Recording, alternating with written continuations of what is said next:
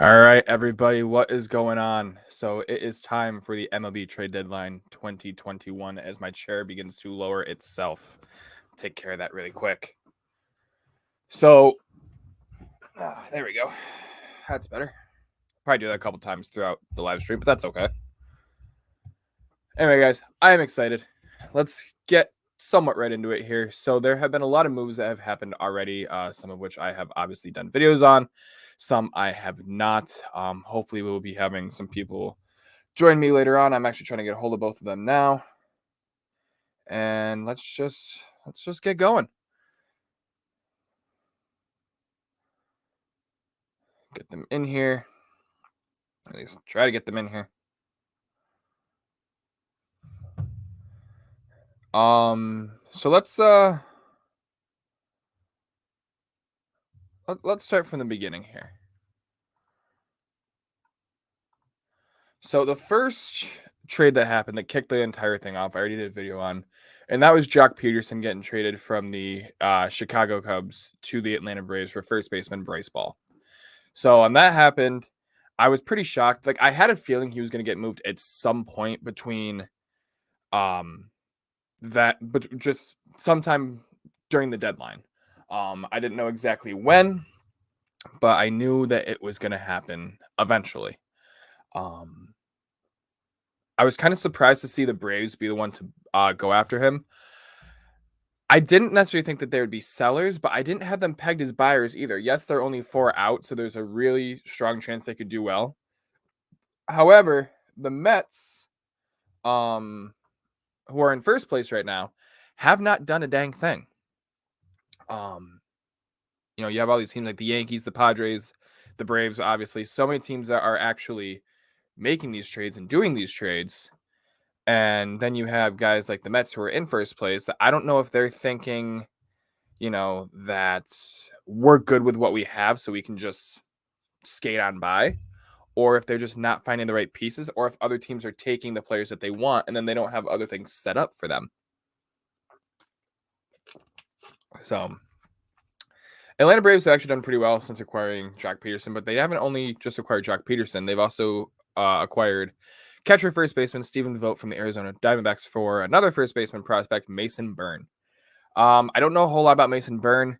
I know that Stephen Vogt has taken over primarily the catching position in the absence of primarily Tyler Flowers. So he's actually looking pretty decent. It gives him that reliable backstop. So that's going to be a good thing for them. I do like Stephen Vogt in Atlanta with Jock Peterson. A couple people were saying that they might try and have Jock Peterson platoon a little bit in the infield as well. Maybe give Freddie Freeman a day off here and there, but that was pretty much put to rest once they acquired Stephen Vogt, because Stephen Vogt can do the exact same thing and actually has major league experience at it. A few days later, actually the beginning of this week, so now pretty much everything else is in this week. We had the Tampa Bay Rays acquiring designated hitter Nelson Cruz and right-handed pitcher Calvin Foucher from the Minnesota Twins for Joe Ryan and Drew Strotman. Nelson Cruz, in his first or second at bat with the Rays, hit a dinger, so that was great. He's been pretty well for the Rays. They've dropped a few games, but nothing too terrible to look at. I think that Cruz will help them very well in the playoffs. So here, oh wait, that was the second one. So there's that. Let me just get these up real quick. All right. So now the next one that we have to talk about is probably one of the bigger ones, or the biggest one up until the last 48 hours. And the San Diego Padres acquiring outfielder Adam Frazier from the Pittsburgh Pirates for infielder Tucupita Marcano, Jack Sawinski, and Mitchell Miliano. Yeah.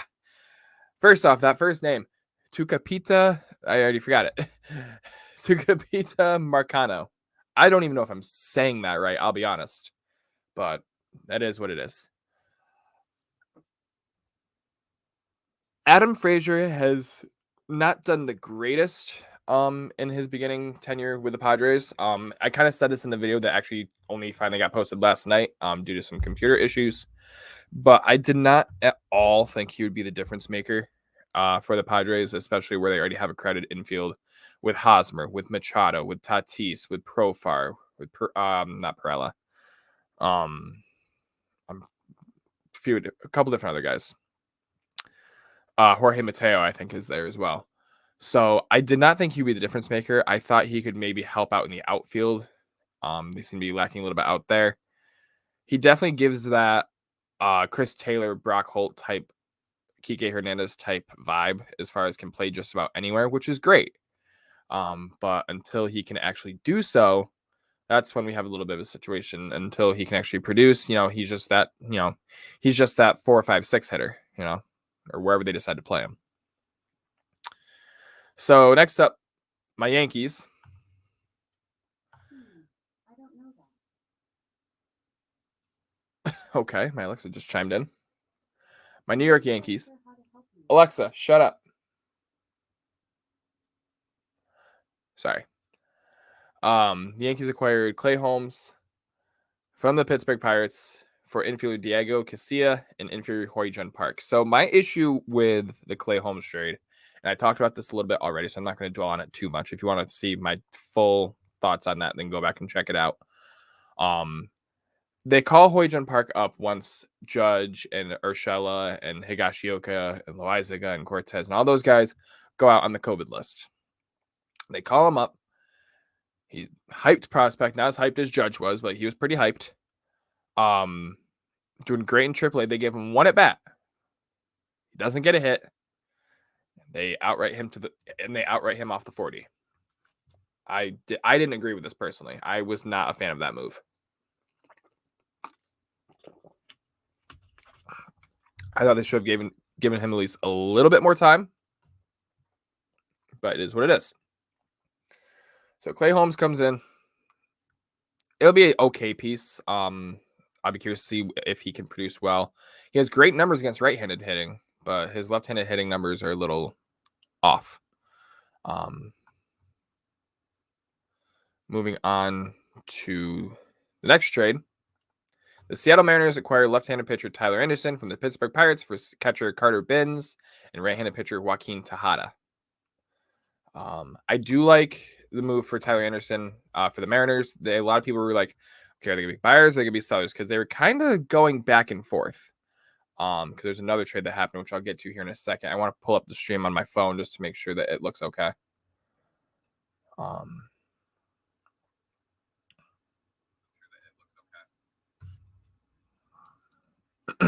So originally when they acquired Tyler Anderson, or when Tyler Anderson originally got traded, excuse me.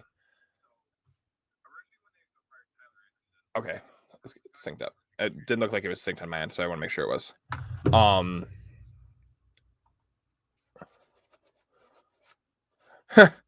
My Dolphin, Jerry Dipoto is the worst GM ever. Really? Horde manager who doesn't care about his players. So Jerry Dipoto is not the manager with the play, like he's just the GM. So I mean, going with Tyler Anderson here. Originally, he was going to go from the Pirates to the Phillies, and that ended up not happening. I don't think they ever actually said what the trade was. They just said that Anderson was going to be going to the Phillies. He obviously didn't end up going to the Phillies. That never happened. He ended up going to Seattle, obviously, and I don't know. I'm curious to see how it's going to work out for Seattle. I don't hate the thought of them keeping him long term. I don't know if they will, but we'll see what happens there. A lot of people weren't sure if Seattle was going to be buyers or if they're going to be sellers, and I'll get into that in a little bit once I get through some of these other trades. But first, we have the Oakland Athletics acquiring left-handed pitcher Andrew Chafin from the Chicago Cubs for outfielder Greg Diekman and right-handed pitcher Daniel Palencia. Andrew Chafin is a pretty good pitcher. He's a good reliever. He's not, he's not Craig Kimbrell. He's not Aroldis Chapman. He's not anything like that. However, he's not awful. He's really he's reliable.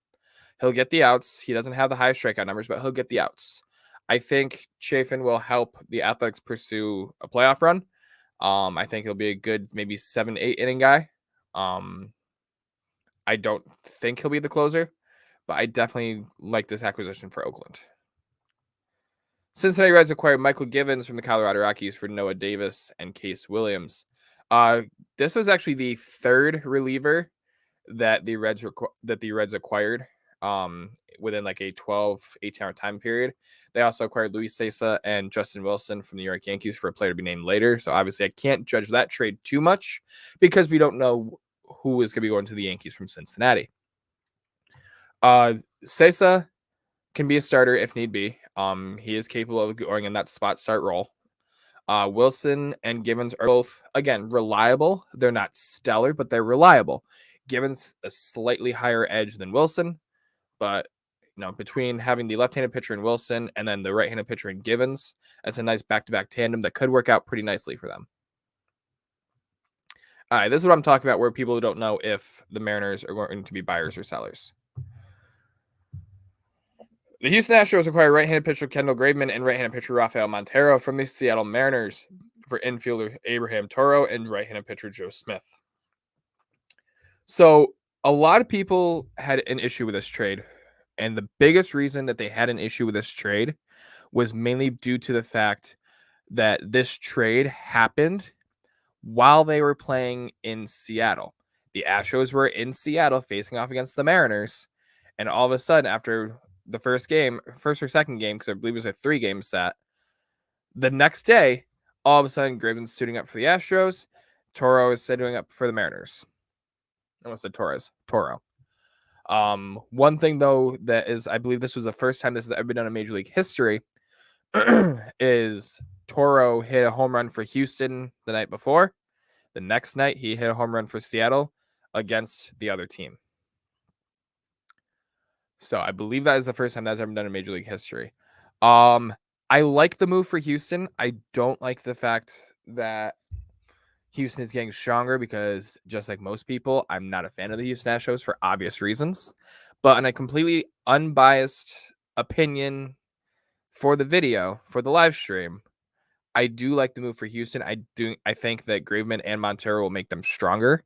Montero, just like Cessa for the Reds, can go in that spot start role if needed. He hasn't done it, I believe, since his time with the Mets. So we'll have to see exactly how that'll work. But I think that Montero can provide some long relief. To that Astros bullpen, while Graveman probably won't be the closer. But I do think that he'll be able to be that like solid 7-8 inning guy, but also close when and if needed.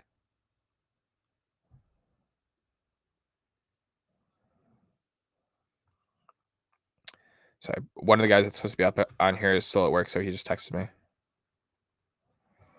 the other guy is just completely ignoring. Well, not ignoring me, but he hasn't opened anything yet. I wonder if he's asleep. Anyway, moving on. The Milwaukee Brewers. This is now going to, I believe, yesterday this happened. Acquired infielder Eduardo Escobar from the Arizona Diamondbacks for outfielder Cooper Hummel and infielder Alberto Caprian. Eduardo Escobar was rumored for the longest time to be going to the Chicago White Sox. It wasn't necessarily a done deal, but it was speculated to be happening. A lot of people weren't really sure where he would line up. Like, would he line up at second? Would he line up at third? Where would he go? Because obviously they have Abreu at first. They have Tim Anderson at short. So, where would he be going from there?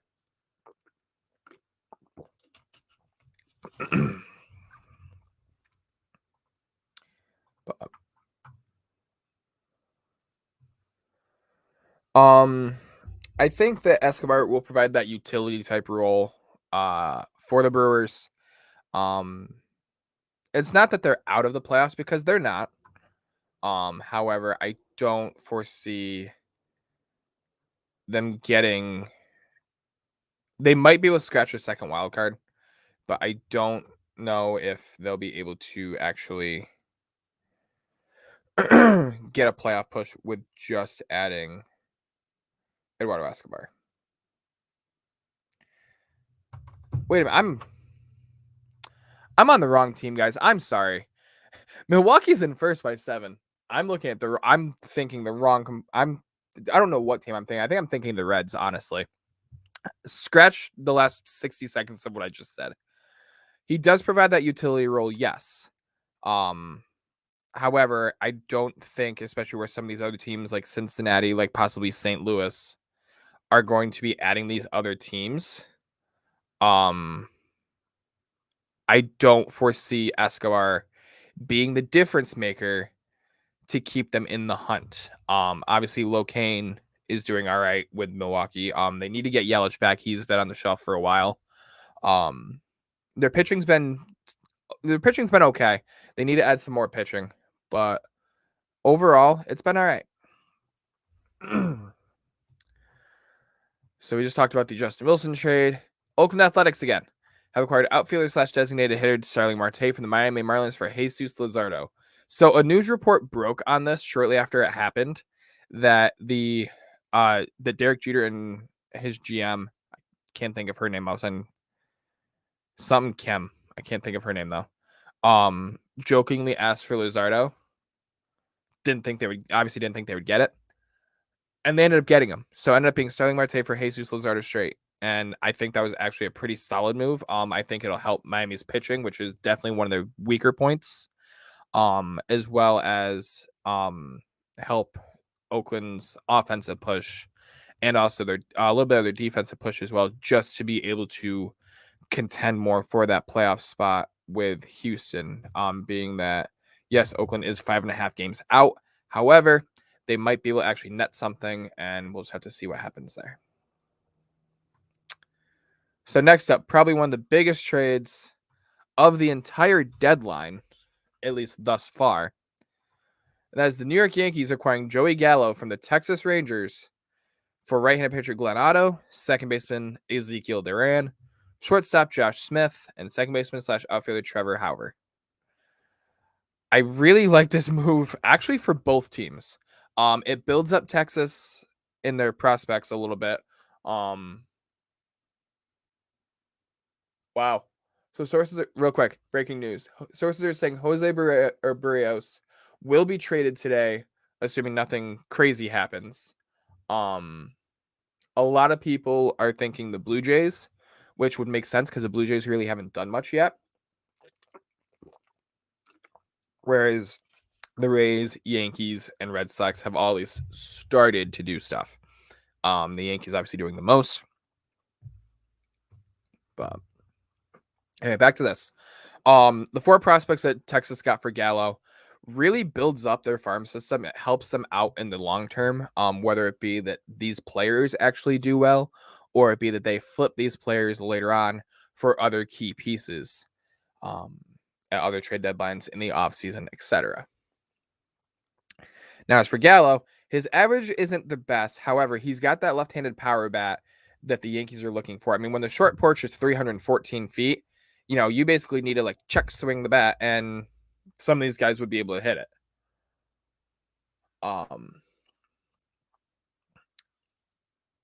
Not only does Gallo provide the bat, however, he provides the fielding experience that the Yankees have been lacking.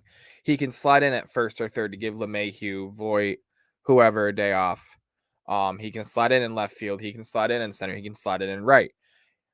Now that Gallo is on the team, unfortunately, they optioned down Estevan Florial. However, now that Gallo is on the Yankees, I do not want to see Brett Gardner starting again. I love Gardner. He's been one of my favorite players since 2009. However, unfortunately, the time has come that it's time to,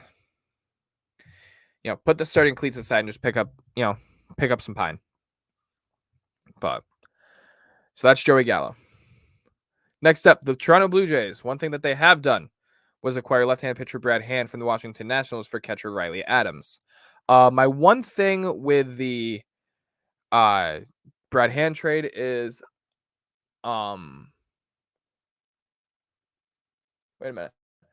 Primary reason the Rockies are likely will hang on to starter John Gray now is his desire to stay put and sign a contract extension. It's uncertain whether the Rockies shortstop Trevor Story stays or goes, but the Rays continue to push hard for him. So the Tampa Bay Rays are trying to get Trevor Story.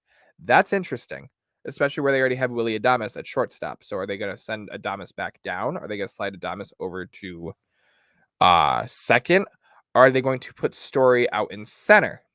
Because there were 3 teams that were rumored on Trevor Story that have said that they want to play him in center. And I know the Yankees were one. I think it's safe to say the Yankees are out.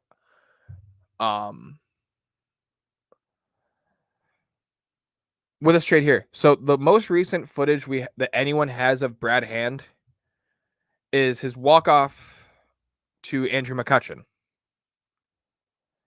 And he hasn't been that stellar pitcher that he was in Cleveland, that he was in San Diego. He has not been that star pitcher. He is not as good as he used to be. However, I do think that maybe coming up to Toronto, I think that he will be able to rebound a little bit, and I am actually looking forward to that. Hopefully exactly that can happen.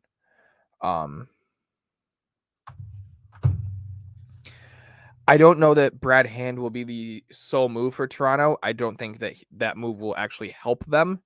I'm not saying that it will hurt them, but I just don't think it'll make enough of a difference maker to try and overtake Toronto, or to try and overtake Tampa Bay, to try and overtake Boston, to try and keep even pace with the Yankees. We'll see. But that's Brad Hand. The Chicago White Sox acquired second baseman Cesar Hernandez from the Cleveland Indians for left-handed pitcher Connor Pilkington.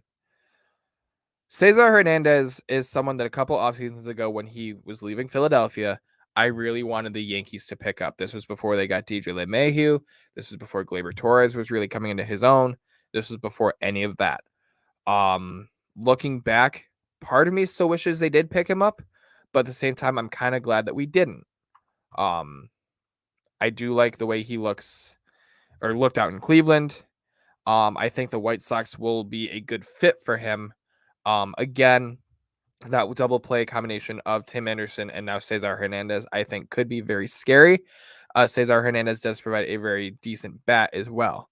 So I think that'll look good for them. Oh, what just happened?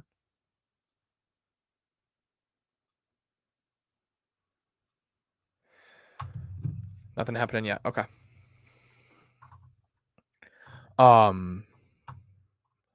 More Chicago White Sox. They acquired right-handed pitcher Ryan Tepera from the Chicago Cubs for left-handed pitcher Bailey Horn. The White Sox bullpen has been kind of hit or miss this season. It hasn't been bad by any means necessary. However, I think they would like to have that 1 or 2 more solid pieces in that bullpen, or at least in that pitching staff. Maybe they look for a starter. We'll see. But I do like. Excuse me, what? I'm assuming this is old. Oh, okay, that was old.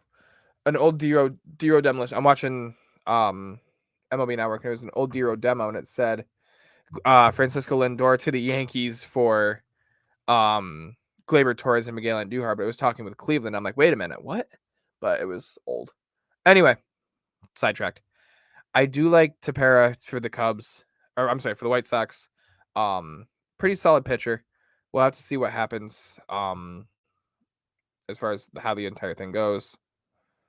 But I do think that Tepera will do well for the White Sox and help them solidify American League Central title. The Dodgers have acquired left-handed pitcher Danny Duffy from the Kansas City Royals for a player to be named later. Obviously, I can't judge this trade too much, just like the Sasla and Wilson one. Duffy is actually on the disabled list right now.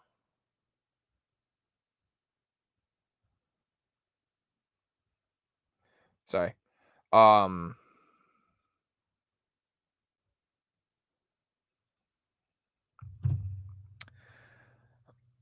Once Duffy gets healthy, I think that he will be like a solid probably 5 spot starter. The 5th man in the rotation, maybe even going to a long relief role. I guess we'll have to see. Danny Duffy's been rumored to be traded the last couple years, but it finally happened. He's going to the Dodgers. We'll see. My jury's out on this one, especially where he's hurt, and we also don't know what the Dodgers are getting back. Or I'm sorry, what the Royals are getting back. We don't know. We just don't know. So until then, my jury's kind of out.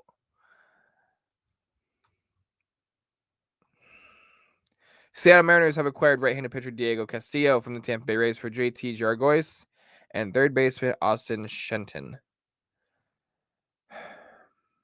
Again, this is where people are getting confused. Are the Mariners buyers? Are they sellers?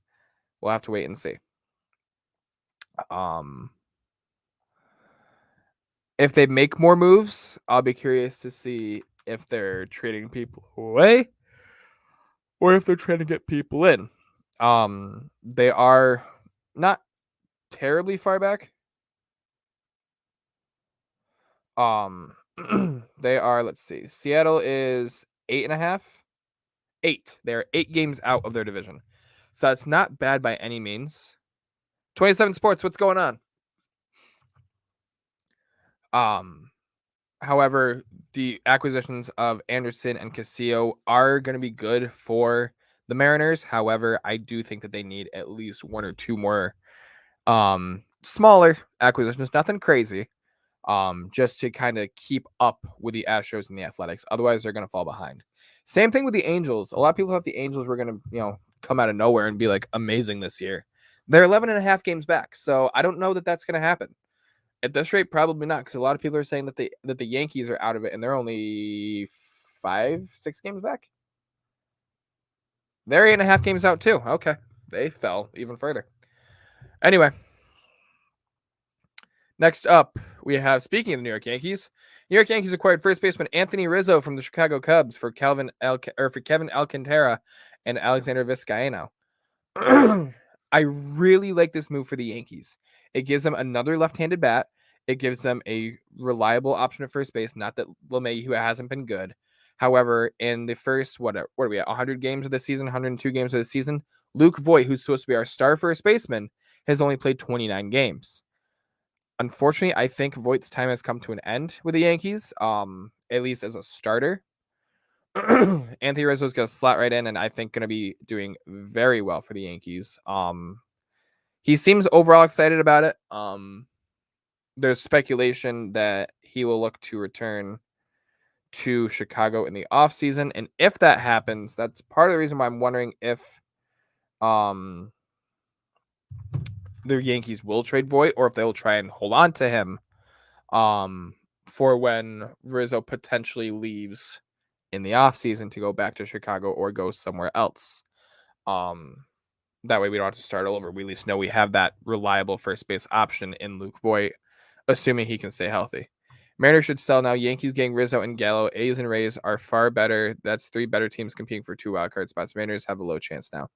Want to become famous? Buy followers, primes, and viewers on bigfollows.com. Anywho, so, and one thing I love about the trades that the Yankees have made is they have acquired Gallo. They also got Joely Rodriguez. I don't think I actually put him in the Gallo.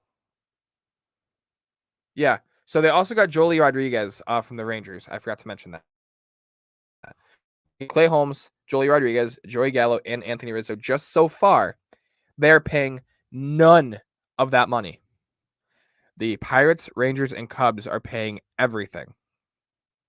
So I think that is absolutely fantastic for the Yankees. It lets them go out and try and get some other moves, try and get some other pieces, and we'll see what they can do.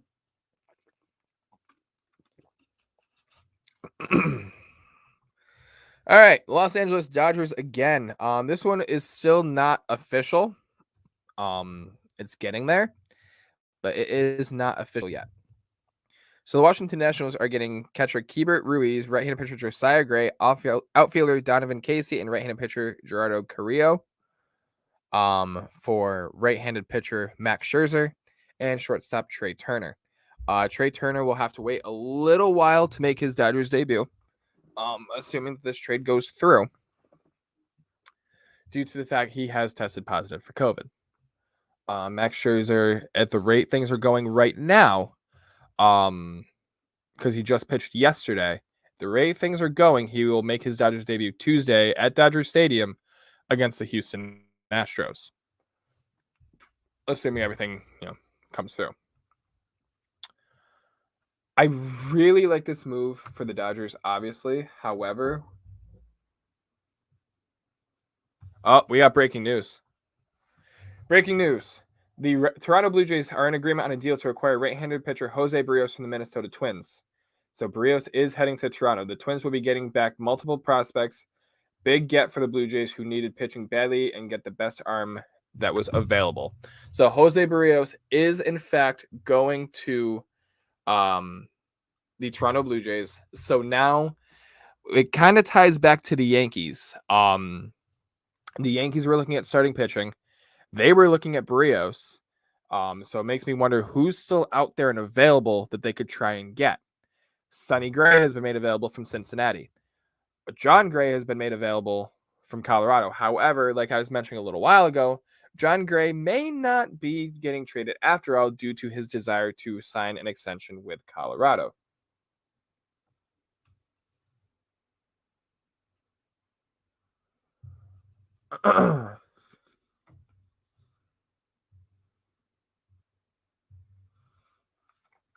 So there goes my chair again. So it kind of makes me wonder if the Yankees are going to get starters, who are they going to get? Wish I knew why my chair kept going down. If there's a way to fix it. It probably is, but I'm not going to worry about it right now. I don't know. I'm going to wait and update this more for Jose Barrios once more becomes available. So going back to the Dodgers trade of Max Scherzer and Trey Turner, Corey Seager is supposed to be back today for the Dodgers. Supposed to be. I don't know if I don't know how it's going to work. My guess is Trey Turner will slide over to second, and you'll have Justin Turner, Corey Seager, Trey Turner, Pujols, Bellinger, Muncy, someone right there at first.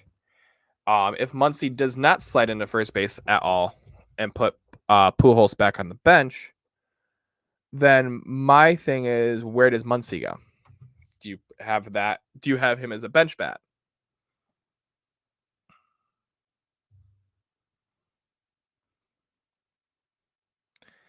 I'm also going to try getting a hold of Johnny here, guys. See if I can get him whatever's going on. But while I do that, let me talk about the last trade.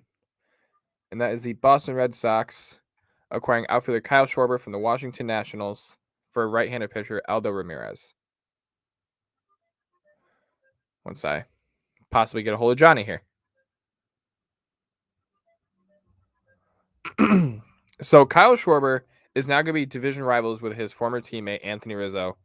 Yankees versus Red Sox, obviously.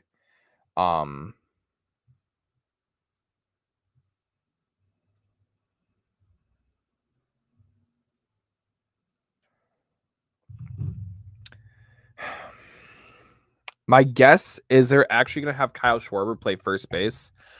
He is dealing with a hamstring injury. So it's going to be a little while before he makes it back to make his new team debut as well. However, with that being said, I do foresee them having Schwarber play first a little bit more than I have him playing in left field. Obviously more than catching, just because the Red Sox already have those players. They have JD Martinez, they have Alex Verdugo, they have Christian Vasquez, and all these other guys that can play those other positions. So that is my thoughts on all these other trades. I do think that Kyle Schwarber. Oh, whoa. Okay. Hello. Hi. Shortstop / center fielder Austin Martin and right-handed pitcher Simon Woods Richardson are heading back to Twins for Barrios. So Woods Richardson is someone who I pegged to actually kind of develop a little bit more with Toronto. But he is actually heading to Minnesota, so that'll be interesting. Speaking of Minnesota, another pitcher that could possibly be available is Michael Pineda. The only one that they pretty much have said is not available is Kenta Maeda, which I'm not surprised.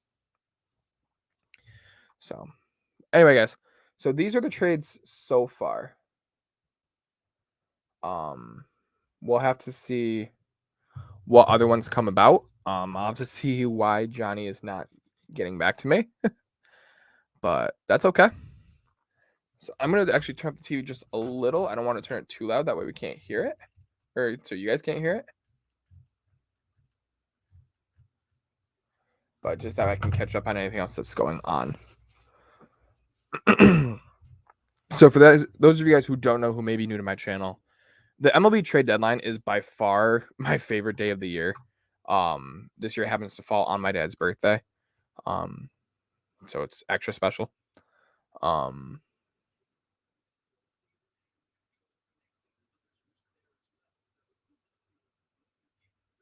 Looking to see what's going on.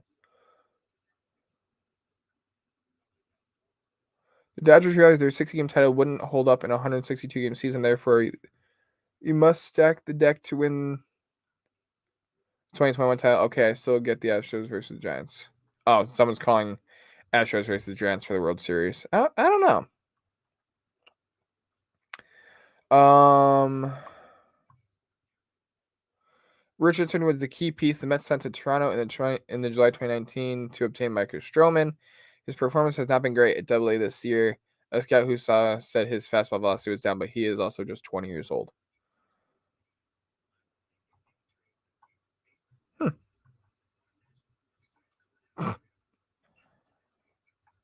Love that Photoshop.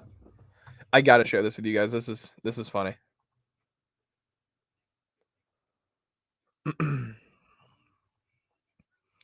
Someone got very lazy with Photoshop.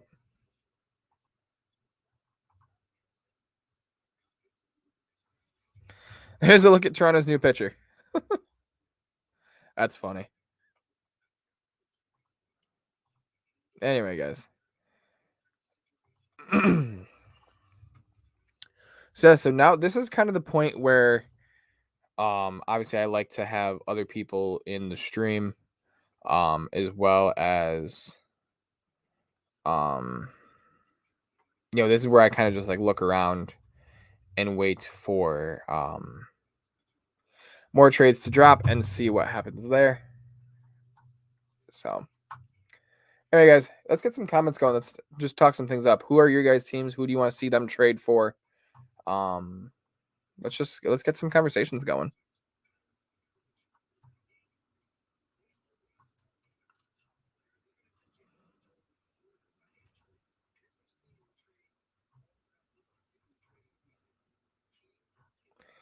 Still rumor that Chris Bryant and or Javi Baez could get traded today, so that'll be interesting.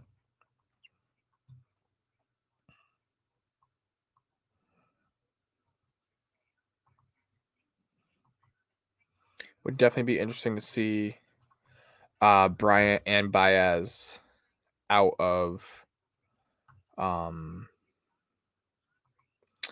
Chicago, or at least out of the Cubs.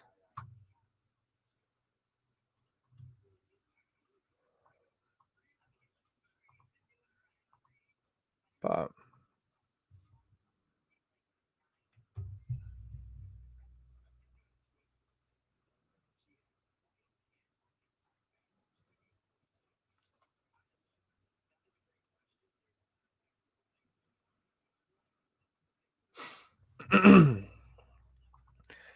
guys, share the stream out. Let's get some people in here. Let's get some conversations going.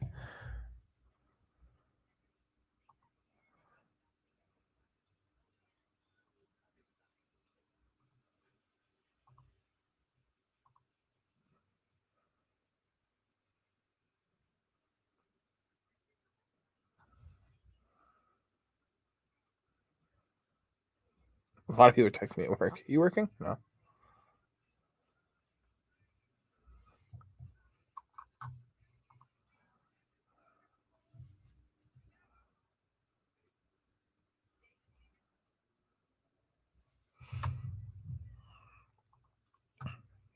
Sorry, guys. I'm just trying to share this out a little bit here. Try to get some people in here.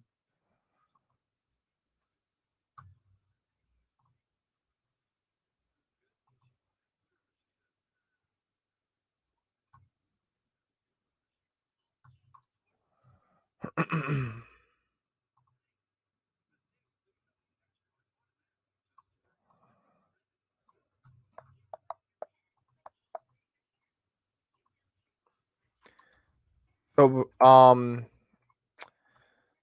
know I was talking about the Yankees a little bit. So, my thing with the Yankees is I'm kind of curious to see what happens. Um,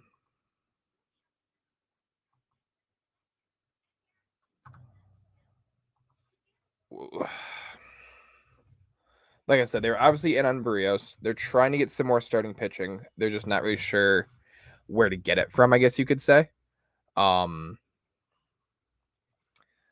but I do think that maybe one of the Grays are available, either John or Sonny. Do I really want to bring Sonny Gray back to New York? No. But if he can keep doing what he was doing beforehand, I'm in.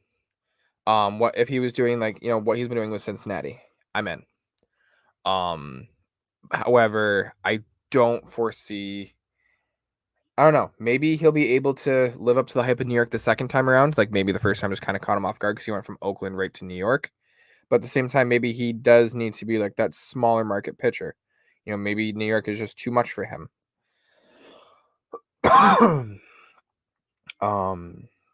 The Red Sox definitely need to make some more moves. That's for sure. Gray isn't doing fantastic this season. I mean, Sonny Graham's talking. He's pitching 2-6 to a 4.50, but he is available and he would be very cheap.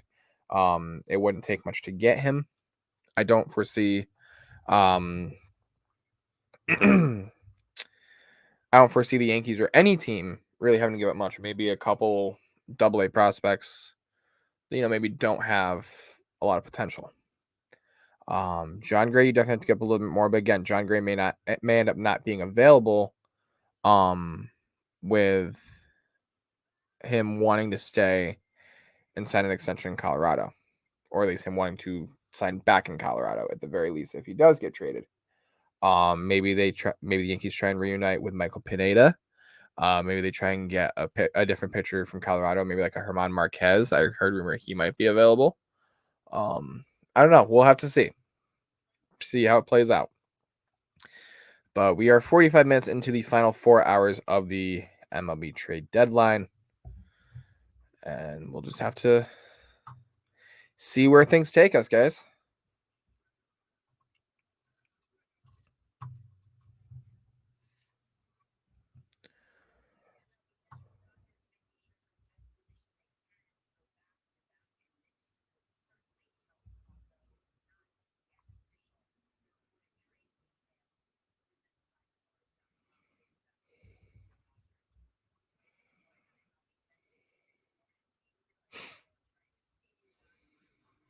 Let's see.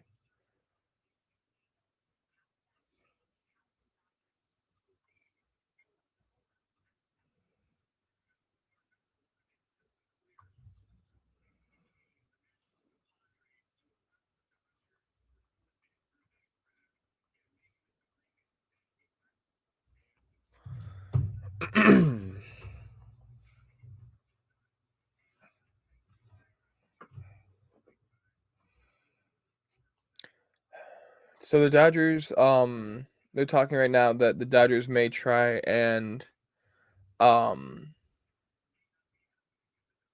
get a little bit more. Nothing crazy.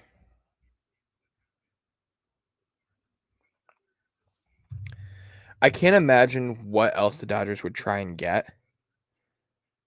But I don't know. I guess we'll see.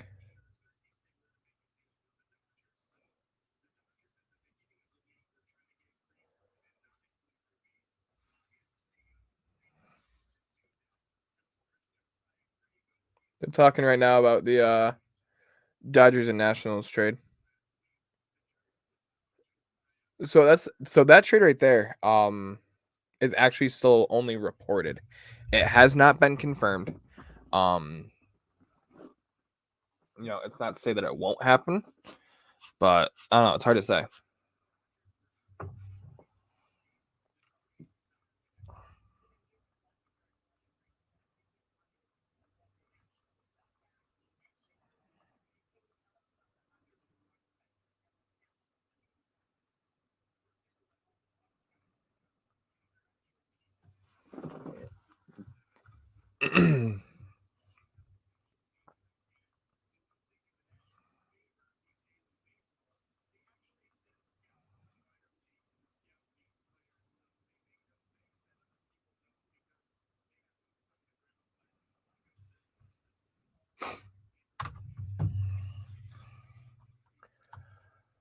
See, this is the one thing that I don't.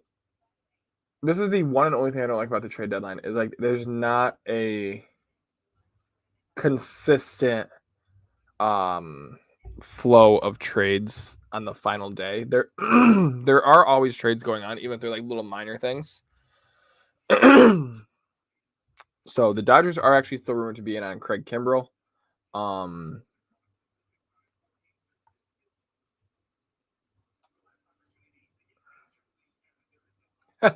Someone posted on Twitter or tweeted on Twitter, I guess I should say. I'm respectfully, there we go, asking that we change the Yankees nickname from Bronx Bombers to Cannoli Crushers for the rest of the season. That's valid. I mean, think about it. Sal Romano, Joey Gallo, Anthony Rizzo. 3 Italian guys.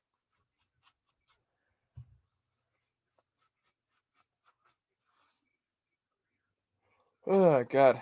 Jose Barrios. I still can't get over that.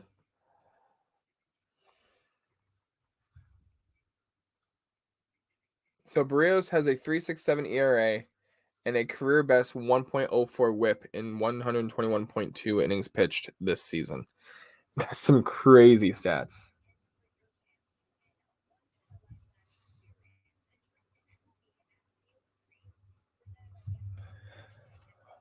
So some new guys that will be now in the Field of Dreams game.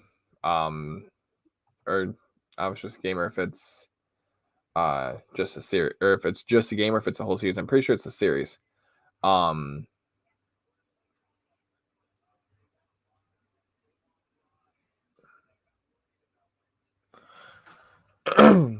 now there's actually reports that Kenta Maeda is available. That could be interesting. Come on, Yankees, get Maeda. Oh, I would love that if they got Kenta Maeda. Anyway, sidetracked. So Anthony Rizzo, Joey Gallo, Sal Romano, Clay Holmes, Cesar Hernandez, and there's one more. Well, for now, one more anyway. Oh, Joely Rodriguez, but there's one more after him. Ryan Tepera. There we go. All those players are now going to be part of the Field of Dream games. Out in Iowa on the cornfield. I'm excited for that one, honestly. I think a lot of people are looking forward to that. I just hope and pray that that is a nationally televised game, because otherwise I have no way of getting it.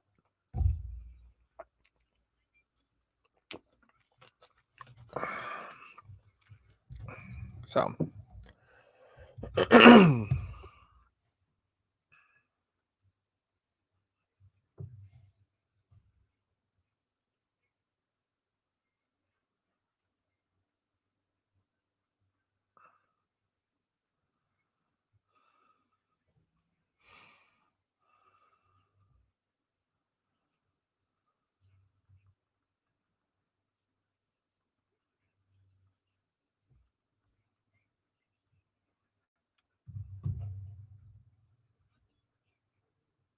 I'll try Johnny again here in a few. Kind of blowing him up a little bit, but I mean, he told me he'd be ready and on. So we'll see. See what happens.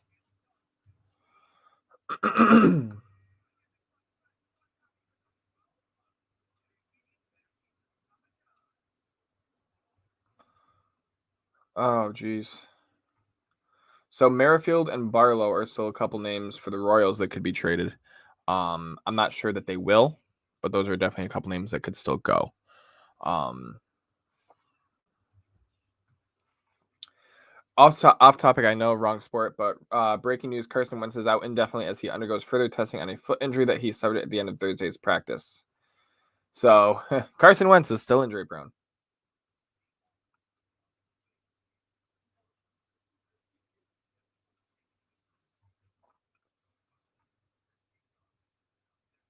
Joel Sherman tweets that getting burritos done with a few hours to spare leaves Twins time for plenty more. Pineda is interesting, Maeda more so, but most interesting is to see if Byron Buxton gets traded. I totally forgot that Buxton might be getting traded. I didn't even think about that. Some teams that could use Buxton that I can think of offhand, that are buyers. Teams like the Mariners. Yankees could use a better center fielder. I don't know that they'll go for it now, being that they have acquired Joey Gallo. So you have combination when all healthy of Gallo, Frazier, Florial, Allen, Judge, Stanton, Wade, and Duhar. That's plenty of people that can play the outfield. Atlanta might be looking to completely redo their outfield. I mean, they just released Ender and Ciarte. And Acuna's out for the year, so Peterson took over for Acuna, but they could still look for that other outfielder.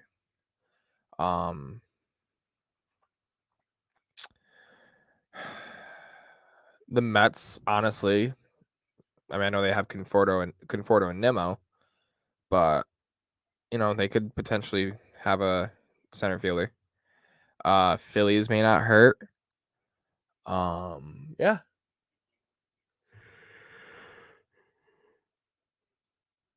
So I guess. I didn't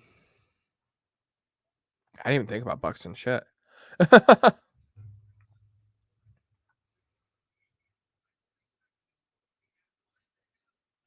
Let's see what else.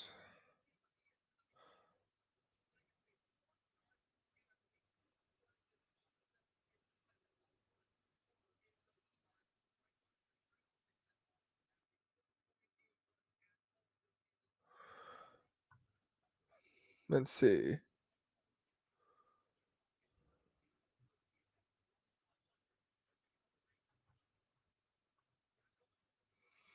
Okay, could be a wild day for the Twins, setting the over/under at trading 5.5 players today.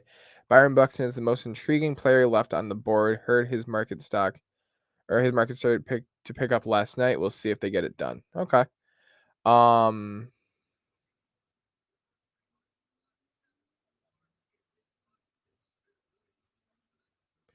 So Joel Sherman tweeted again. My 2 cents. This is what trade deadlines should be like. Contenders not overprotecting prospects and going for it. Teams that see it is time to turn it over, not holding back like the Cubs, Nationals, and Twins. See, that's kind of crazy. So the Nationals just 2 years ago won the World Series. And now they are completely just shutting down.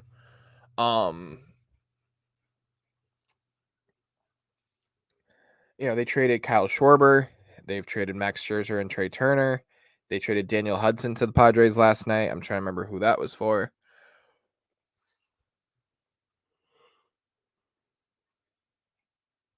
They were going to trade Starlin Castro, but he is now suspended through the rest of this season and into next season. But he's actually a free agent after this season. So, assuming he signs with a new team, he'll have to serve a 20-game suspension before being able to play. But we'll see. See what happens. I can still think of a few people that could possibly get traded. I don't know if they would want to trade a guy like Patrick Corbin. Probably not. But there's still Josh Bell. I mean, they have said that everyone is available, not named Juan Soto. So, I mean, that technically does mean Corbin would be available.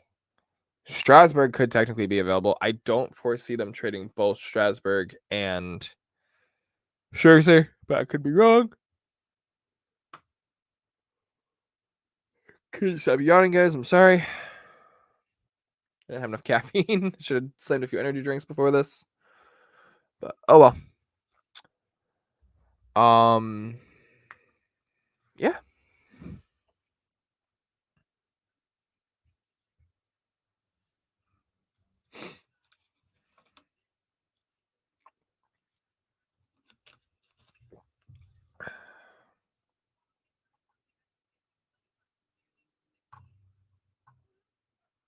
Let's see.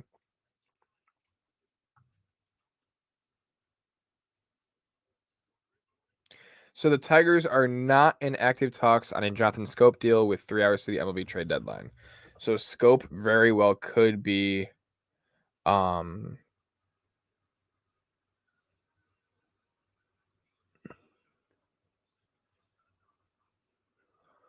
um totally lost my train of thought. Scope looks like we'll be staying put.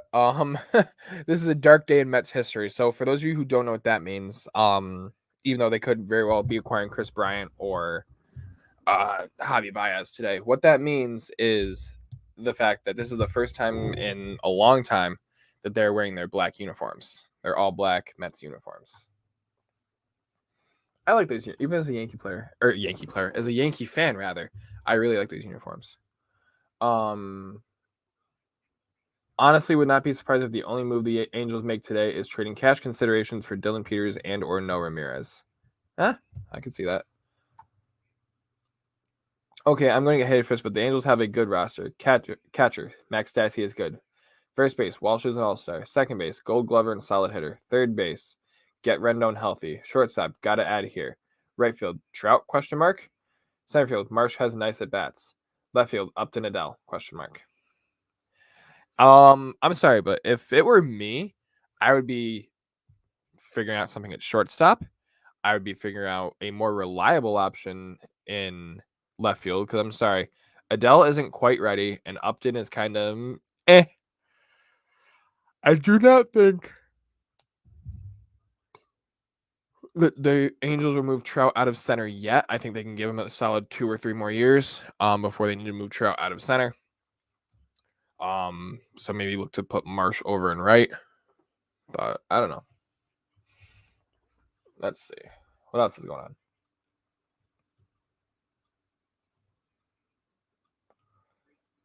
Anything else right now?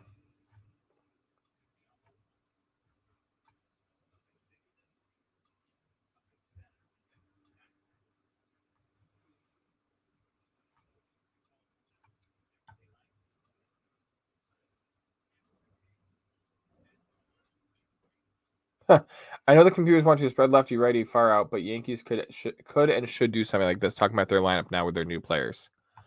Um,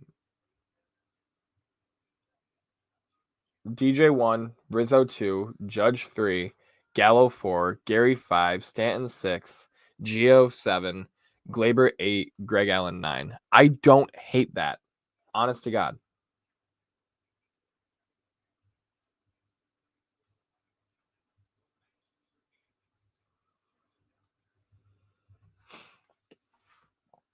I want to see some more trades.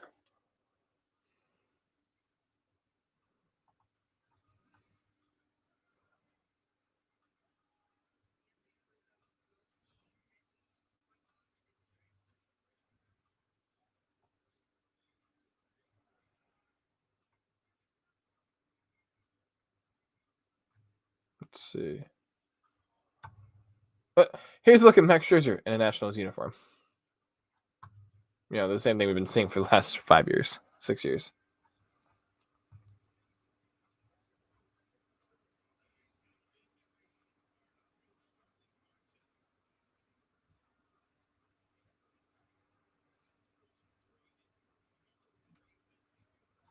Let's see. There's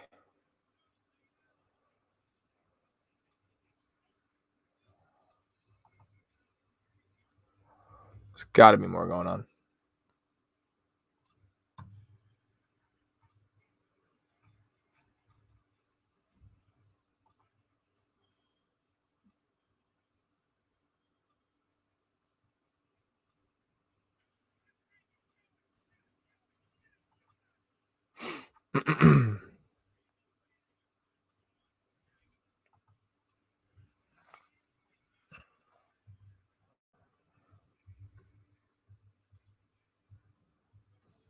All right, so MLB Tonight is officially on with trade deadline coverage.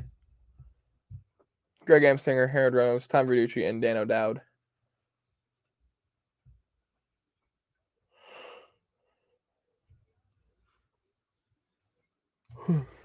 Cannot stop yawning, guys. I'm so sorry. All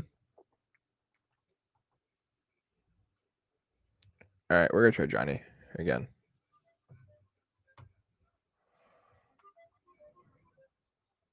I love that. Welcome back to Toronto. We got Jose Barrios.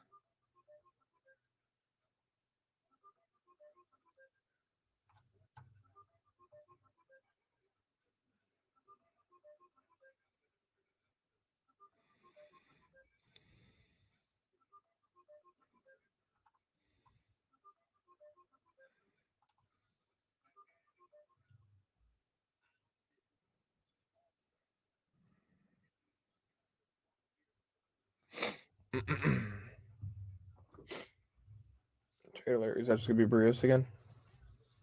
Yep. Oh, I do know that the Rays actually made another trade with Baltimore. Let me see if I can find that quick.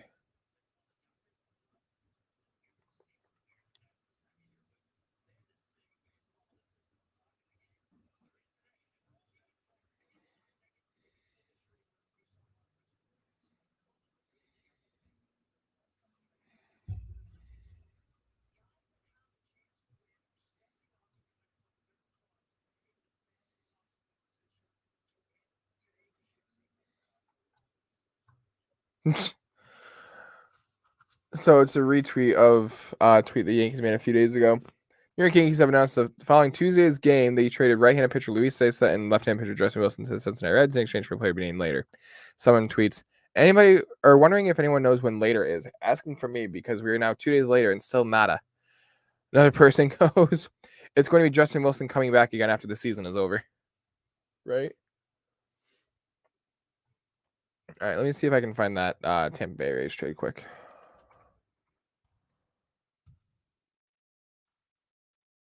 Everyone's tweeting, announce Bryant to the Phillies, announce Bryant to the Mets. It's like, no.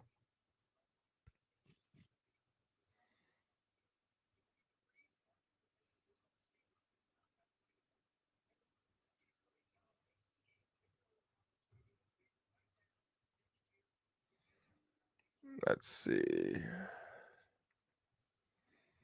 I'm sorry. He was Castro was suspended 30 games, but is also being released by the Nationals.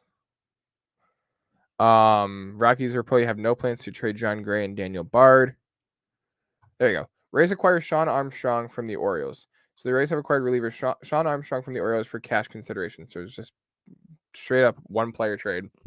It was for cash considerations. He is a righty, 30 years old.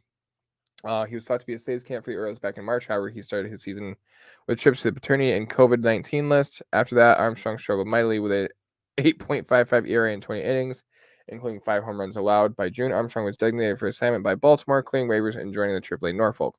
Armstrong spoke to Kubatko about his awful start to the season. A good reminder of the human side of the game. Things went better for Armstrong in 17 innings there as he posted a 318 with 26.6 strikeout rate and 7.6 walk rate. Okay. Not bad.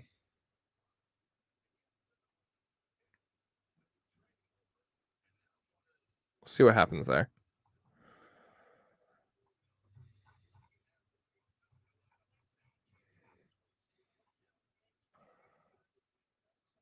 So the Phillies are trying to get Kyle Gibson. Okay.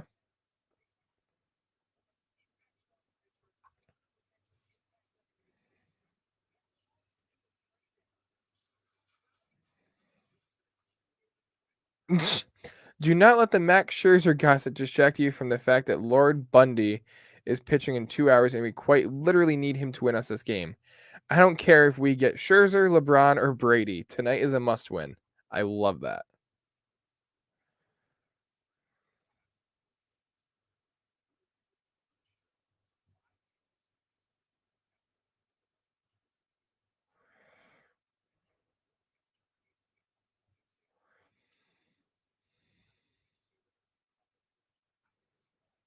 Let's see. Anything else going on?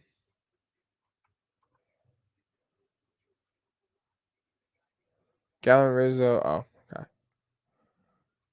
Nothing more yet.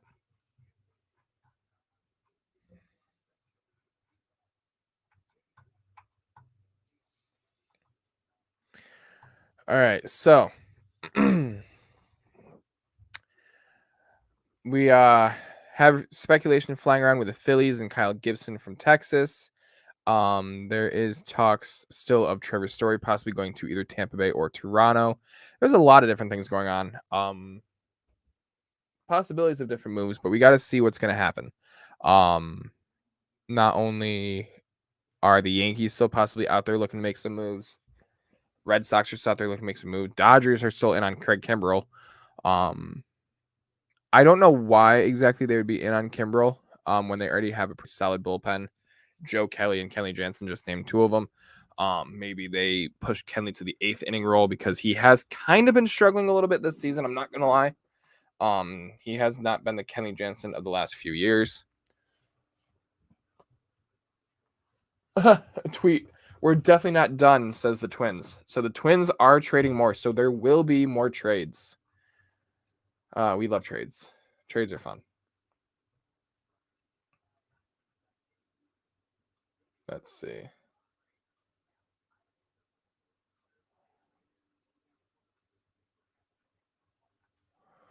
So people were talking about the Angels were possibly looking at Jose Barrios. The main and only way Barrios was going to go to the Angels if they were going to trade something to the effect of Marsh or Detmers or someone like that, along with someone like a Patrick Sandoval.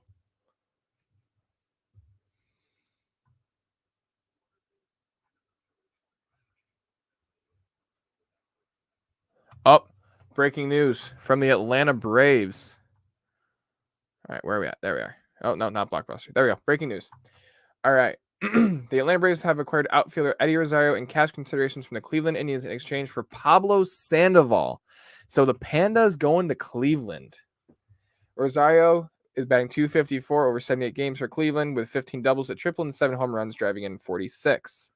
He was placed on the 10-day injured list July 6th and has missed Cleveland's last 17 games. In 7 Major League seasons, Rosario has a career .275, 308, .247 hitter over 775 games. Originally drafted by Minnesota. In this 4th round of the 2010 first-year player draft, Rosario debuted with the Twins in 2015, played 6 seasons with the club before signing with Cleveland this offseason. He hit 32 home runs and drove in 109 runs in his last full season in 2019, bagged .276, 300, 500 over 137 games to earn an 18th place finish in AL MVP voting. Rosario, who bats left-handed and throws right-handed, is one of 2 players in history to hit a homer in both their first career at bat in the regular season and postseason, doing so in the 2017 AL wildcard game. The 6'1", 180-pound native of Guayama, Puerto Rico, has appeared defensively at all 3 outfield positions in his career, including 653 games in left field. Sandoval, 34, batted .178 with 4 home runs in 69 games for the Braves this season. Wow. Okay. So I literally just got done saying not long ago that the Braves could use one more outfielder. And there you go. So they just got Eddie Rosario. So I don't hate that. Phillies tried to sign Gibson free agency 2 years and before they signed Wheeler. Okay. Let's see. Anything else going on?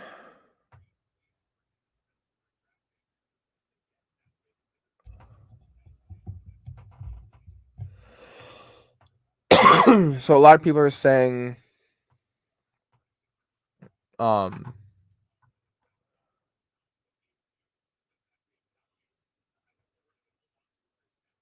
working through the Gallen Rizzo, so the Yankees are still looking for starting pitching. So they're not looking for bullpen help. They're looking for starting pitching. Interesting. Yeah.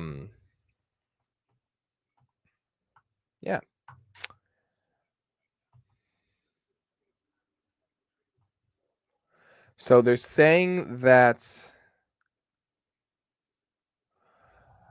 Wait a minute. The Miami Marlins are close to trading outfielder Adam Duvall to the Atlanta Braves. So Eddie Rosario, Jock Peterson, Adam Duvall. Okay. I could see it. That would basically be their new outfielder or their new outfield. And even then, Duvall and Peterson both can play a little bit of the infield, not much, but a little.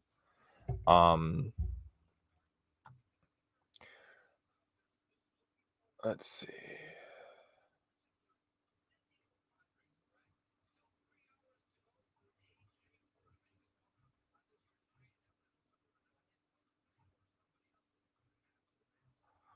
Nothing else going right now.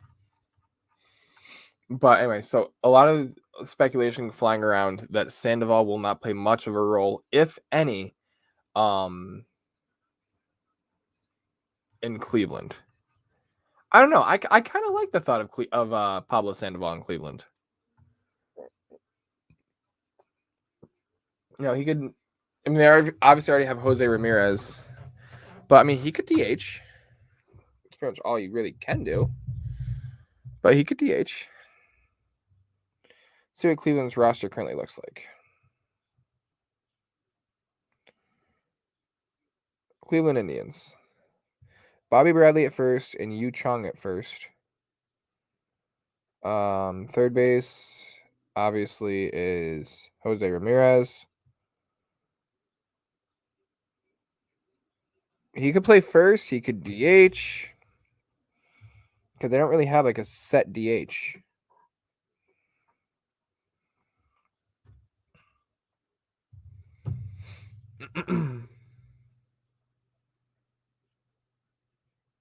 Let's see. Anything new?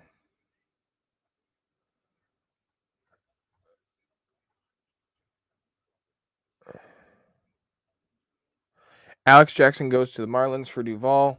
So Duvall is heading back to Atlanta. I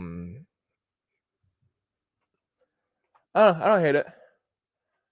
Javier Baez, Chris Bryant, Byron Buxton, Wilson Contreras. I missed it. Josh Donaldson, Anthony Bass, Steve Cishek, Alex Colome, Greg Holland, Raziel Iglesias, Ian Kennedy, Craig Kimbrell, Hansel Robles, Brian Shaw. A lot of these are top deadline targets. Obviously, not all of them are going to get traded, but I wonder who's left. I wonder who's left for starting pitcher candidates. There we go. Let's see. Loading. Taking forever to load. There we go.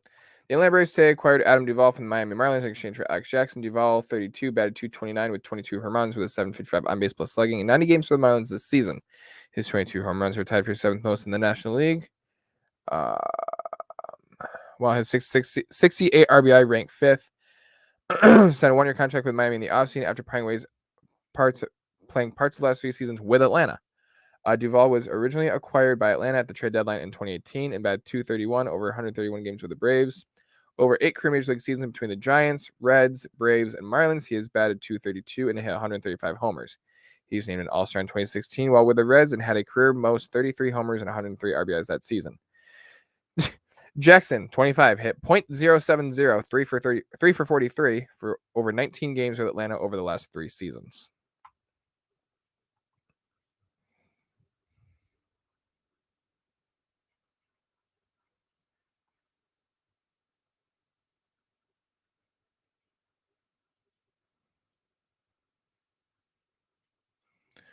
Let's see.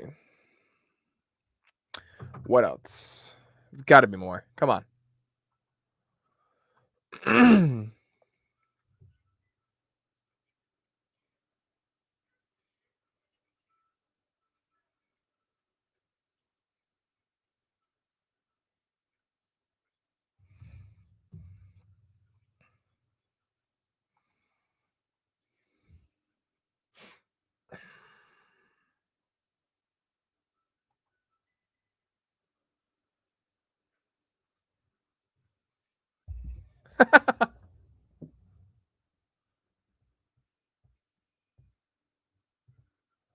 Gallo and Rizzo's hot bats. We deliver. Feasting on meatballs daily. Okay, how much are these? Because if these aren't that expensive, I might have to get one.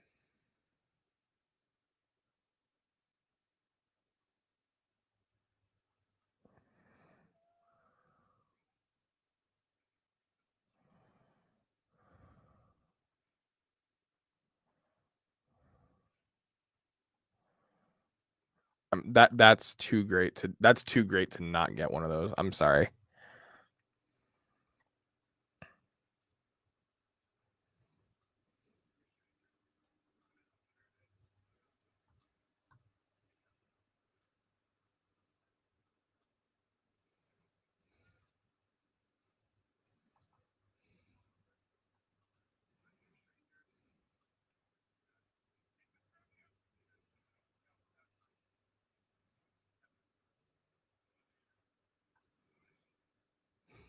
That's great, honestly.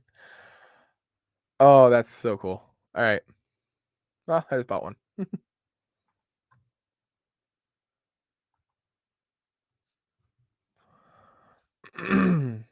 All right, let's see.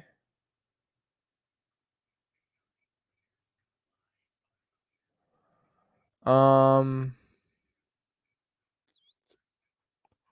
Travis Darno will begin rehab with the Stripers tonight. Braves with no Acuna or Ozuna added Peterson, Duvall, and Rosario to try and deepen the offense. I forgot about Ozuna.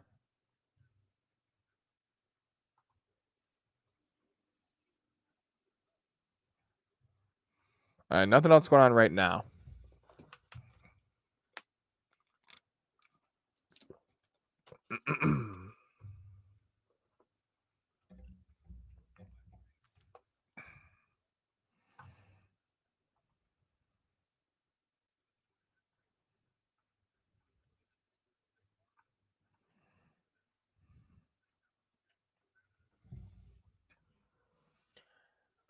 Oh, trade alert. Or is that just gonna be one of the other ones? Yep, it's just the Jose Barrios one again. Whew. This is actually pretty. It's eventful for it still being early.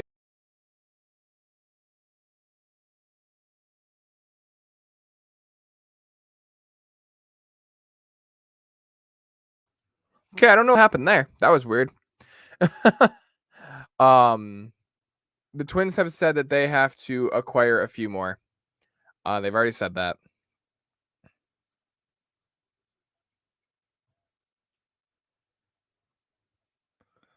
Or did I say they have to acquire a few? I'm sorry. Let's try that again. The Twins still have to trade a few more. Well, they don't have to, but they're saying that they're going to. So as of right now, Max Scherzer is still keeping watch at Nationals Park. In other words, what I mean is his sign with his eyes and stuff are still up at Nationals Park.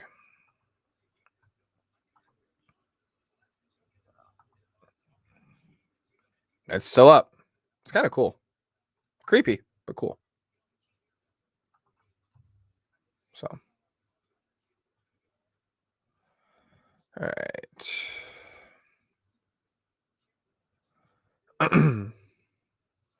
Curious to see what else is going to happen. There's got to be more coming.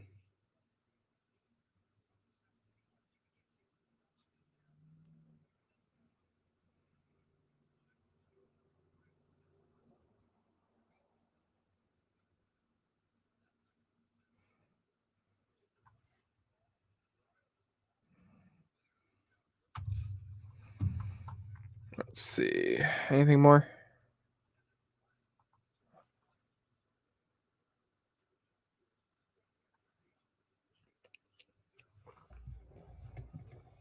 Nothing more going on yet, guys. There's been a lot going on so far. The biggest trade of today, obviously, being Jose Barrios. The Braves have been active. Yankees, nothing yet today. I'm wondering if they will do more. I'm hoping they can get some kind of starter. I'm having a hard time coming up with who's left, honestly.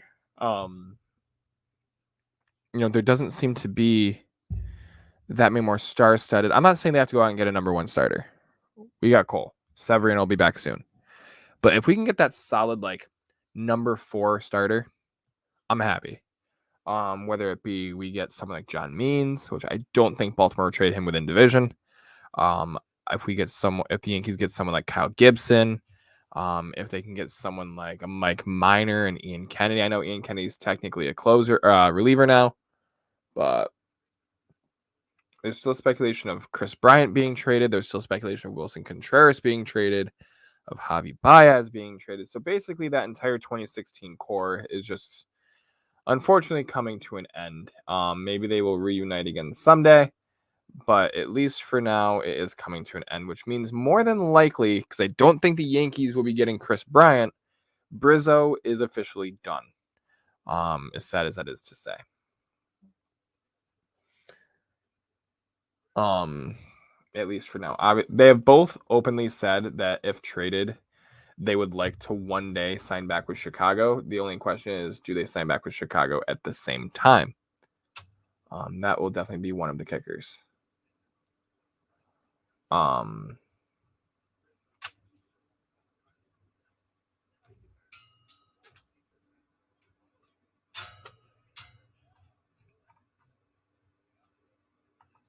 I just keep refreshing, waiting to see more. They're talking right now on MLB Tonight about where will Bryant get traded, especially. So that's one I'm waiting on. If there is one trade I'm waiting on, it is Chris Bryant. He's been linked to the Giants. He's been linked to the Mets. I don't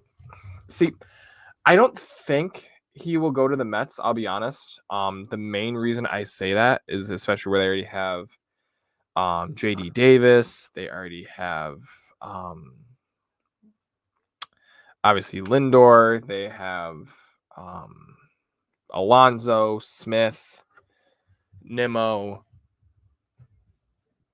Conforto. The only way I think the Mets get Bryant is if one of those guys, probably like a JD Davis, gets sent to Chicago. However, I don't think that'll happen where the Mets are in contention. If anything, I think that if Bryant does get traded to the Mets, he just kind of crowds that outfield more. I'm looking up the Mets roster right now, so bear with me a second, guys. I mean, these are their infield options alone: Pete Alonso, JD Davis, Brandon Drury, Luis Guillorme, Jeff McNeil, Jonathan VR. Those are their infield options alone. Then you go to their outfield options. You have Michael Conforto. You have Brandon Nimmo, Kevin Pillar, Dom Smith. I mean, Albert Amora Jr. is in there. I think he's either injured or he's just on the IL. Who else? Khalil Lee. You got Lindor at short. He's obviously injured right now, but he's there. Jose Martinez, injured or even just in the minors, but there. Mark Payton, Jose Peraza.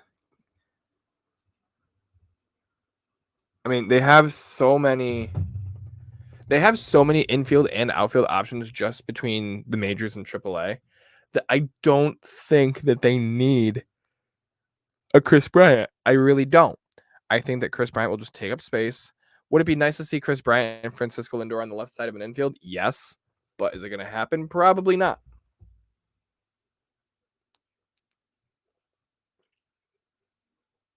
If you want my honest opinion, I'm saying that Bryant gets traded if he even gets traded. But if Chris Bryant gets traded, I'm saying he goes to San Francisco. Dodgers are among teams eyeing Craig Kimbrell. We knew that already.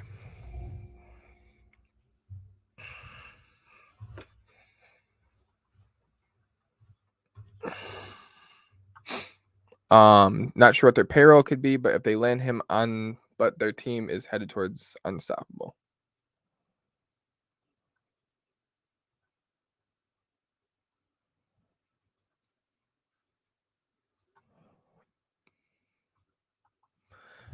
I'm definitely curious to see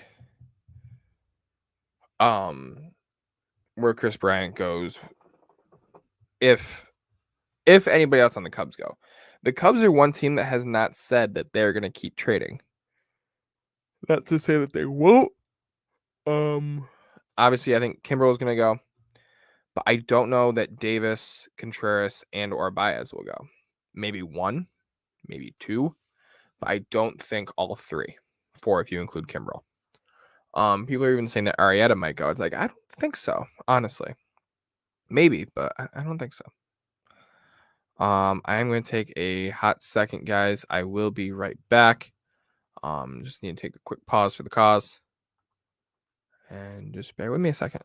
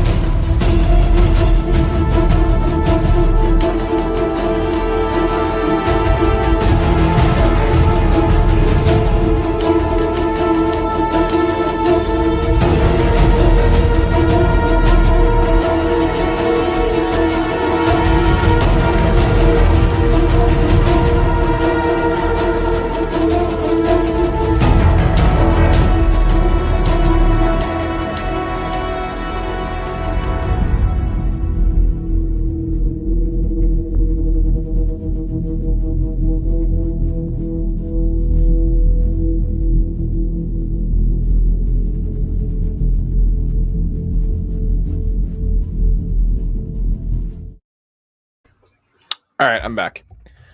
So, in this time I was gone, I was doing a little research, just seeing what exactly is still happening for different teams. The Yankees are still rumored to be in on Max Kepler, which I'm kind of confused about a little bit. I'm not gonna lie. Again, I went through it earlier, all the outfield options that they have. Unless they would be doing something like trading a Frazier, an Allen, a Florial, a Hicks. Please let them be trading Aaron Hicks. But there are also talks that the Cubs and White Sox are continuing to have discussions that would send Craig Kimbrel to the White Sox. The price is steep. Several suitors, stay tuned. The next 2.5 hours are going to get crazy. That's coming from an MLB insider. So there's a lot brewing. Let's see what else we have going on here.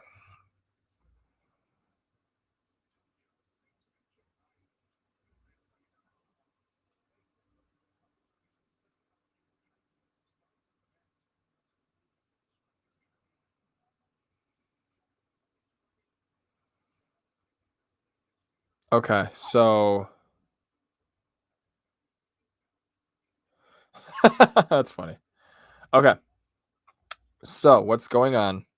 Well, first off, Alex Claudio got DFA'd for a 5.51 ERA, but Bundy with an ERA of 7 gets called upon to start a critical game against a division rival. Very true.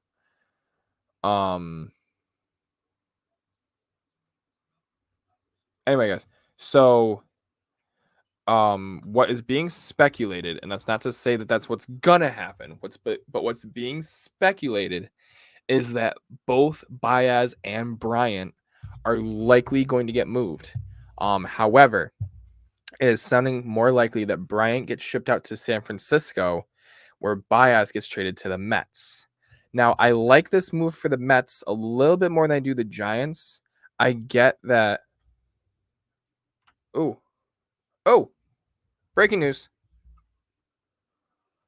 Dun, dun, dun, dun, dun, dun, dun.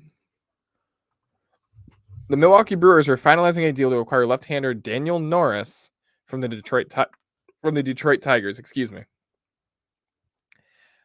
I like it. Brewers get a little bit more pitching, which I just got done saying that they needed. I like it.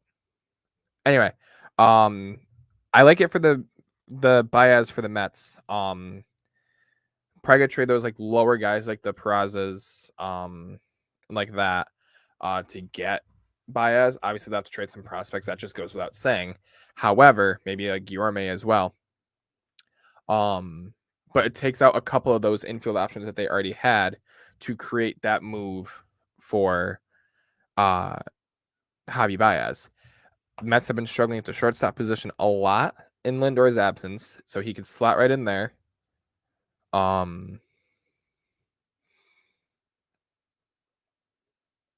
He could slide in at shortstop until Lindor comes back, and then once Lindor comes back, he could slide over to second base.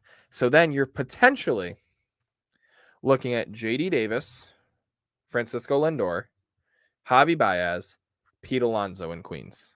That is absolutely crazy to me. I think that makes Mets a serious contender. It's going to be very hard for anybody to stop the Dodgers this year, even if they do nothing else and just get Scherzer and Trey Turner, because they already have what's basically a super team as it is. You are going to be seeing, I think my parents just left. You are going to be seeing a lot of, shortstops get pushed over to second base, get pushed over to third base, even get pushed to the outfield. Because teams that are contenders are saying, we got these guys for 4 or 5 years. We'll build up our farm system between now and then. Let's trade these guys. Let's get these big names, and let's try and win this World Series now, or even win a couple World Series now if they have guys under control for a while. Because keep in mind, this is just the deadline. The freaking Dodgers could turn around and go out and sign, I don't know, who's going to be available this offseason. Gallo's going to be available this offseason. Rizzo's probably, I know, Gallo's available next offseason. Rizzo's going to be available this offseason. They could try and sign Rizzo. But you guys get my point. They could go and even dominate even more than really they already are. Obviously they knew that the the title of last year, the roster they put together then would not hold for a full 60 games. It got them pretty far and it did pretty well. However, it's not going to hold up for a full 162 season. It's just, that's a given. That is honestly, guys, that's just straight given. I would like to see the Yankees do a little bit more. I'd like to see the Dodgers do a little bit more. For mainly Yankees for starting, Dodgers for bullpen. I'd like to see the Phillies do something. The Giants need to do something if they want to keep that lead in the NL West. So there's a lot of time left. There's a lot of good guys still out there. Trevor Story is still out there. Craig Kimbrell's still out there. Obviously, that whole Cubs trio I've been talking about for the last 20 minutes is still out there. Some guys on Detroit are still out there. Matthew Boyd could get traded. Michael Fulmer could finally get traded. Those are a couple pitchers there. They don't seem to be really willing to trade Jonathan Scope, which doesn't necessarily surprise me. But with that being said, there are still plenty of other players available, not just for Detroit, but for several teams throughout the league that are still going to be available. If you think Trevor Bauer is coming back this season, then I don't know what to tell you. That's Sam Scherer of another MLB insider.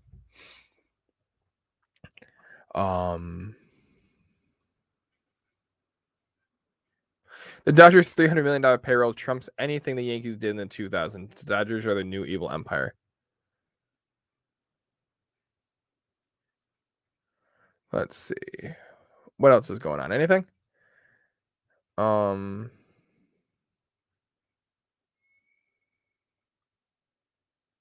See, the Yankees are still rumored to be shopping Luke Voit for pitching help.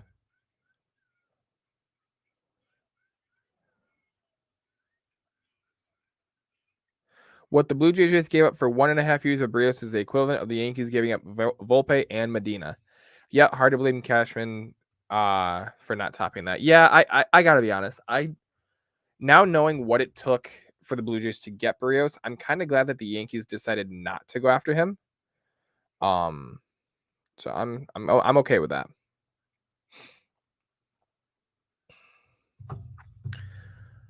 We'll there's gonna be a lot more coming, guys. We'll just have to see what happens and when it happens. I'm hoping to get Johnny and Brandon in here still. Haven't heard or Brandon's out of work, but I have not heard from Johnny at all.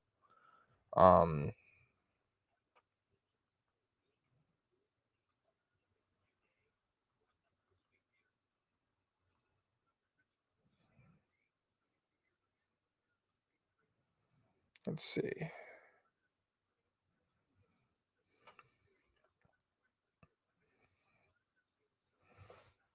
I wish I had some like content or something I could throw up just like in the background or something. Let's see. There's got to be something more brewing. Okay, let's check out the story on the Yankees possibly looking to move Luke Voit. Peter Gammons is still going? Holy shit. That's crazy.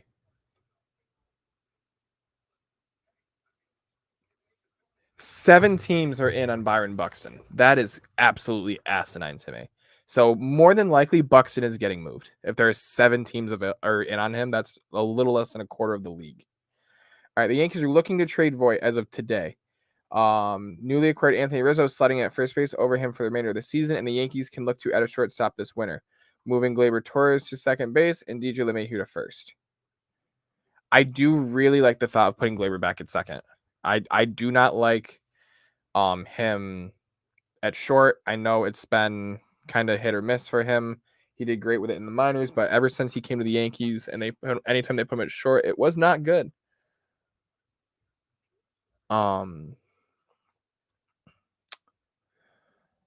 Luke Voit is 30 years old, so I mean it makes sense that they're kind of starting to look to dump him. I mean he's a cheap option. He can produce. It's just a matter of will he produce.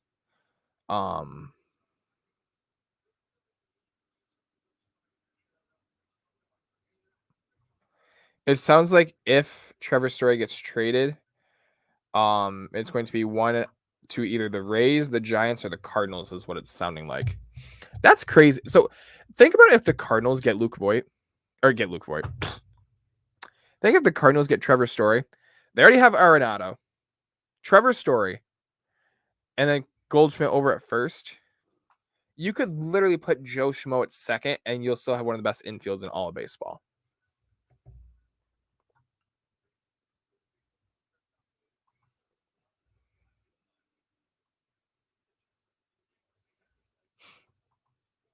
Come on, there's got to be more. At least rumors of something.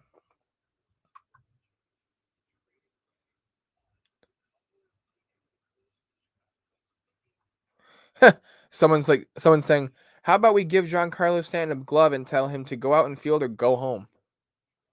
I mean, I wouldn't mind dumping Stanton's contract, but at the same time, he's kind of one of the ones that are keeping us even remotely close in the division.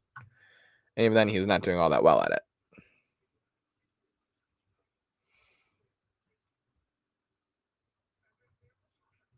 Let's see.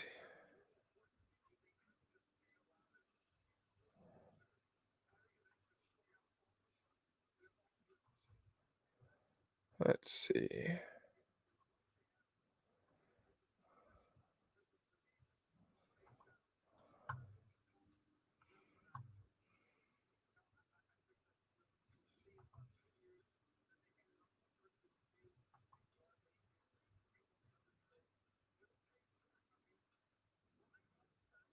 Let's see. Huh.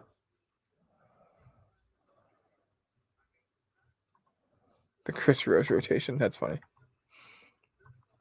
All right. Come on. Give me some kind of news. Some kind of something.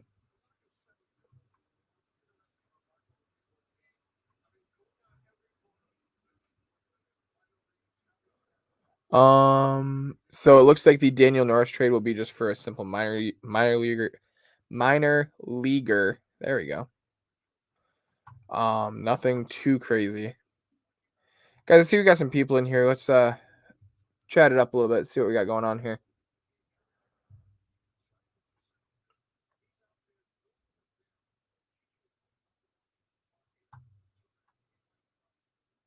Nothing necessarily going on right now.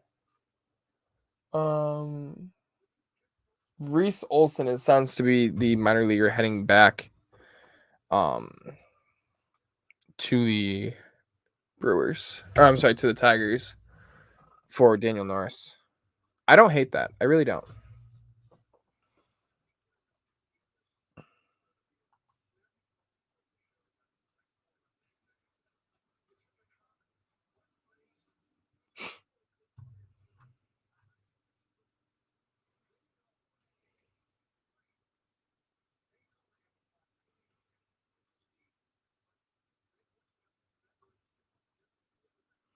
Apparently the Reds are wearing sleeveless jerseys today.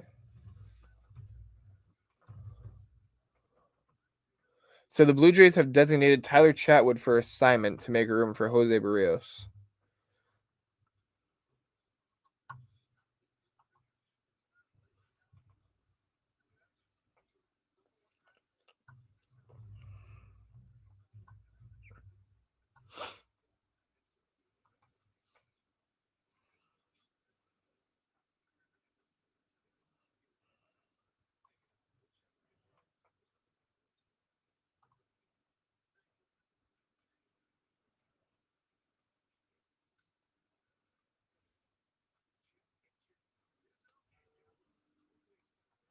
Oh, something.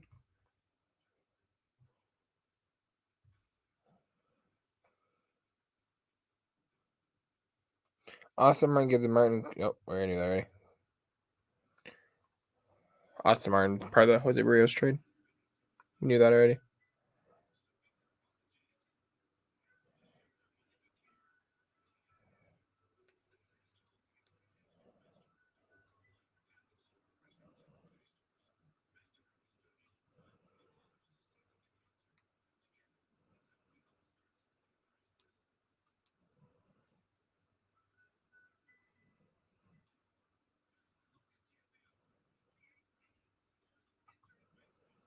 Let's see.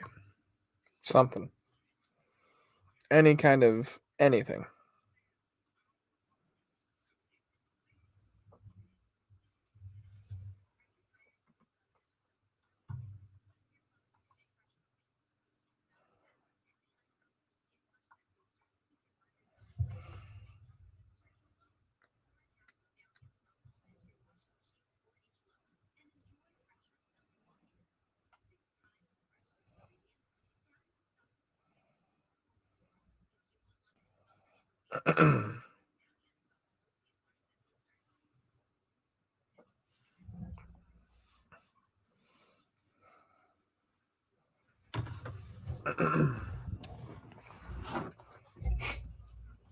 All right, guys.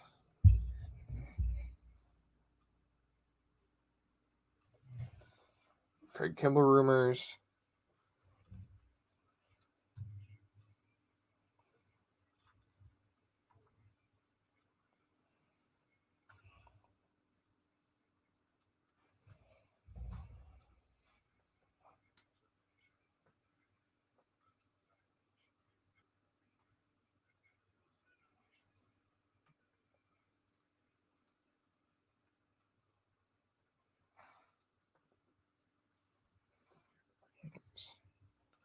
One second here, y'all.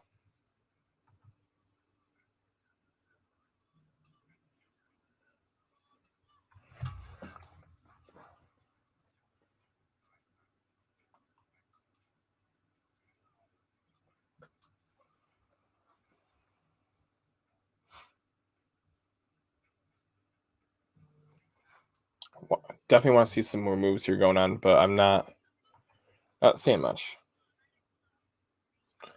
I know obviously there's got to be more, but there we go. Not my phone's charging.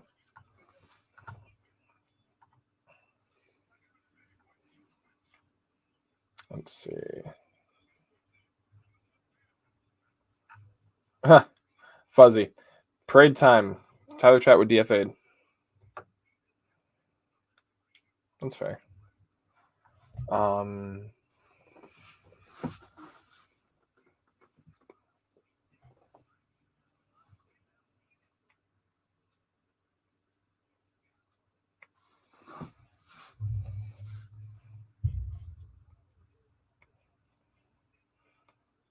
Let's see. Nothing more. Okay.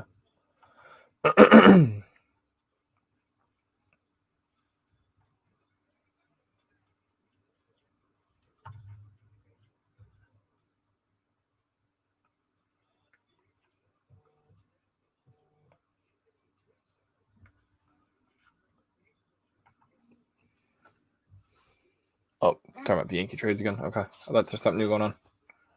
Not yet. Nothing new yet. At least not for the Yankees.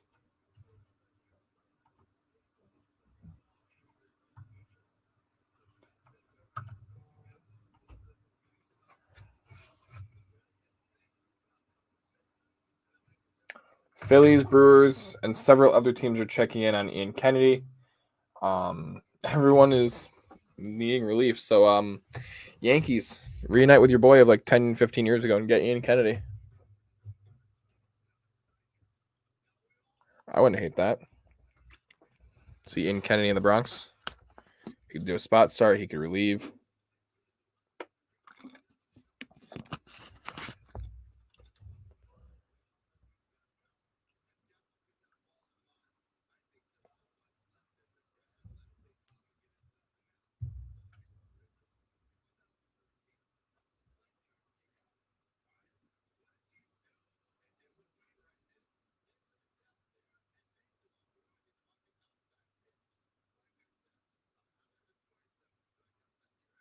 So I'm watching coverage on something real quick with Rizzo.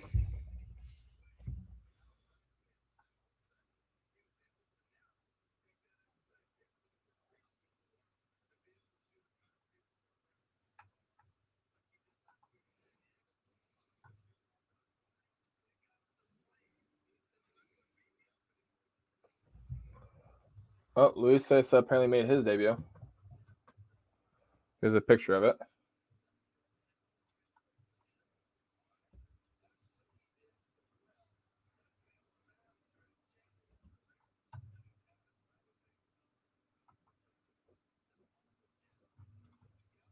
Let's see. Sources report linked number of teams to Kimbrel. A kicked around, but unlikely. Atlanta checked in, also unlikely. Tampa Bay involved. Houston is still looking for bullpen help, though Kimbrel or Iglesias might push them over the threshold.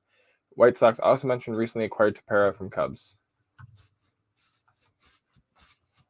Tepper, or how do you say his name? It's going to be interesting who ends up going, or where Kimbrel ends up going for one, but also just what happens as a whole, really.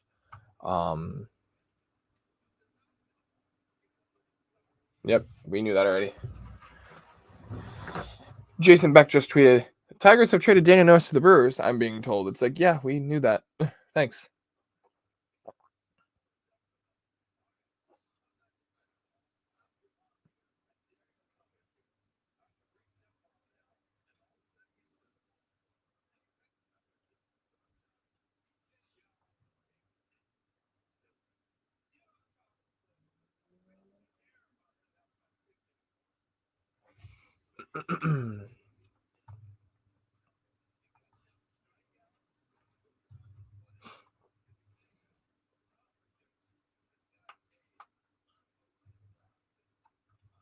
Jordan Luplow is back with the Indians. That's always good to hear.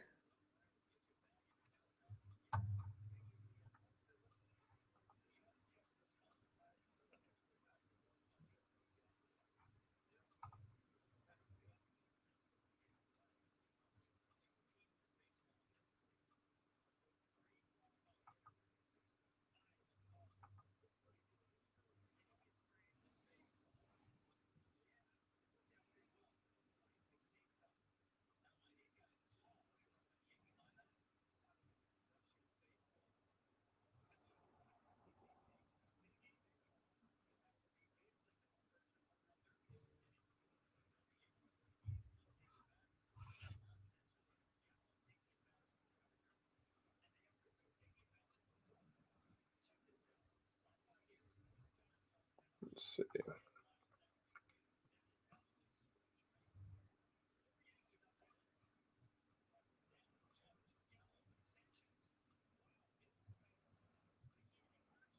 Checking a hold of Johnny again. While we wait for more news to drop. I just realized I'm still showing the breaking news banner from a while ago. Whoops. My bad.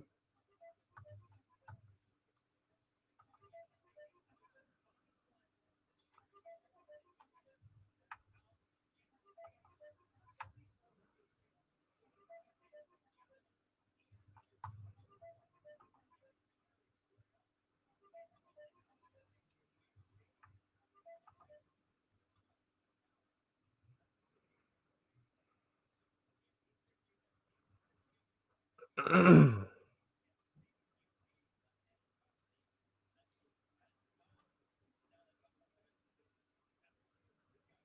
right, let's see. Oh no, that's just more Jose Barrios.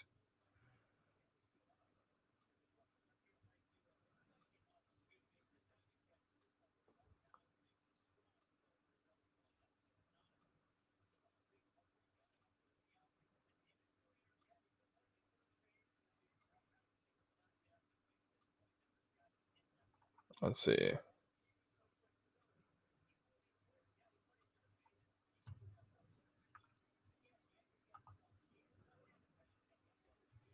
gotta be something. Tigers have discussed Michael Fulmer with other clubs. His source says Fulmer was Detroit's closer early this season and has 2 scoreless outings since returning from the injured list. I didn't see. Okay, so I don't keep up with Detroit a lot. I'll be honest. I did not realize that they took Fulmer out of the rotation and actually made him the closer. I missed that completely.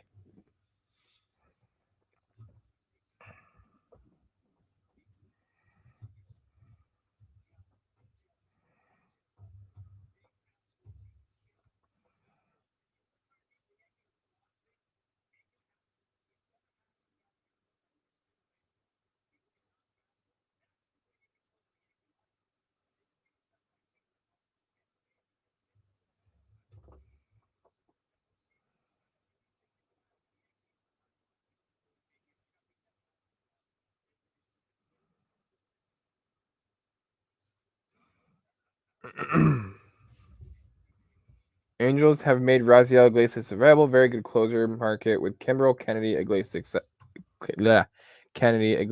etc. So, Angels, I guess, are officially sellers, which I mean isn't completely surprising.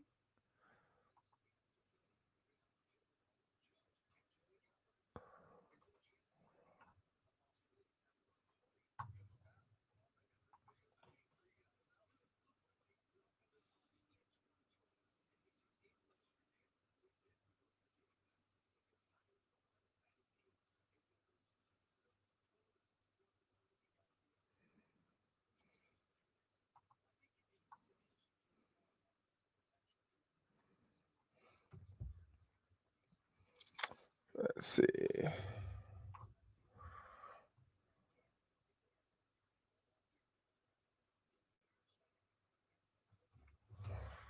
All right, interest in Byron Buxton is picking up.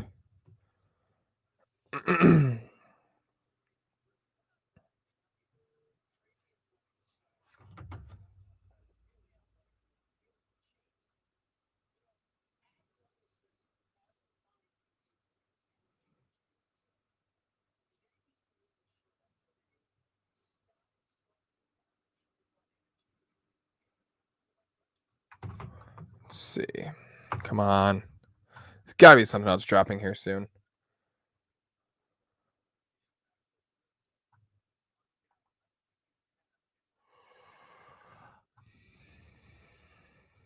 All right, we are officially 2 hours into the live stream. Appreciate you guys sticking with me. I know it's been kind of not the greatest since I went over the trades that have already happened.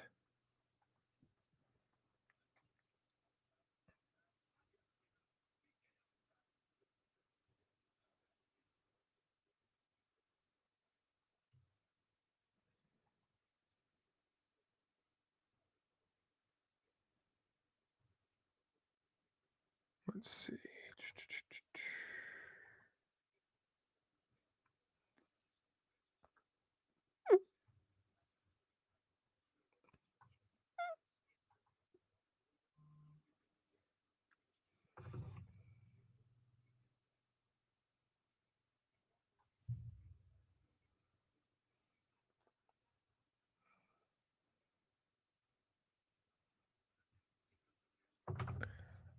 My girlfriend's at her favorite pizza joint without me. I don't approve.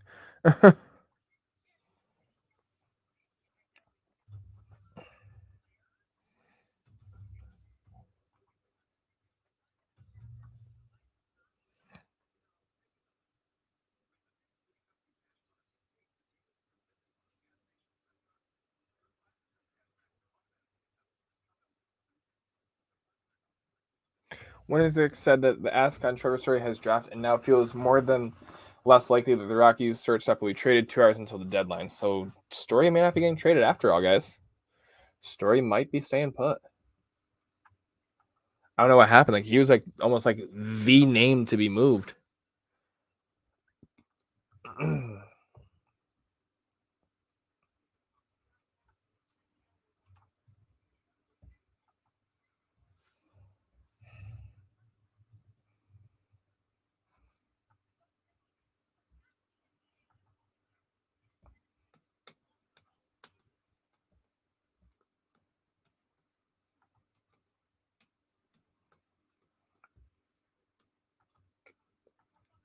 Nothing happened yet, guys. Excuse me.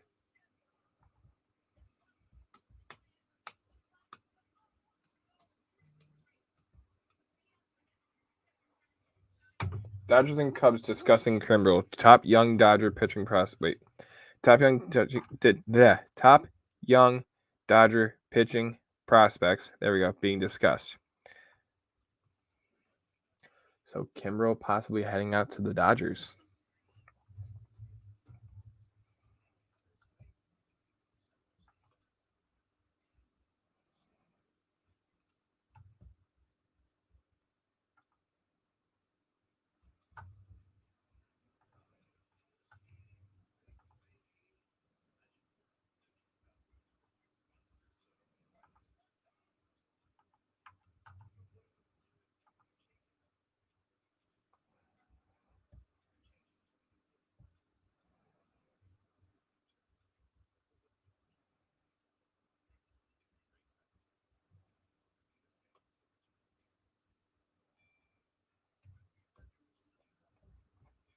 Let's see.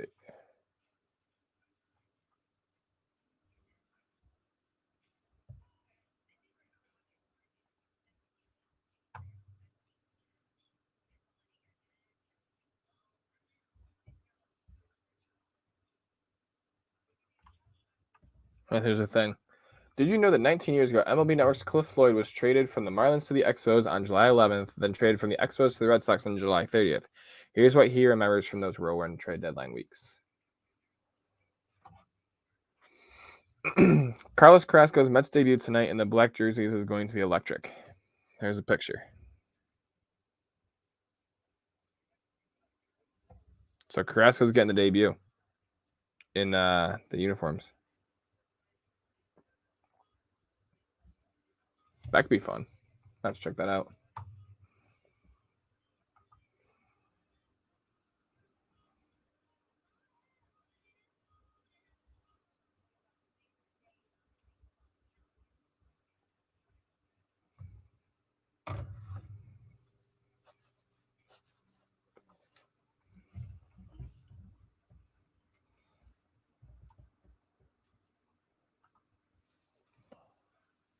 Nothing more yet.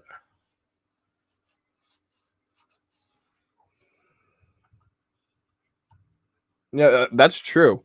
So John Morosi just posted 2 hours until the MLB trade deadline. We wait on an official announcement about the future of this man. It's a picture of Trey Turner. I'm kind of wondering what the holdup is. I'm not gonna lie, because this will be like the second like big trade in the last like year or so. Well, a little bit more than a year, 2 year or the year and a half.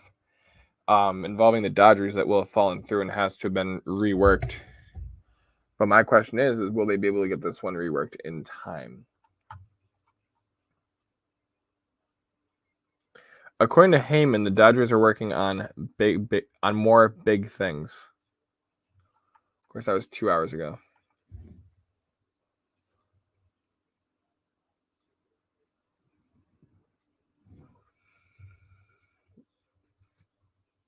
Let's see.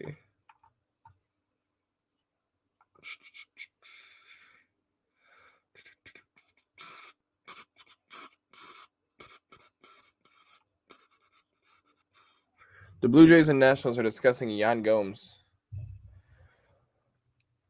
So Yan Gomes could be heading up to Toronto.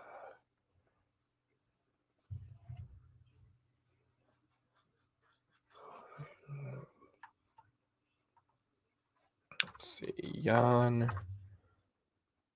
Well, not Yin J. Yan Gomes.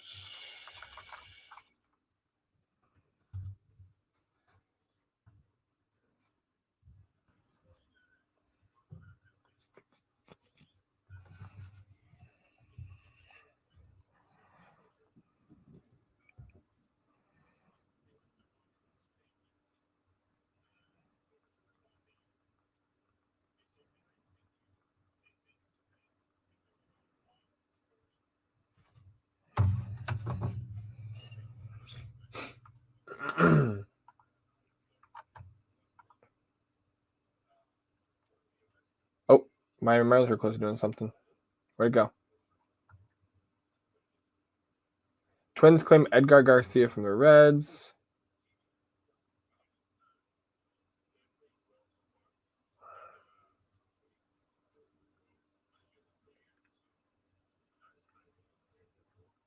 Where the hell did that just go about the Marlins?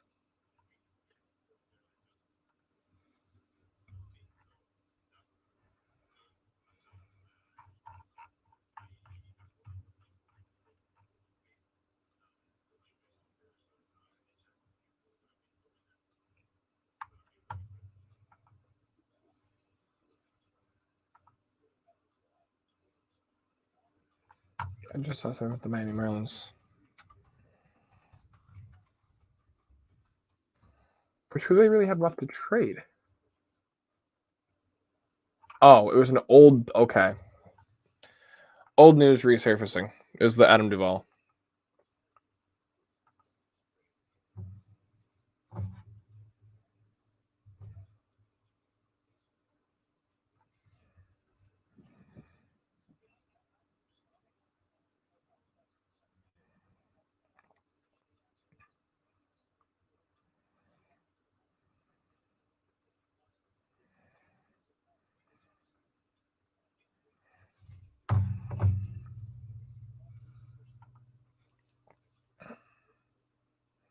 Oh, we got a comment here finally. But Frisbee Franfords? Buxton to Phillies? Maybe. The Phillies are one of 7 teams in on Buxton, which tells me that he will be getting moved. It's just a matter of who will he be getting moved to and when. And if I could ever stop yawning. Didn't sleep the greatest last night. And of course, trade deadline day when I have to be energetic for a live stream and I sleep like crap. But it's fine, guys. It's fine.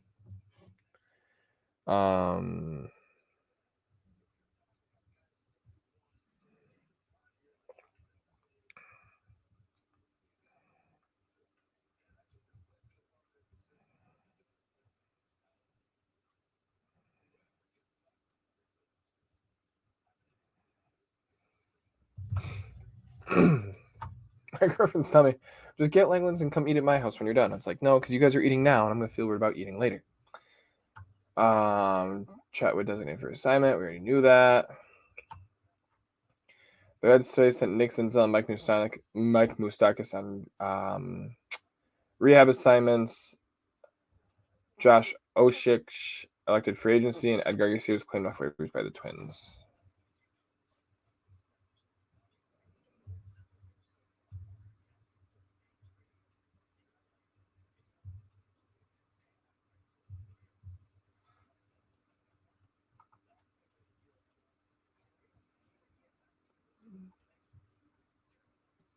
Still nothing new. See, it like slows down in like the 2 to 3 o'clock hour, and then it like speeds back up like towards the end. It's like, all right, we gotta get this done. We gotta get this done now. Like that's just it seems to be how it works, and like I get it, but at the same time, it drives me absolutely crazy. But we'll see.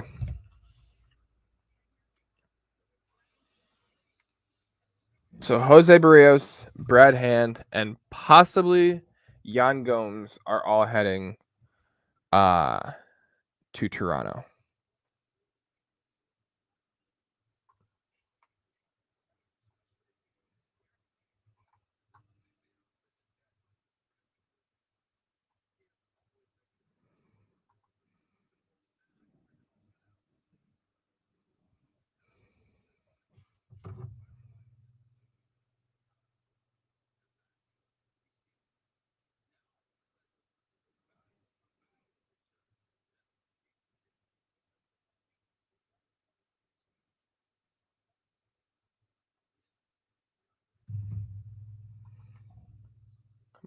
Give me a trade.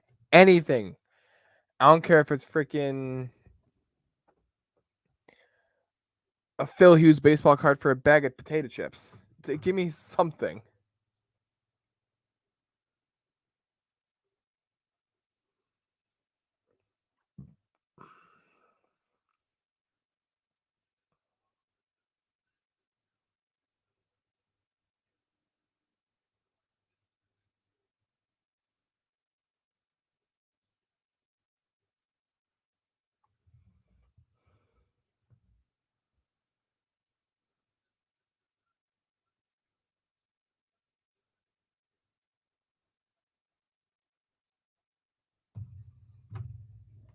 Any kind of trade.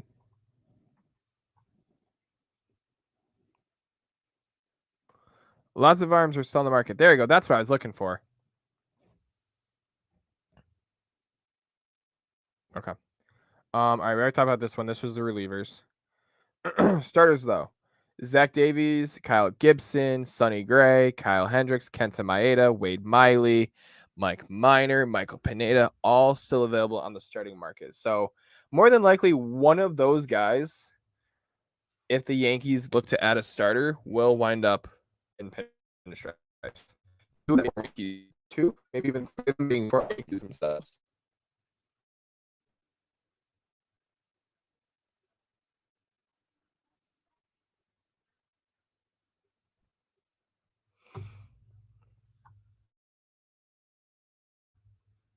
All right, I don't know why my stream is starting to buffer a little bit, you guys.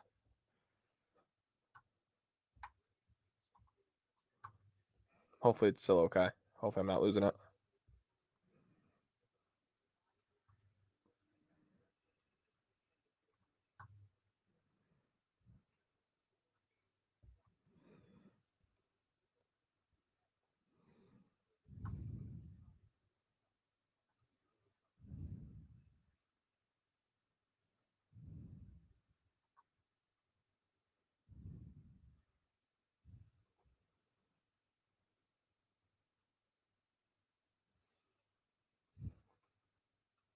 I'm losing like everything at once.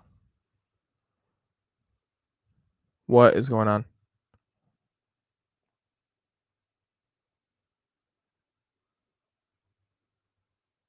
Where is Twitch? I know I have the app on my phone, but where is it? There it is. All right, looks like Twitch is back up and running. Good. Good.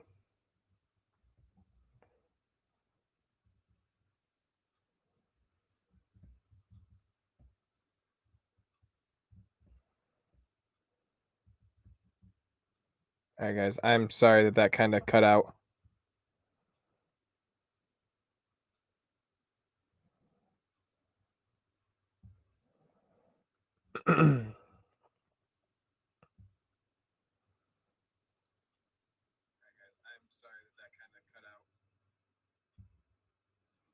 Check real quick. Okay. Looks to be okay.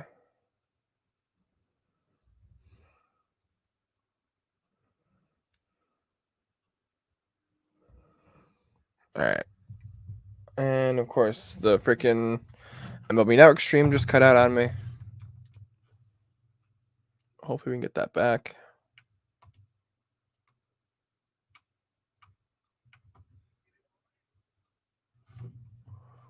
There we go. Cool.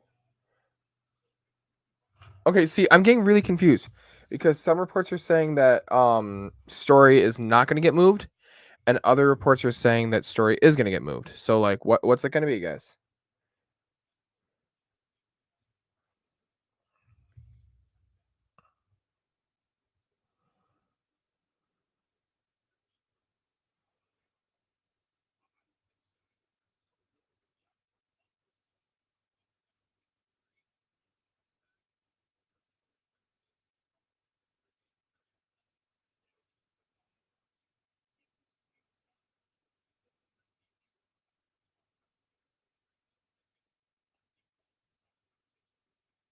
Zach Davies looks to be a target for the Mets.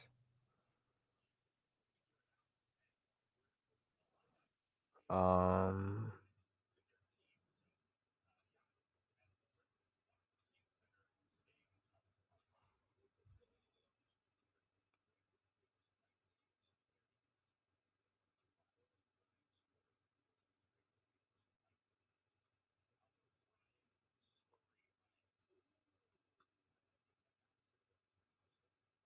let's see.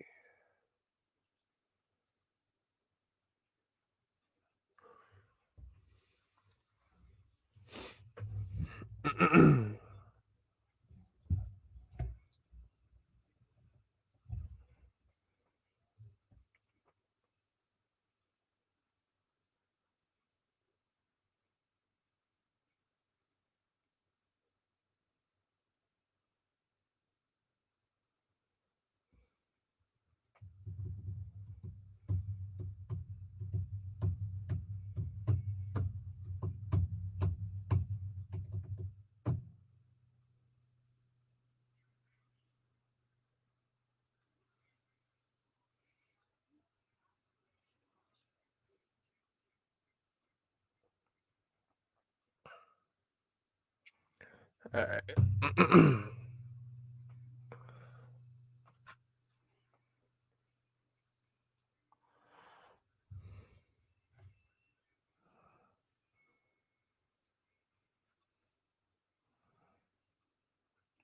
Literally nothing going on right now.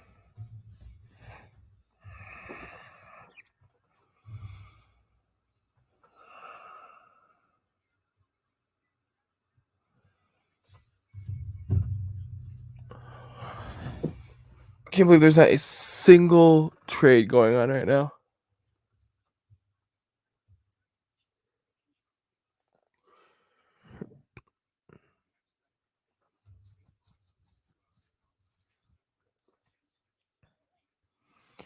So I'm confused though because the Braves get Rizar. A lot of players that are being traded are currently on the IL, and I get that it needs to happen in order for like 'cause there is no August deadline this year. So like the players that weren't on the active roster now won't be able to be traded again until the offseason. So I get it, but at the same time, like there's like a lot of players that are currently on the IL that are being traded.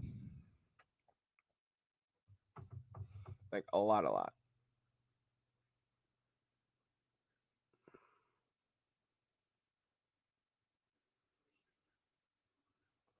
Let's see.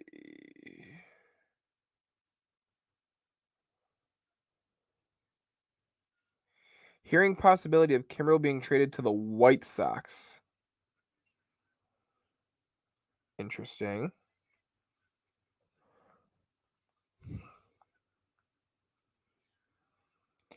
Kimbrel possibly staying in Chi-Town.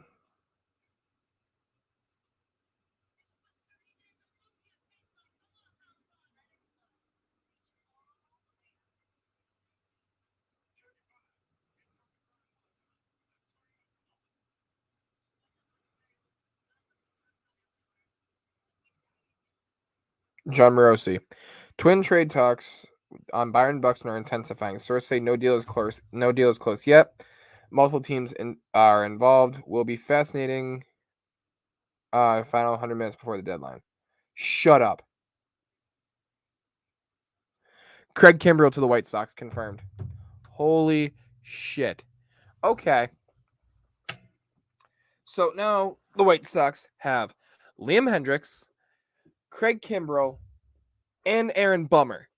That is the new DMC of Betances, Miller, and Chapman What, 3 years ago was it with the Yankees?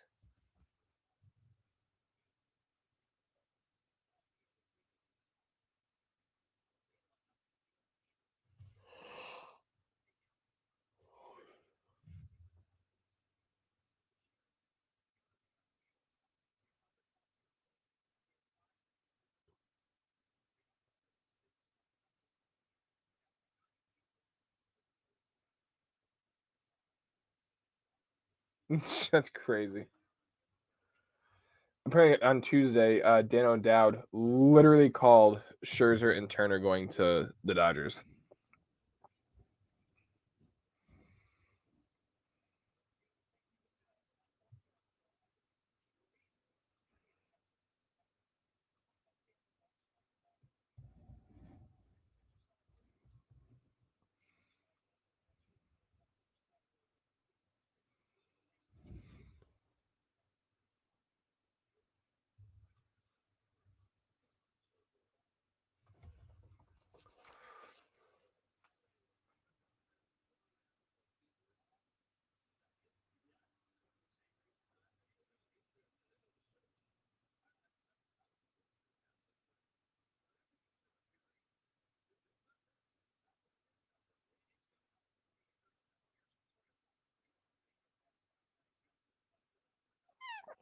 The only thing I can think of that would be holding up this Dodger deal with the with the Nationals, the only thing I can think of that could be possibly holding this up, um, would be um,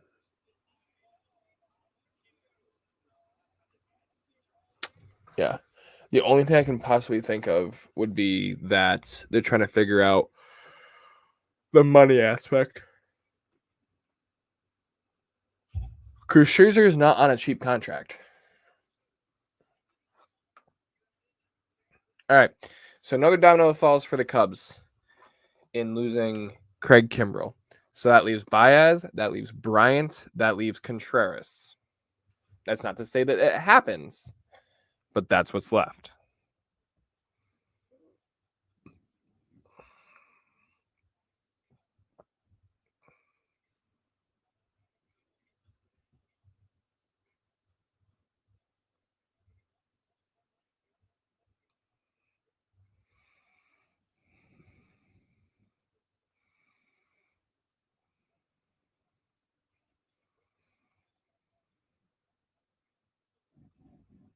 This is crazy, you guys.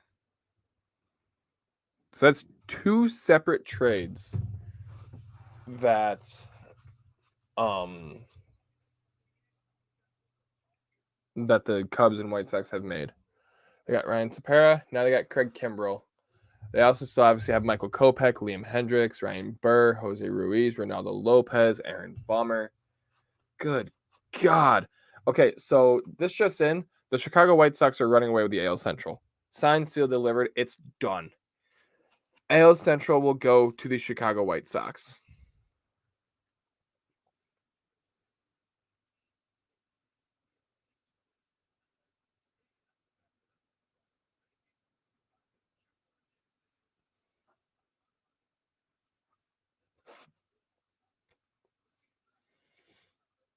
It's so weird seeing Kimbrel like the full beard and the long hair, and it's kind of weird.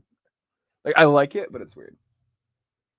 Like I'm so used to him like just like little goatee and like short hair.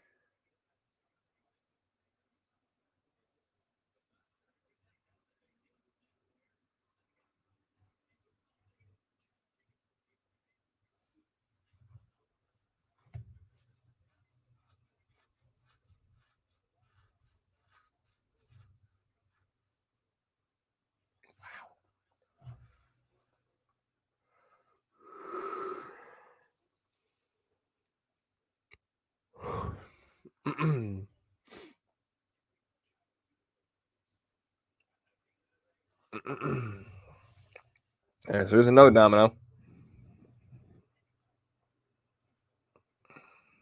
What's next?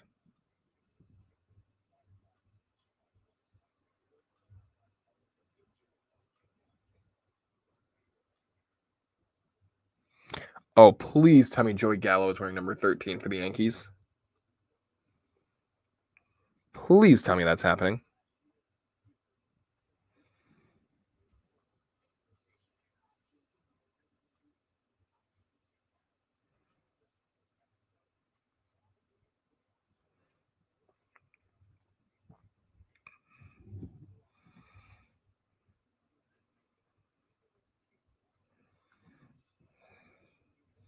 There's just a report saying that Gallo's listed as number 13. It's like, please? Let's have a new number 13 since freaking moron.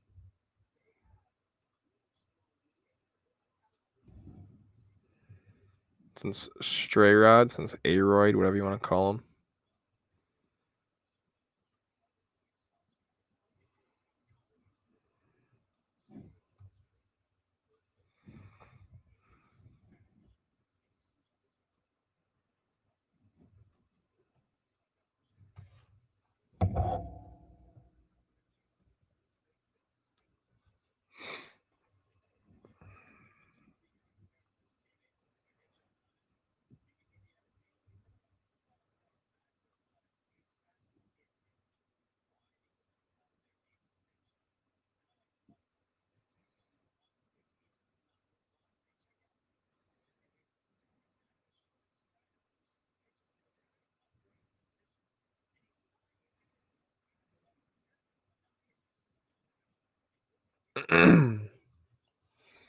I just something else has got to give here.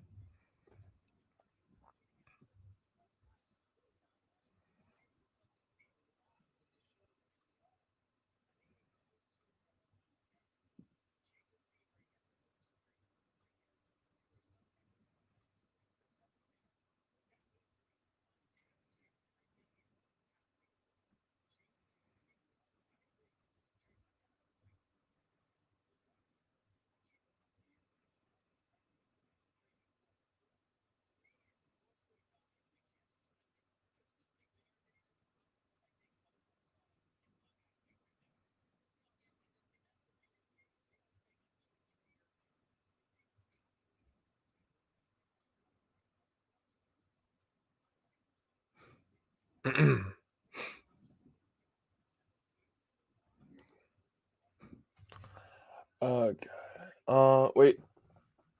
Oh no, that's just more Kimbrel. It's killing me because I know there's more coming. Like I know it. The Twins still have a whole bunch of stuff to do. I mean,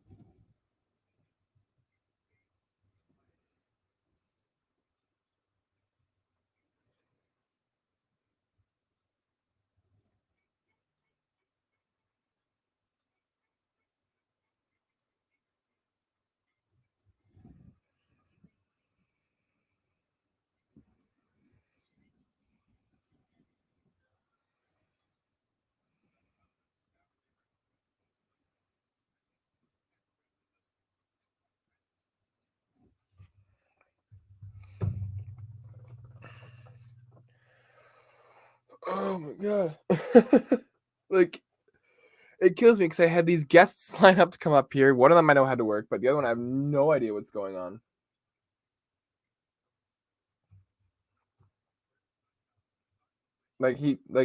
He had to work, yes, but like I mean, he was gonna get on when he got out of work, which is supposed to be sometime around now.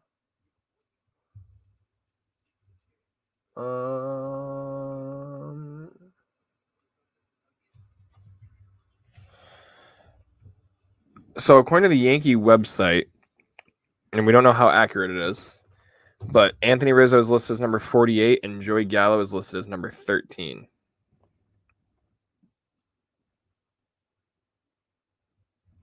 The Cubs will receive second baseman Nick Madrigal and pitcher Cody Hewer from the White Sox for Kimbrel.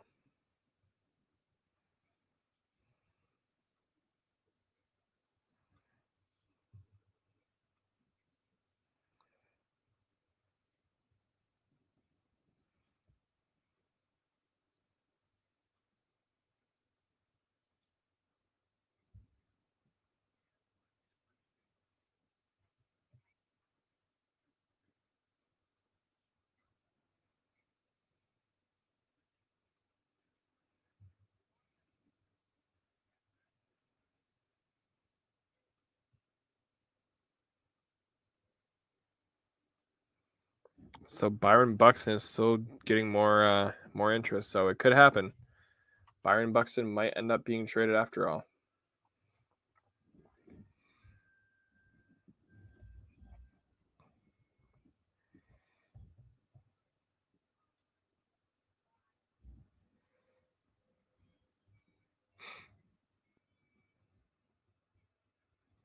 So Buxton would be a rental. I just want to make that known.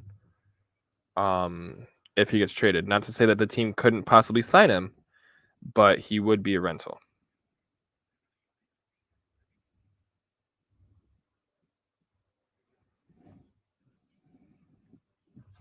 So the Yankees are not having a whole lot of interest on Voit, which doesn't surprise me. I'll be honest. 30 years old, can't stay healthy.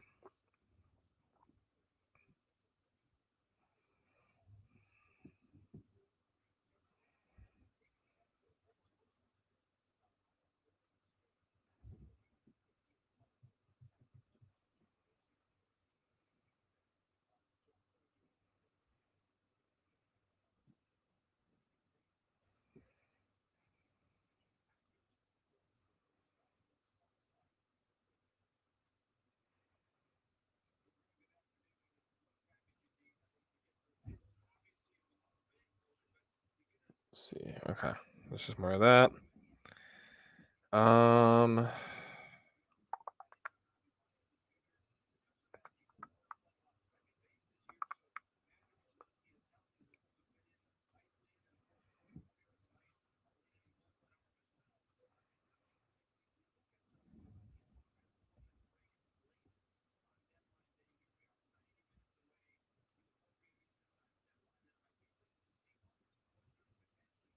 Yeah, guys, there's literally nothing happening right now. It's crazy.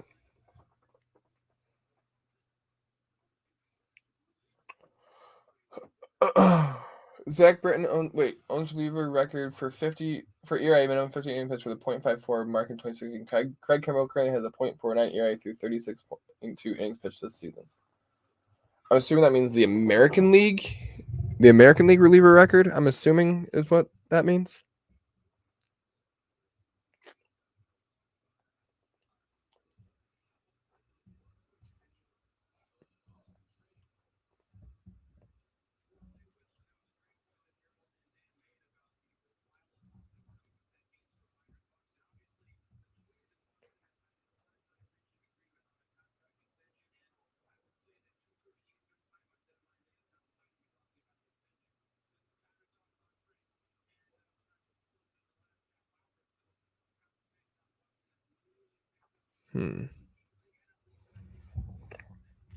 So the thing with Buxton, though, and you got to think about this, is he's only played 3 games since May 6th. Obviously, that's because of that's only because of injuries, but still.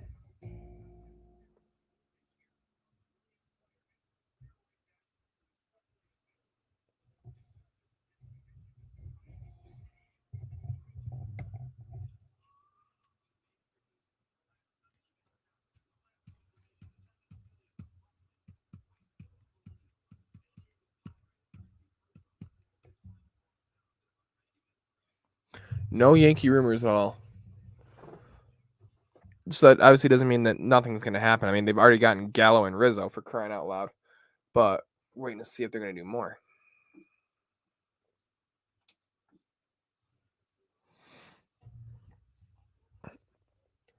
One exec said the ask for Trevor Story has dropped, and oh yeah, I read that already. So the Rockies may be trading or may not be trading him after all. But Mark Feinsand just got done saying that a trade is still possible.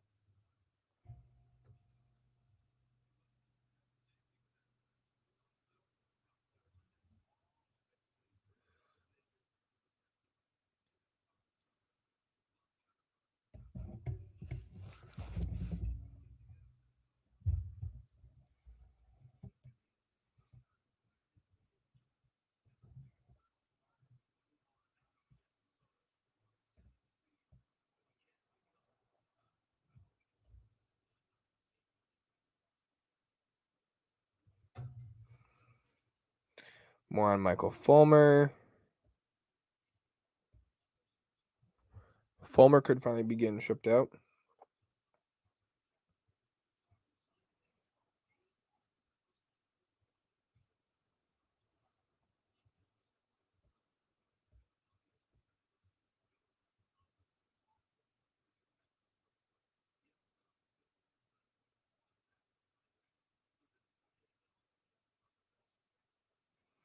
It sounds like the only ones that are like off the table for Detroit are Jose Cisnero, Jonathan Scope, and Miguel Cabrera. Pretty much everybody else is an option.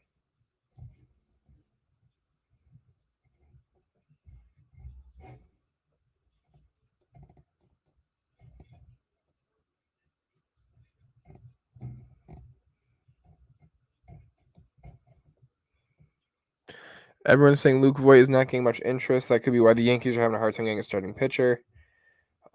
Teams with starters left available are looking for players that the Yankees may not be willing to trade.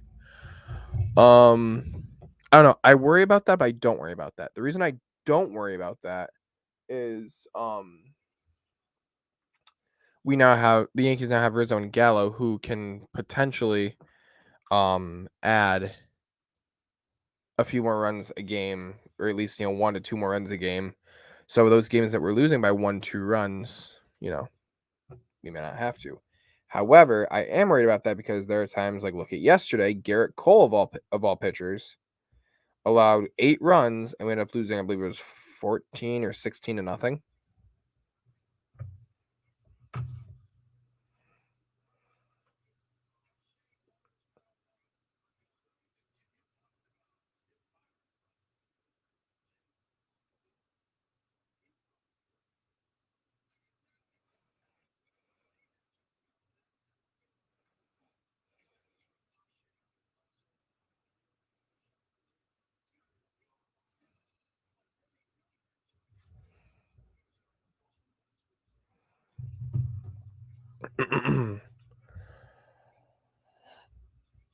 See, if there's one trade that kind of threw me, or at least one player that got traded that kind of threw me, it was actually Jesus Luzardo.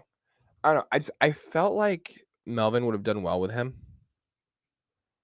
and he could have actually like made something with Luzardo. But I mean, you gotta do what you gotta do to get deals done. So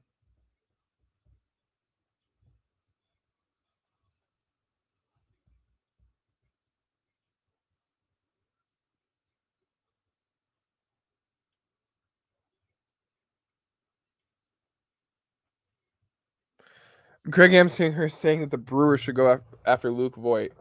Problem is they're trying to get Luke Voigt, or the Yankees are trying to use Luke Voigt to get pitching.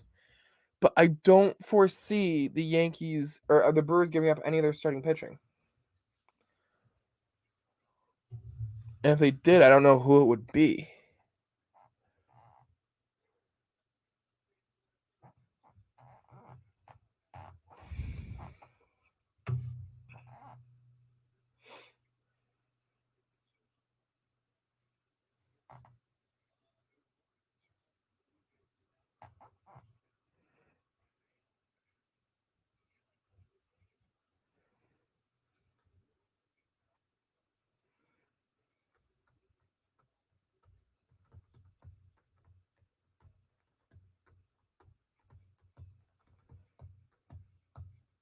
So the Twins are not done.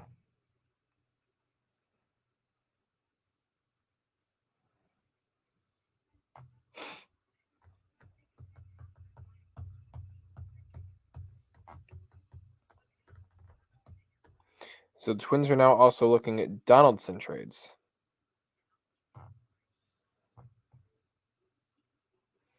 20 minutes ago, the Rockies lowered the asking price on Story.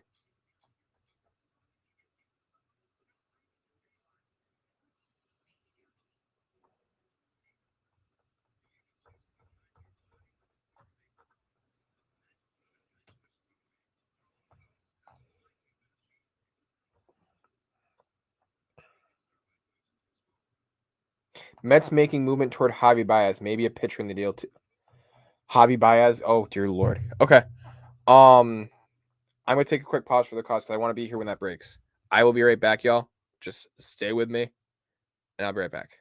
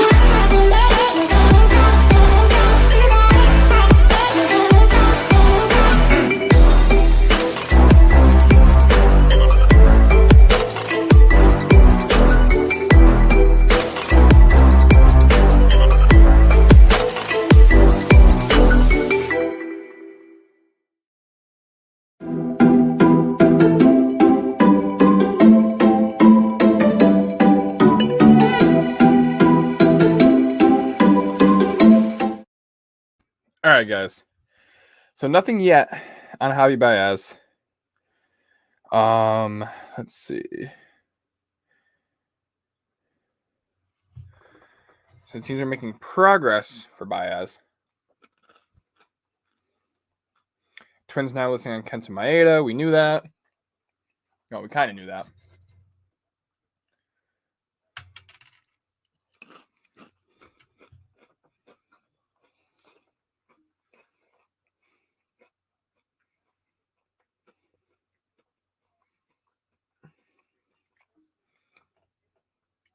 Oh my god, if that happens.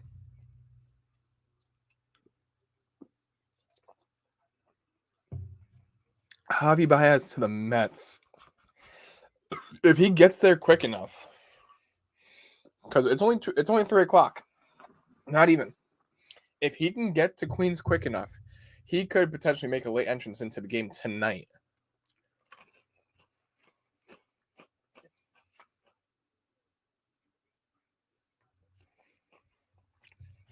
God, to be a Mets fan. Whew. Fucking Javi Baez and Francisco Lindor when healthy.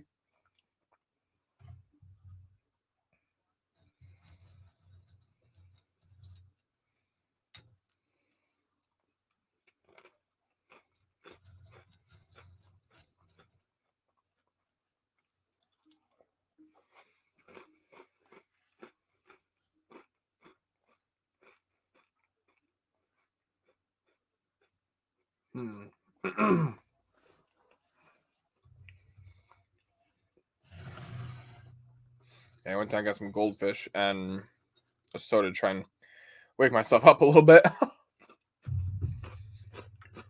Oh my God, you guys, this is just crazy to me.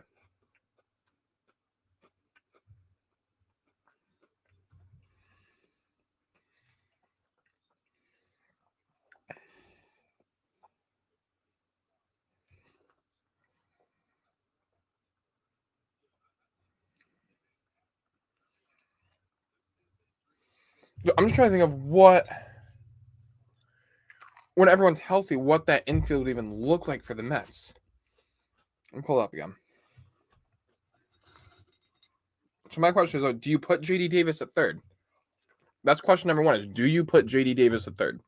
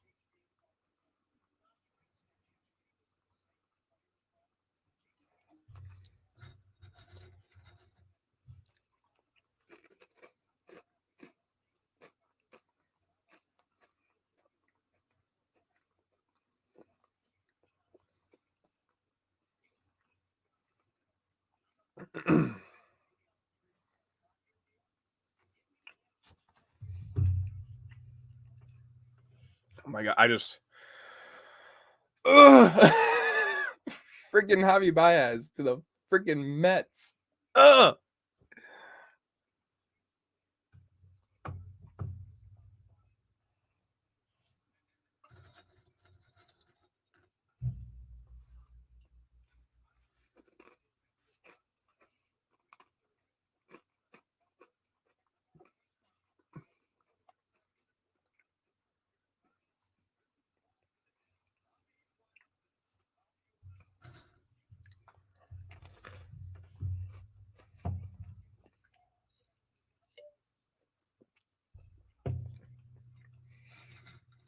So we're saying this happens, it would likely be J.D. Davis or Jeff McNeil. If they are not in the trade, it would be either J.D. Davis or Jeff McNeil at third.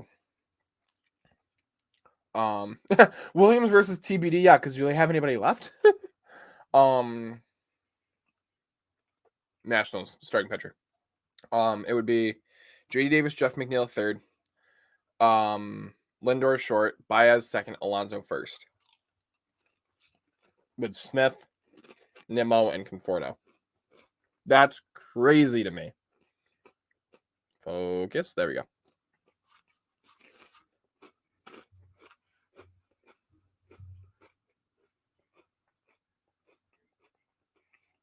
I just heard from Brandon. He'll be on in about 20, so can finally have someone to talk to with this shit.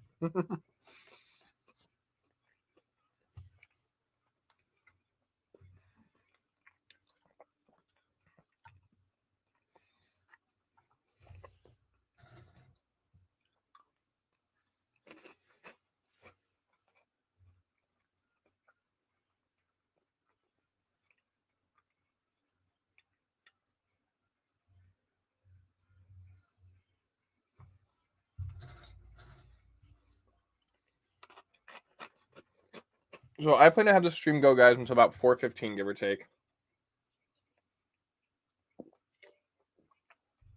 I remember last year I was going to end it at 4, and trades kept rolling in, so I'm going to give an extra 15 or so.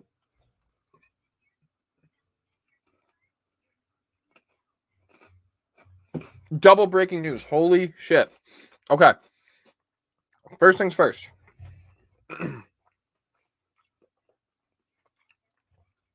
The Oakland A's are in agreement on a deal to acquire infielder Josh Harrison and catcher Yan Gomes from the Washington Nationals. The Oakland A's just swooped in on the Toronto Blue Jays and said, nope, mine. Holy shit. All right, Oakland. Thank you for making Toronto not even more of a good team. The other news. The New York Mets are finalizing a trade to acquire shortstop Javier Baez from the Chicago Cubs. So we knew that he was likely going to New York. However, it is now all but official that he is coming to New York. Unfortunately, he's going to the Mets, but that's okay. Okay, this is the energy boost I needed. Plus, when Brandon gets up here, it's going to be 10 times better.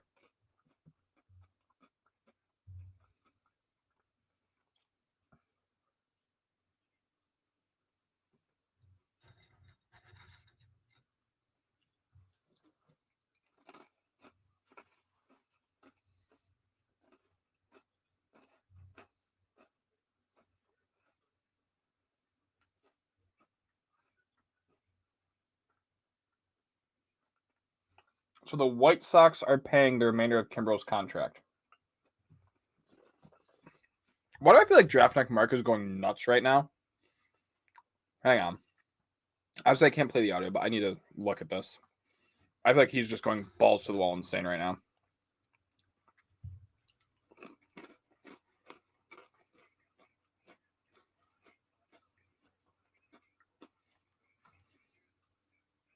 Where the hell?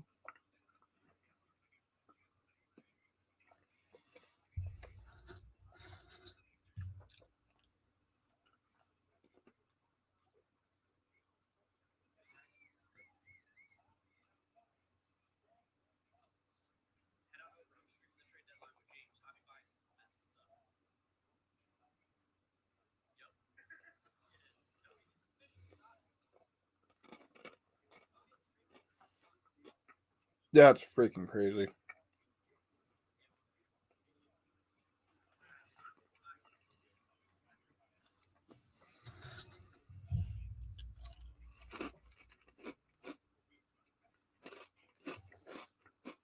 So Baez goes to Mets, obviously pending. All these deals are pending physicals. That just goes without saying.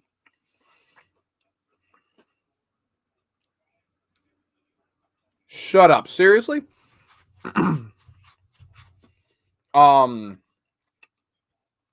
So apparently this happened 18 minutes ago, and I just totally missed it. Oh, wait a minute. Never mind. False alarm. There's a trade saying that Raziel Iglesias got traded to the Mariners, but that's fake.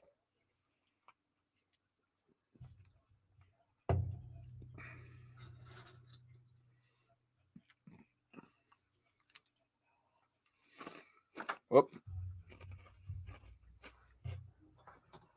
Goldfish down. Whoops.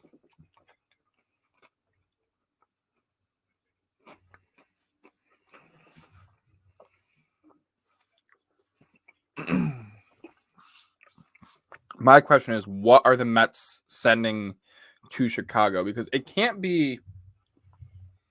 At least in my opinion, it can't be any major league talent. Well, okay, I mean it could be because they got to feel a major league team. But I mean, I don't foresee it being anyone like, again, a JD Davis, a Jeff McNeil, because the Mets are trying to contend.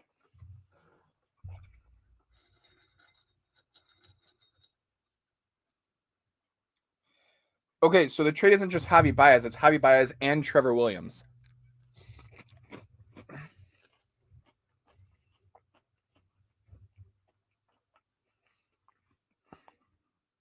So Contreras and Bryant are the last two,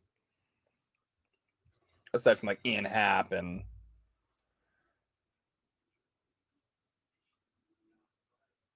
Oh, wait a minute. It's either Zach Davies or Trevor Williams. Deal is not close. I'm assuming like the second part of that isn't close.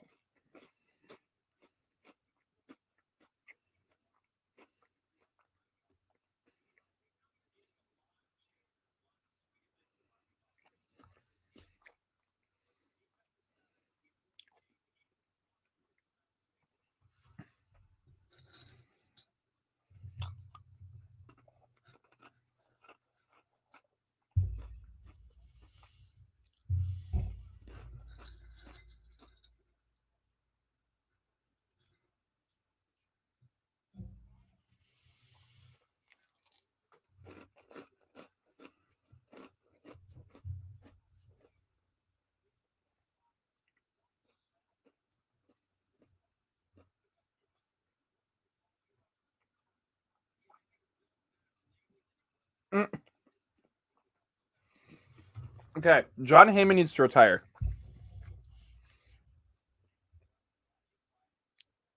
Mets get Trevor Williams and Trevor Williams in package.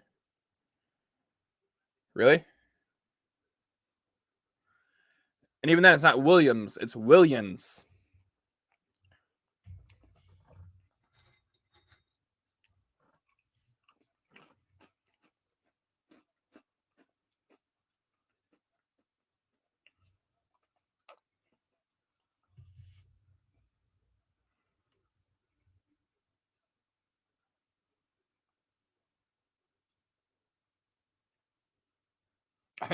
I tweet back, I'm like, care to try that again?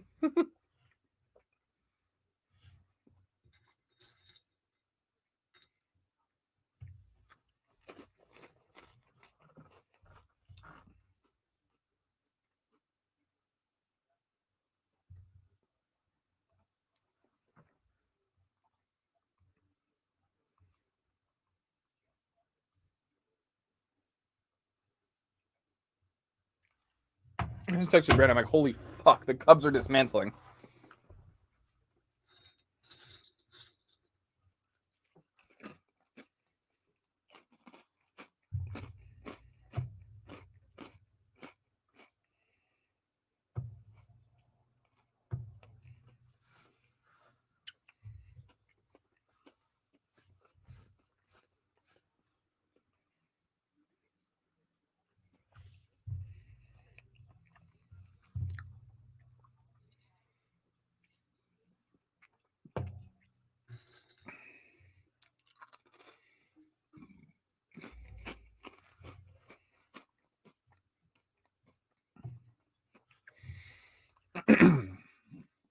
This is just asinine, you guys. I mean, yeah.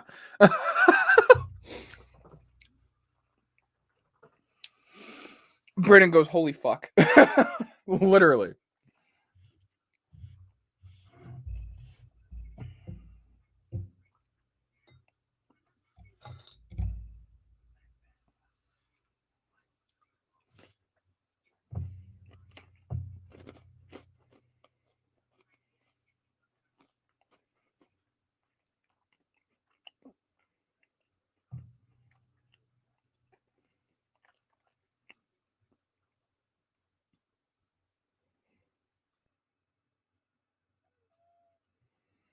So there's one thing that we need to keep an eye on, you guys, and that is the fact that the Scherzer trade with the Dodgers and Nationals still has not officially been completed. So that's one thing that we really need to keep an eye on. There's still a lot going on in Minnesota. They could have a fire sale within the last hour. My guess is they won't trade as many people as everyone thought at this point. We also need to keep an eye on Detroit, the Cubs. Are the Yankees going to finally get a starting pitcher? Because we are 1 hour until the trade deadline. We're officially in the last 60 minutes. that in 60 minutes from now, everything needs to be submitted to the commissioner's office. It doesn't need to be finalized. It doesn't need to be done, signed, sealed, delivered. But at least needs to be, hey, this is what we're doing.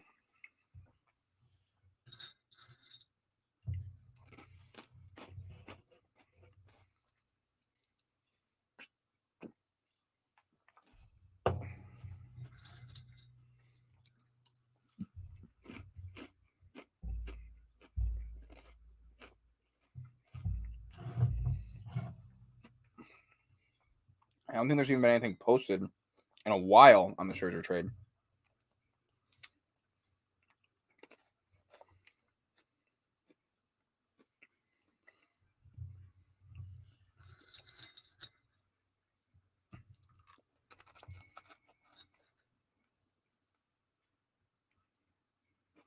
Anthony Rizzo will wear number 48 with the Yankees, and Joey Gallo will wear number 13. Let's go. Here is our first look at Javi Baez in a Mets uniform. That's, first off, that's awful Photoshop, because that's not even Photoshop, but you get the point.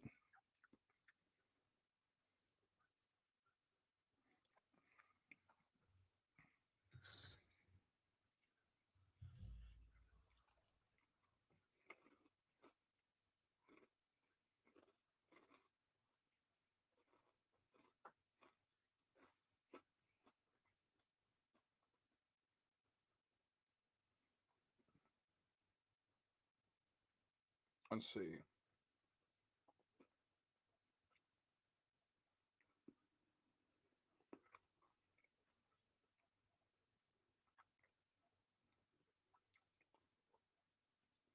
Kyle Gibson and Ian Kennedy traded to the Phillies. Holy shit.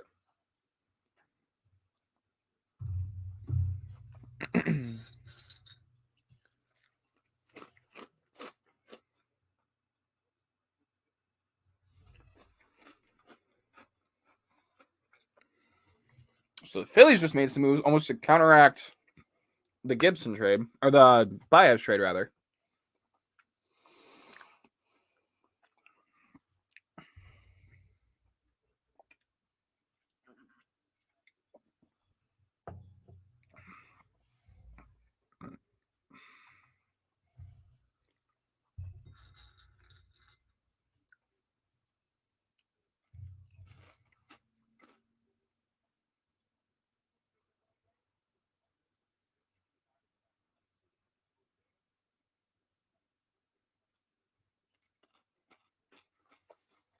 Wow. Just wow, wow, wow, wow, wow.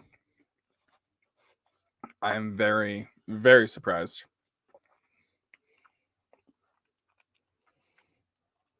So Gibson can slot into that rotation like the 4 or 5 slot, and Ian Kennedy can slot really anywhere in the bullpen and even make a spot start if absolutely needed. So last year the Phillies got Archie Bradley, who they still have. Now they're getting Ian Kennedy. I'm sorry, no. The Reds got Archie Bradley, then he signed to the Phillies in the offseason. Scratch that.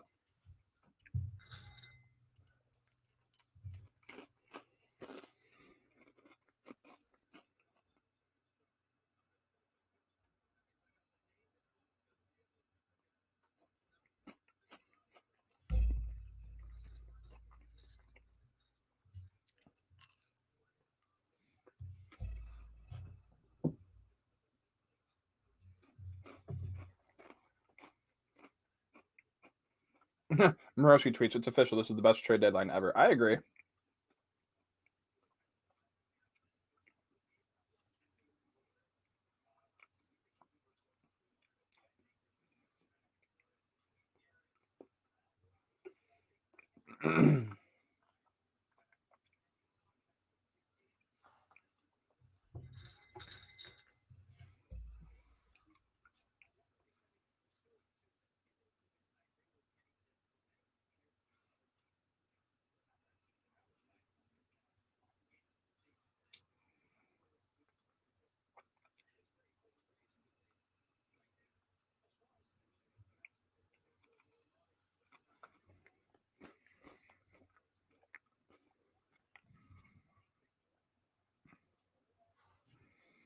Let's see.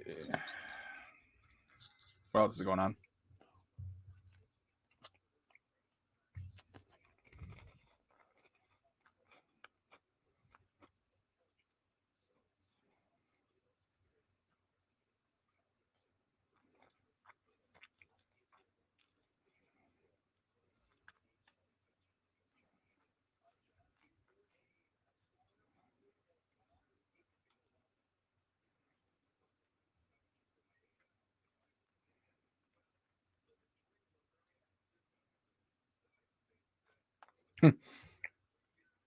Chris Bryant right now.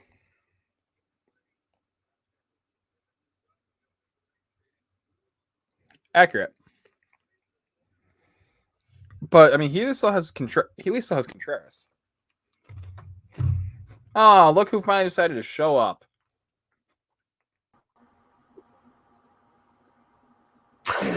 Okay, you know I had work.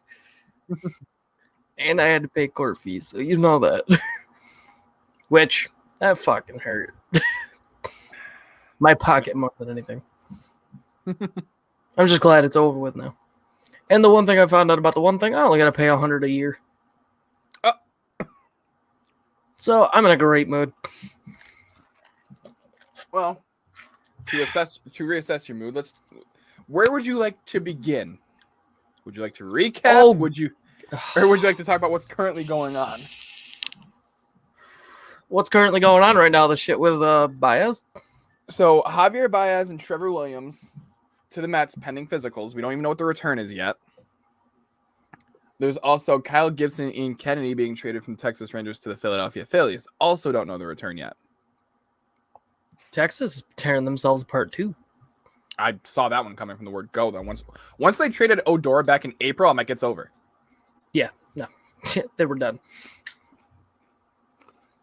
Odor, Gallo, Gibson, Kennedy, gone. Yep. Surprising. But here's one. Some of them are, yes. Yeah. But here's one trade for your former team that we'll talk about. I might have missed this.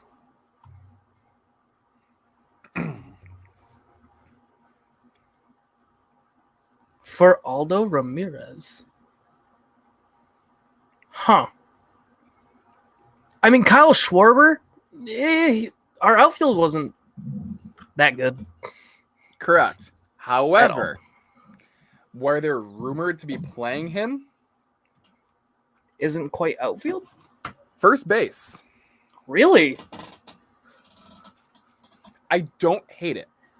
I don't either, but that's Especially, still just... Because keep in mind, throwing it back to 3 years ago with his whole collision out in Arizona, and his legs have really never been the same since. Mm-hmm.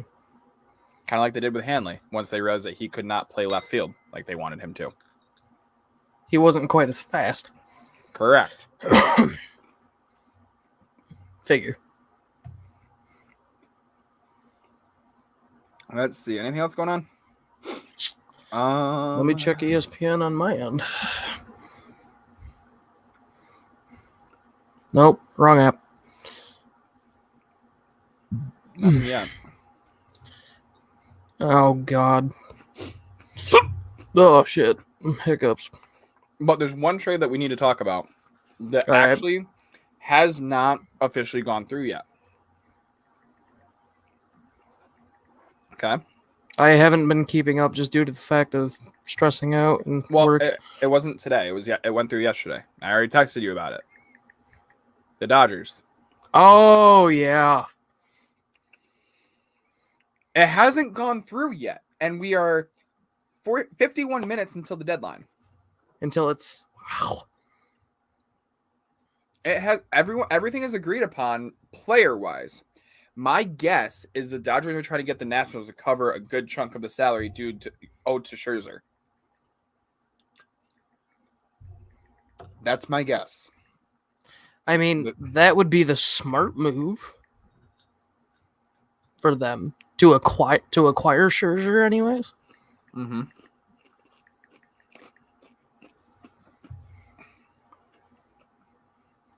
So, but the fact that they got Trey Turner out of it as well, mm-hmm. well, not yet officially, but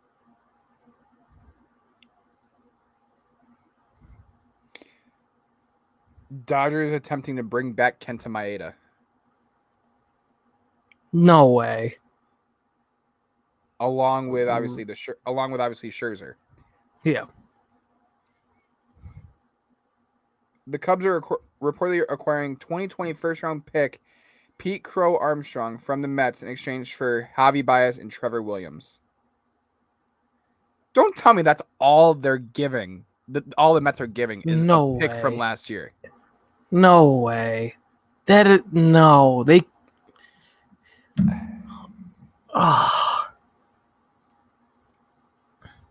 But to give up one of the best that you have on your field. But that's not it. It's not Pete Alonso. I know. No. I'm talking the Cubs. Oh, yeah. Giving up one of their best for a first rounder from last year. And nothing more. They're just wanting one for. I mean, he's a 19-year-old outfielder, which they do need outfield help. I'm not going to lie. However, It's still not worth getting rid of Baez for. oh, speaking of, Scherzer Turner mega deal is getting done. The details are being worked out, and they will be on their way for the 4 prospects. So it is happening. Okay. Nice.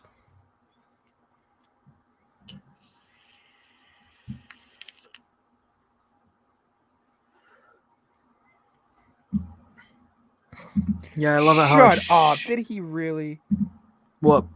Bob Nightingale fell for the fake Jeff Passan tweet. Oh my lord! Oh, you fuck! I mean, I know Nightingale's not the smartest, but come on.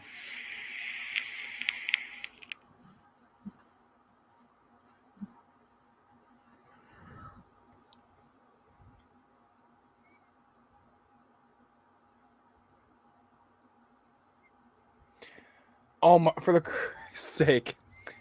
According to BBC News, LeBron James blames disappointing Space Jam 2 numbers on a long history of systemic racism at the box office. I'm sorry, wasn't Michael Jordan black too? Last time I knew. Like, we're talking Michael Jordan and not Michael Jackson, right? Yeah, we're talking. Try again, LeBrick.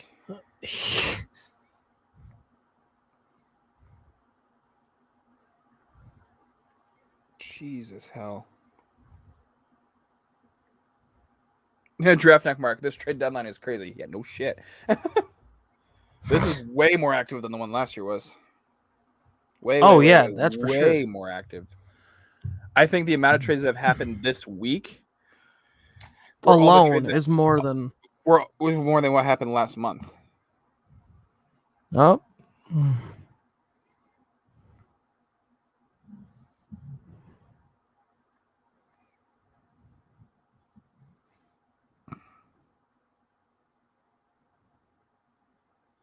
Come on, we need more.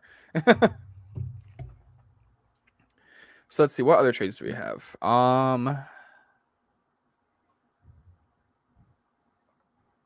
See, this is the one that sealed it for me with the Yankees. Cincinnati Reds acquired Luis Sessa and Justin Wilson for a player we named later. Yeah. It's like that's what sealed it for me. That's like, okay, who are we getting? Yep. But here's my thing. So the Yankees do that trade to clear some cap. Yep. Okay. But once they do that trade to clear cap, and my arm is all of a sudden fucking up, but it's fine. It's fine, guys. It's fine. It's fine. As soon as they do that trade, then it's like, okay, who are they getting? But then they do Gallo, they do Rizzo, and they also did Joely Rodriguez, who came with Gallo. So now it's gonna be a solid pitcher, and they have Clay Holmes. Yeah, now it's like, Yankees, who's this other? Exactly, because the Yankees are paying $0 for all 5 of them, or 4 of them, 5 of them, whatever it is. All 4 of them that you named so far, and they might be paying big for. That's what I'm saying. Like, we're not paying jack, and like we're dumping these contracts off the book that, yes, they're minor league contracts, but they're still part of our payroll. Yep. That we're not paying them either. So we probably shelled, with all the prospects we shelled out, probably close to another $1 million, maybe even 2. So we were already That's- four that's- under the books. yeah. Already 4 under the books. Shelling out Wilson and Sessa cleared another 3. That's 7. Another million. That's 8, give or take. $8 Mhm. million to work with. Who's making $8 million this year? Chris Bryant, Wilson Contreras, freaking Michael Pineda, Kenta Maeda. I'm telling you right now, give me Contreras for Sanchez. Phillies acquire pitcher Kyle Gibson, pitcher Ian Kennedy from Rangers in deal centered around pitcher Spencer Howard. Just got that notification. Well, I knew the trade was going down, but we didn't know who it was for yet.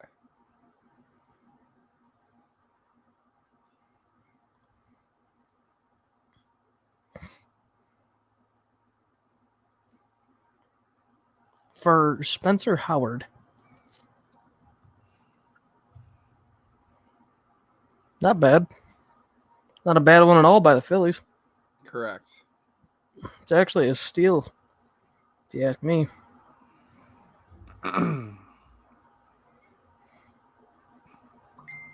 Jeff Passan. I did not say what people are saying. I said it's a fake account.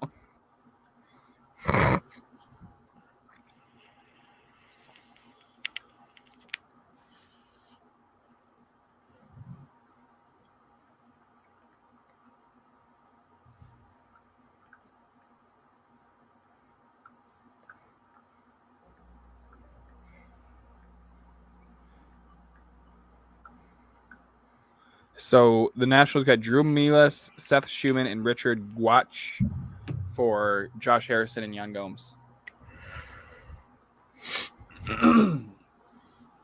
So the Athletics got some more catching help and some more infield help. Yep. I'm looking over here at the comments on this. Mm-hmm. Frisbee Frankfurt's comment, Bruxton to Phillies. Yeah, that was That 2 was- hours ago. Almost. Yeah, I know. I was just looking. I'm like, It's possible. I mean, there's still like 6 or 7 teams in on them. yeah, I know. Let's see.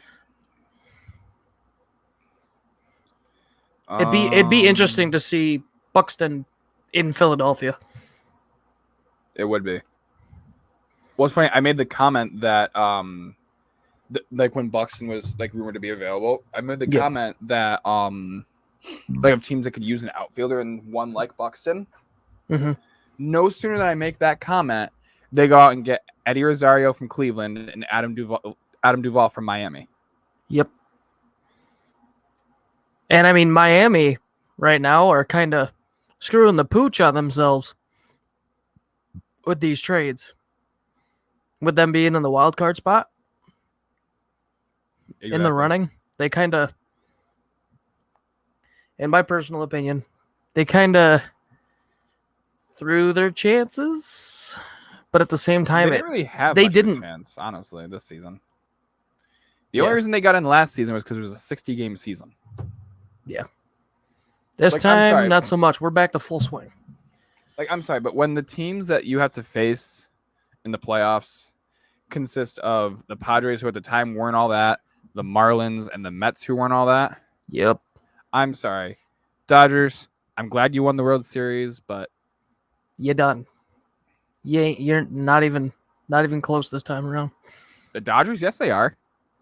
With these teams that are up there, dude, I'm saying it right now. The Dodgers aren't going to last. Really? I'm saying it right now. right. They're not going to last. Please put your foot in your mouth. Who you got? And I'm sorry. Don't even say our Yankees because I don't see it. Oh, no. But please tell me who is beating a lineup Wait. Okay, I thought there was another trade. There's not yet. Please tell me who is going to defeat a lineup consisting of Will Smith, Max Muncy, and this is just all the players, so obviously not all of them are going to be in it. Will Smith, Max Muncy, Yeah. Albert Pujols, Cody Bellinger, Corey Seager, freaking Trey Turner, Justin Turner, who else? Chris Taylor, and then pitching rotation. Oh, Mookie Betts. Can't forget Mookie Betts. Mhm. And then pitching rotation, something consisting of Kershaw, Buehler, Scherzer, 1, 2, 3. Julio Urias is in there. Kenley in the bullpen, Joe Kelly in the bullpen. Who is beating that team? I'm not trying to go all Stephen A. Smith on you, but who the I know. hell is beating that team? Come on, Max Well, Kellerman. Oh, Jesus. Hold on. I'm pulling up all the standings right now because I haven't been keeping up lately. Ugh. I mean, I get anybody can beat anybody on any given day. I get that. But I mean, let me pull up this Dodgers roster. Add the two that they just got in and tell me who the hell is beating them. Okay? Austin Barnes, Matt Beatty, Cody Bellinger, Phil Bickford, Walker Buehler, Tony Gonsolin, Victor Gonzalez, Brusdar Graterol, Josiah Gray, who's going to Washington, Kenley Jansen, Joe Kelly, Billy McKinney, Zach McKinstry, Max Muncy, Jimmy Nelson, AJ Pollock, David Price, Albert Pujols, Luke Raley, who's probably going down to make room for Turner, Will Smith, Chris Taylor, Blake Trinan, Justin Turner, Julio Urias, Alex Visai, Mitch White. Mind you, I didn't even mention Gavin Lux. I didn't mention Clayton Kershaw. I didn't freaking mention Corey Seager. I did not. Who else did I mention? That's like Mookie Betts I didn't mention. Garrett Clevenger I didn't mention. Danny Duffy, who they just acquired. Tommy Kahnle. Who is beating that team?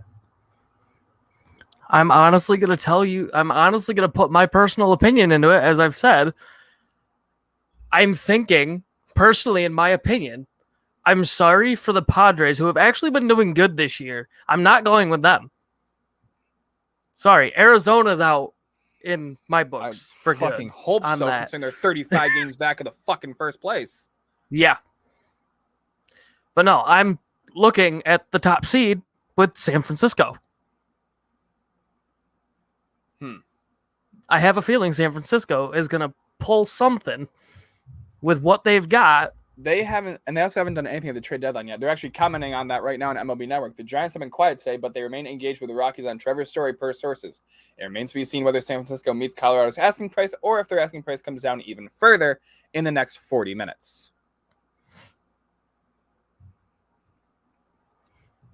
So you're saying that the Giants are going to outdo the Dodgers this year. Granted, their win streak is a lot better than San Francisco's, but they were also a few games behind. Mm-hmm. Even so, in my personal opinion, as I said, I believe San Francisco will be. I honestly think San Francisco and San Diego are going to be the last two for the World Series in that entire National League bracket. So you're going to say that the NLCS comes down to the Padres and the Giants, is what you're saying? Yes. To go on to face off some combination of the White Sox, Yankees, Red Sox, Rays, Astros. Yep. So there are two players that the Giants are still in talks with and could potentially swing both if they play their cards correctly. And that is Trevor Story and Chris Bryant. And now, if they acquire... Now, here's where I'm going with this. Hang on. Here's where I'm going with this. You put Chris Bryant out in left field. Be done with it. You put Trevor Story down at third base. Because then you have third to first, something along the lines of Trevor Story, Brandon Crawford, Tyro Estrada, and Brandon Belt. I will give you that. However, you cannot tell me that if they move Yaz over to right, because I'm pretty sure Yaz is in left right now. I believe they might. I believe they would end up putting Yaz over into right. Not gonna lie, I think he might be better off being over to right. That Bryant, Yaz, Story, Crawford, Belt, Posey, and who? Fucking Johnny Cueto?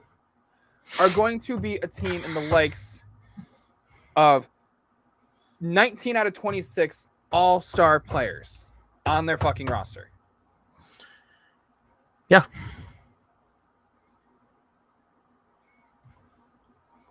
My shit's getting all fucked up over here.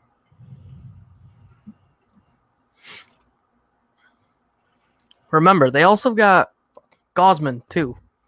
I mean, his ERA is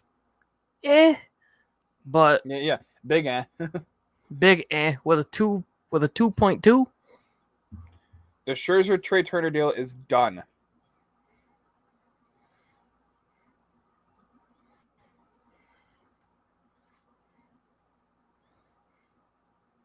But I mean, you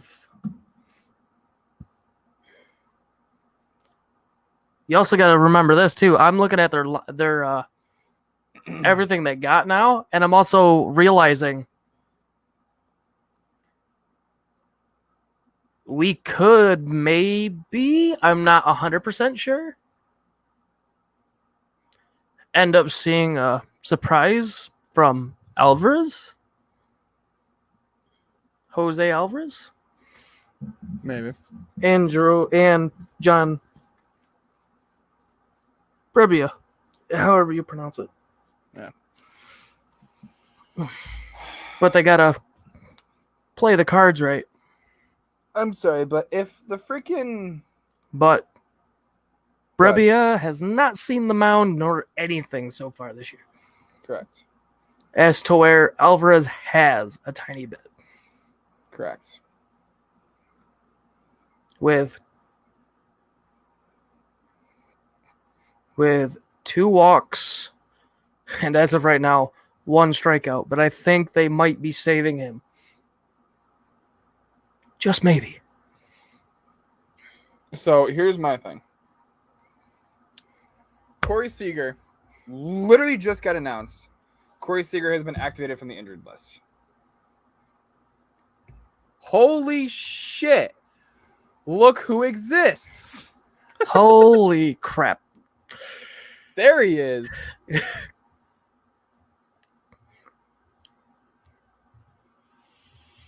You good, Johnny? Trying to get his mic going, I think.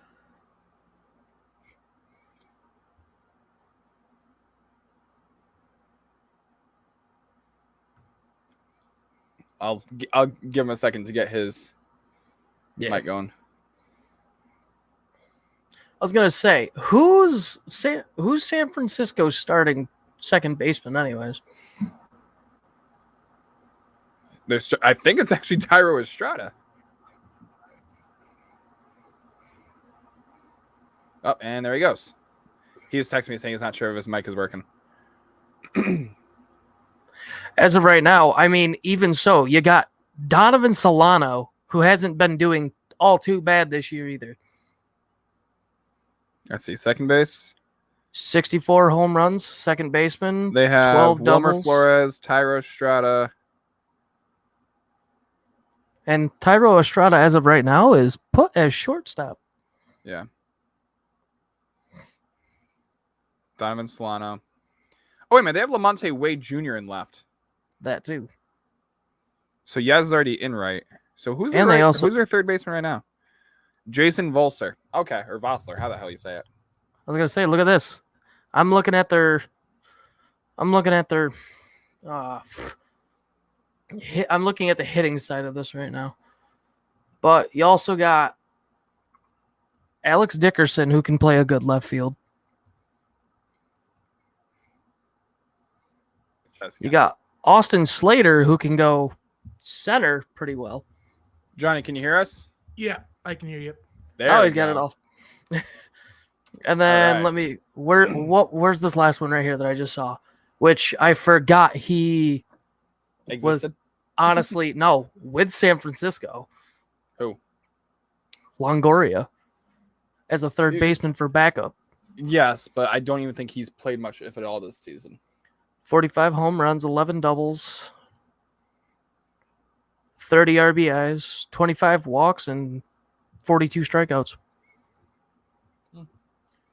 I didn't even see him on the freaking list when I pull up the roster. He must be injured or something right now. And that's right now with the regular season. Right. So, I mean, they've got good pitching. It's just a matter of fact of whether they can execute it properly. Yeah, he's on the 60-day injured list, so he's out for pretty much the rest of the season. Pretty much. Unless he can somehow make a speedy recovery. Now that we got everybody here, with 25 minutes left in the deadline, What'd you do, Johnny? Take a nap and fall asleep on me? Well, kind of. I've been like so into the Olympics though, so I got Yeah. up early to watch that women's soccer game. How'd Then that I go? fell asleep during it Ah, because I've been like so into them. Like I'm always like getting up at like in the middle of the night just to watch these events because I hate like having Olympic events spoiled for me because I think the Olympics there's something that you need to just take in since you only see it every 4 years, no matter if it's the winter or the summer ones. Right. that's true. Especially since these ones got postponed From last year. So I from think it's last year due to COVID, yeah. something more like to savor and take in.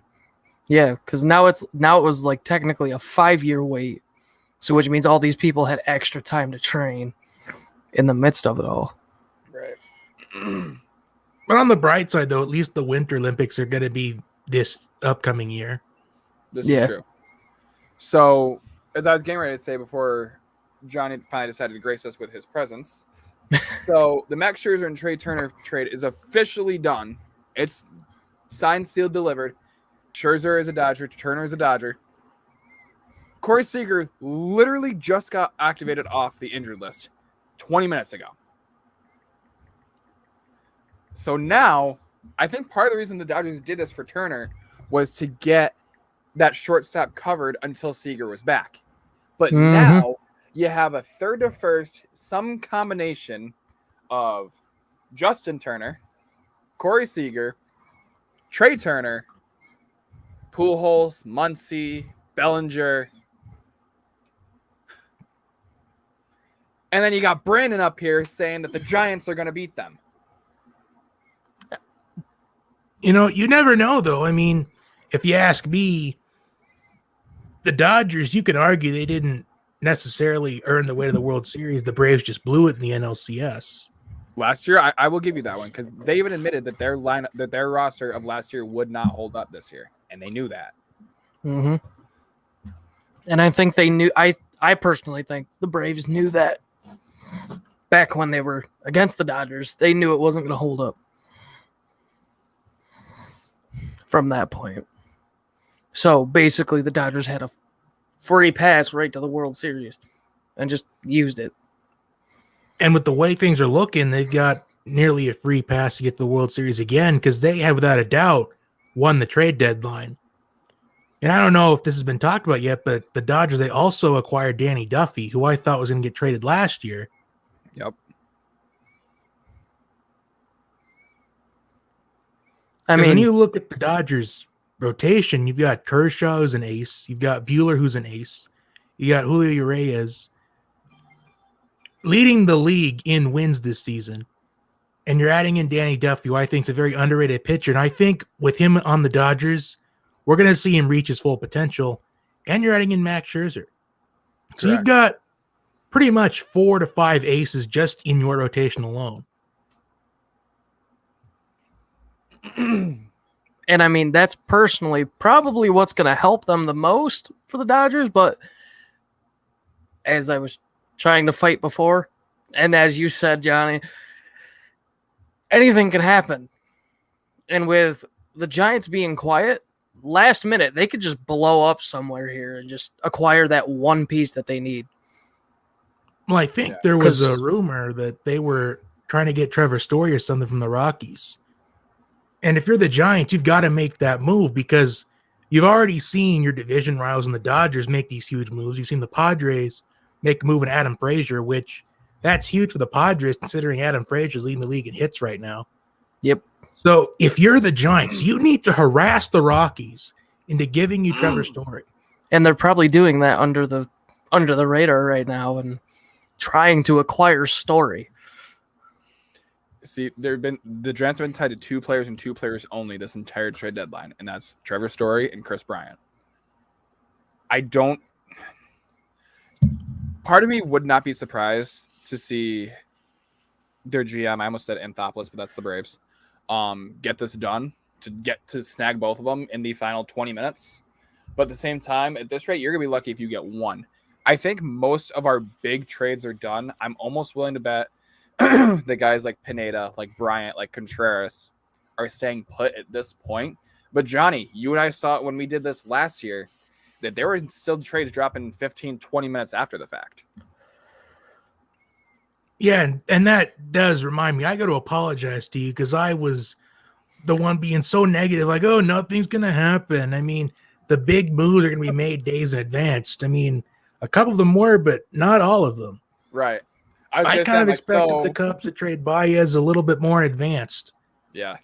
See, Baez and Contreras were the two that I almost thought were going to stay put.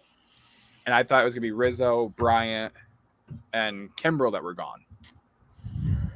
But, okay, so it's official. The Mets are getting Baez and Williams just for Pete Crow Armstrong. Wow. Nobody else. Wow. That's The fact that the Mets personally gave up that much, I think you would put the Mets probably, you could argue, put them in second command as far as trade deadline winners. Oh yeah, because that infield is going to be big.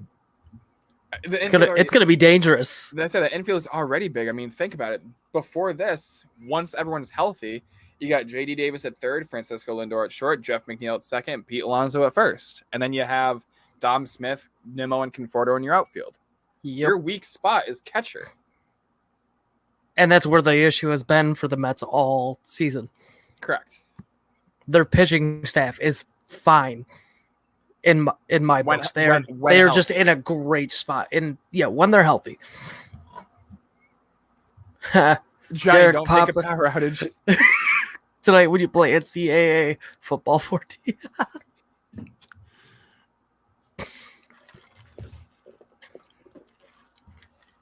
Oh my gosh. So, final predictions as we creep up on the 15-minute mark. Do we see anything else? Do we see a last-minute deal for Chris Bryant? Do we see a last-minute deal for Michael Pineda? Do we see a last-minute deal for Trevor Story, for Byron Buxton? I mean, the Twins said when they traded Brios, we're not done, and that was at 12 o'clock, and they haven't done anything since. Yeah. Well, I think as far as what they meant by not done, they're not done going to put in an effort. I mean, it doesn't mean that they're going to be able to get who they want to trade for. So I think when they say that they're not done, and if nothing else happens after that, I think as far as not done is concerned, they're not going to be done trying. Yeah. And I mean, personally, as Johnny, as you said before, anything can happen. Like, we might see something with Story and Bryant here somewhere, some way, somehow. That's just going to shock the world.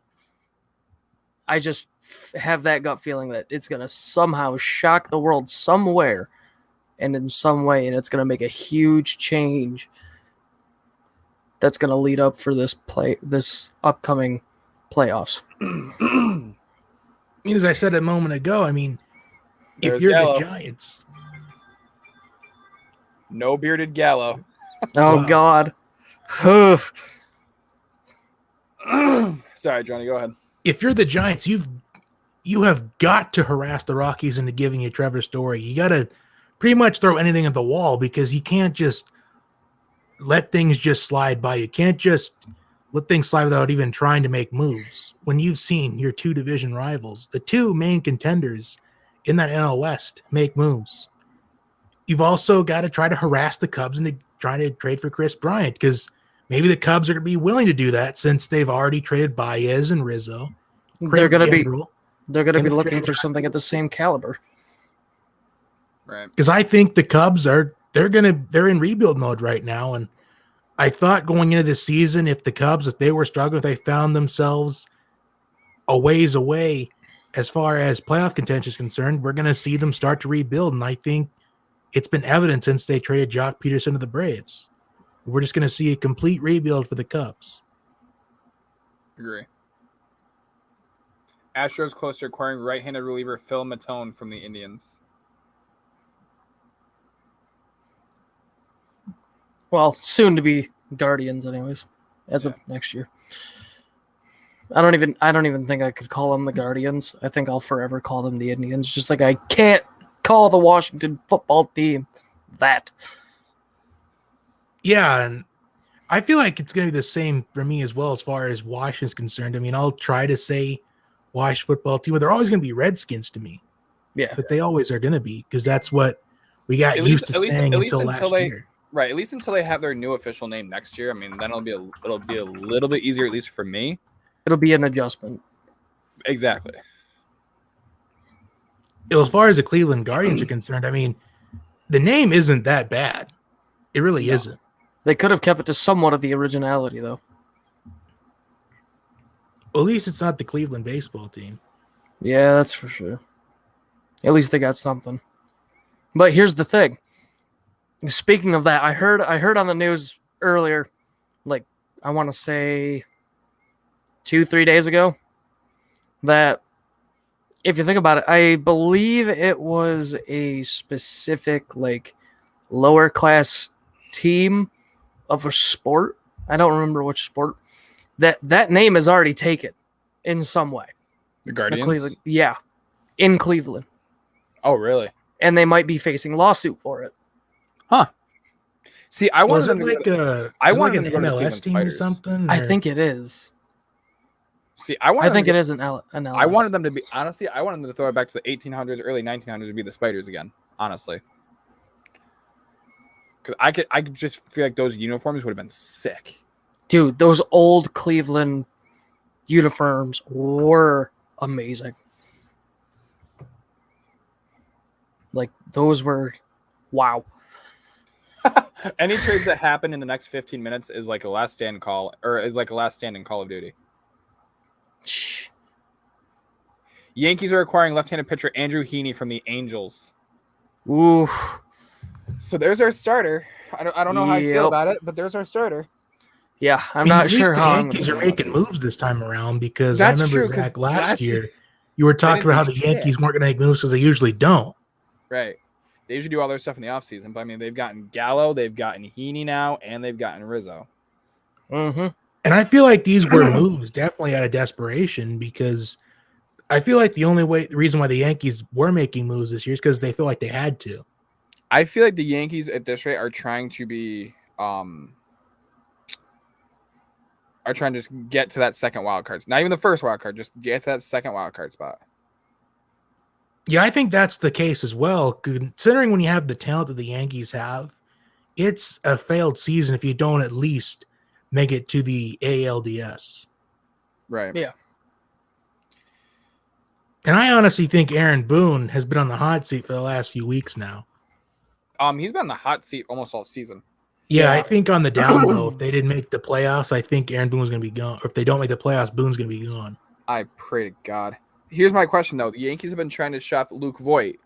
Is this the one that gets it done? I mean, it wouldn't surprise me considering that Rizzo they've already traded for Rizzo, who does play first base. But I know you don't want me talking about this, but I'm very interested to see how this is going to work out with Rizzo in New York, considering he has been very vocal about not getting the COVID-19 vaccine. And in New York, it's being rumored that, the whole passports if you don't, and cards there's an and issue. things. Yeah. And if so you I'm don't, interested in how it's going to work out. Yeah. Yeah. We gotta keep in mind, they just had 2 waves go through their organization, so most of them should be at least immune to get through the rest of the season now. And then he's a rental, so I mean, they just may not bring him back. Yeah, because as soon as I saw he was getting traded to the Yankees, that was the first thing that came into my mind is how that was going to work out. So I remembered that he made some statement about that a few weeks ago. Mm-hmm. Which, I'm sorry, how sad is it that when this shit is going on, that is the first thing that we think about? Like, how sad is that about this day and age that a pandemic is the first fucking thing that we think about? Not, my team just got better. No, it's, how is this going to work out where he doesn't want to get the vaccine? And I only brought that up because it's in New York. No, I know, and I'm not coming at you with this. I'm just saying in general. Like, how sad I mean, that's that's anywheres at this. That's really anywheres right now, anyways. Right. It's like how does me getting traded over here affect me due to how Astros trade this Miles said Straw to the state. Indians in a deal that brings right-handed pitcher Phil Matone to Houston. So that's a 1-for-1 major league for major league. Interesting. Yep. So Andrew Heaney, real quick. This season, 18 games pitched, 6-7 win-loss record, 5.27 ERA.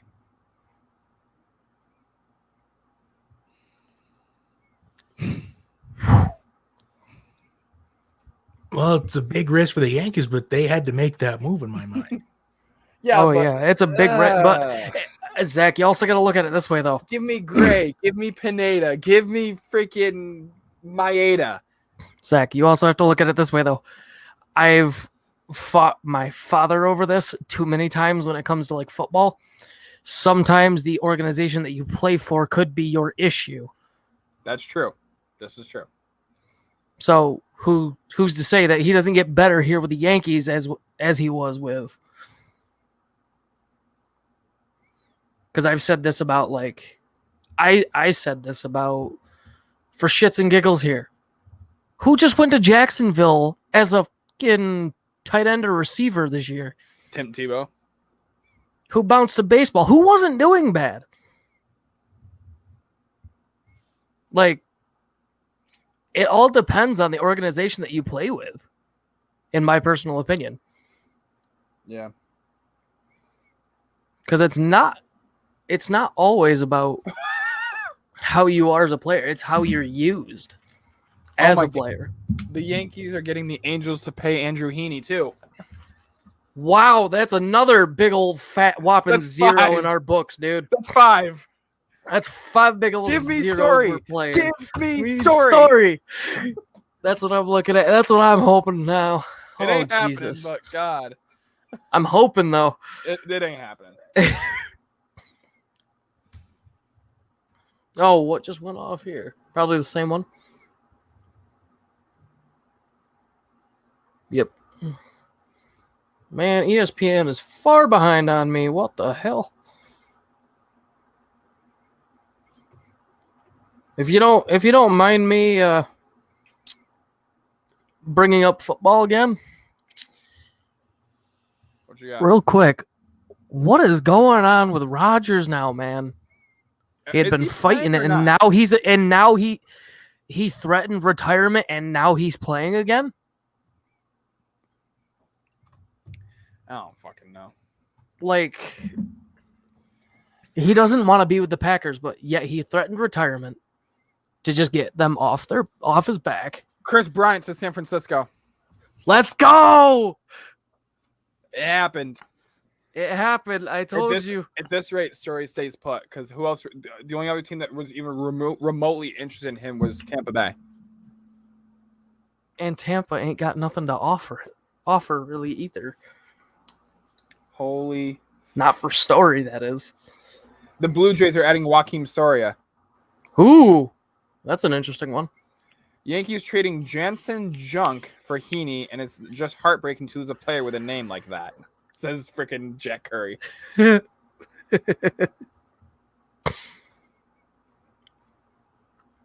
Brewers get reliever John Curtis for Peyton Henry, a catcher from the Marlins. Yeah.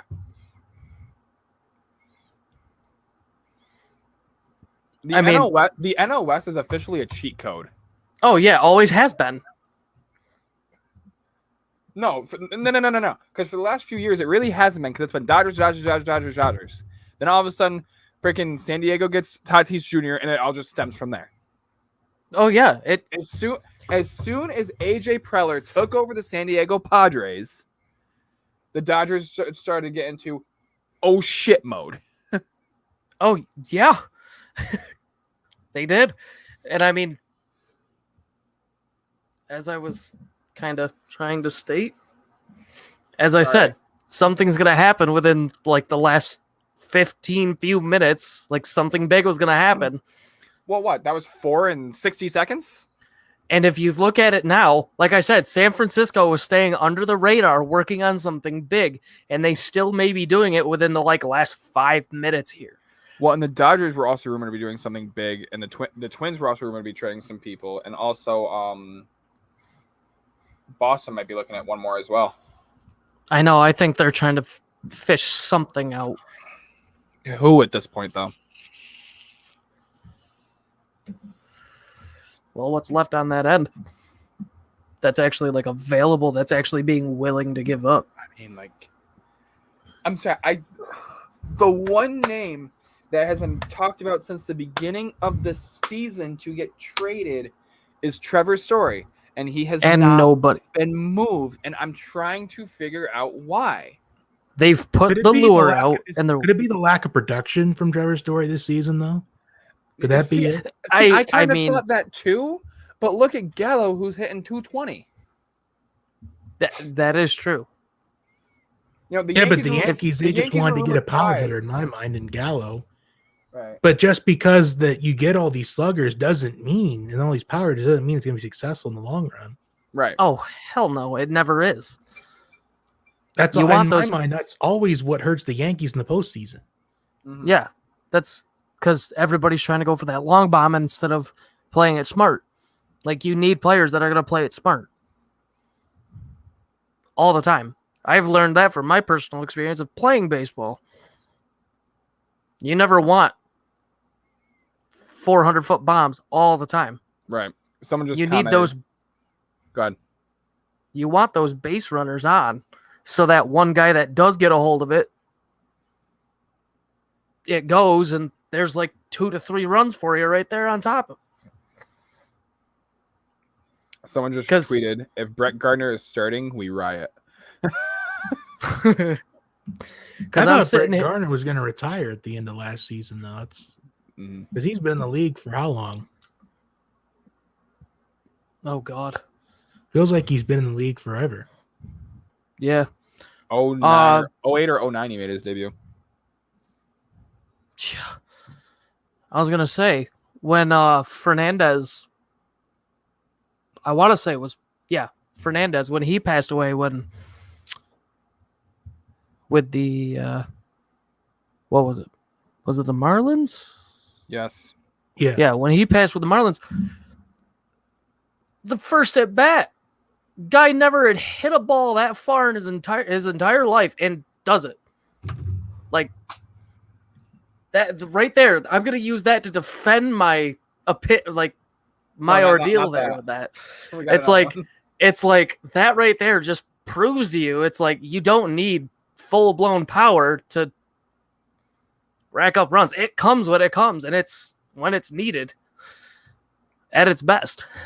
Jake Marisnik just got traded to the fucking Padres. Well, I think what I said about the Padres, with it being San Francisco and the Padres kind of kicking the bucket towards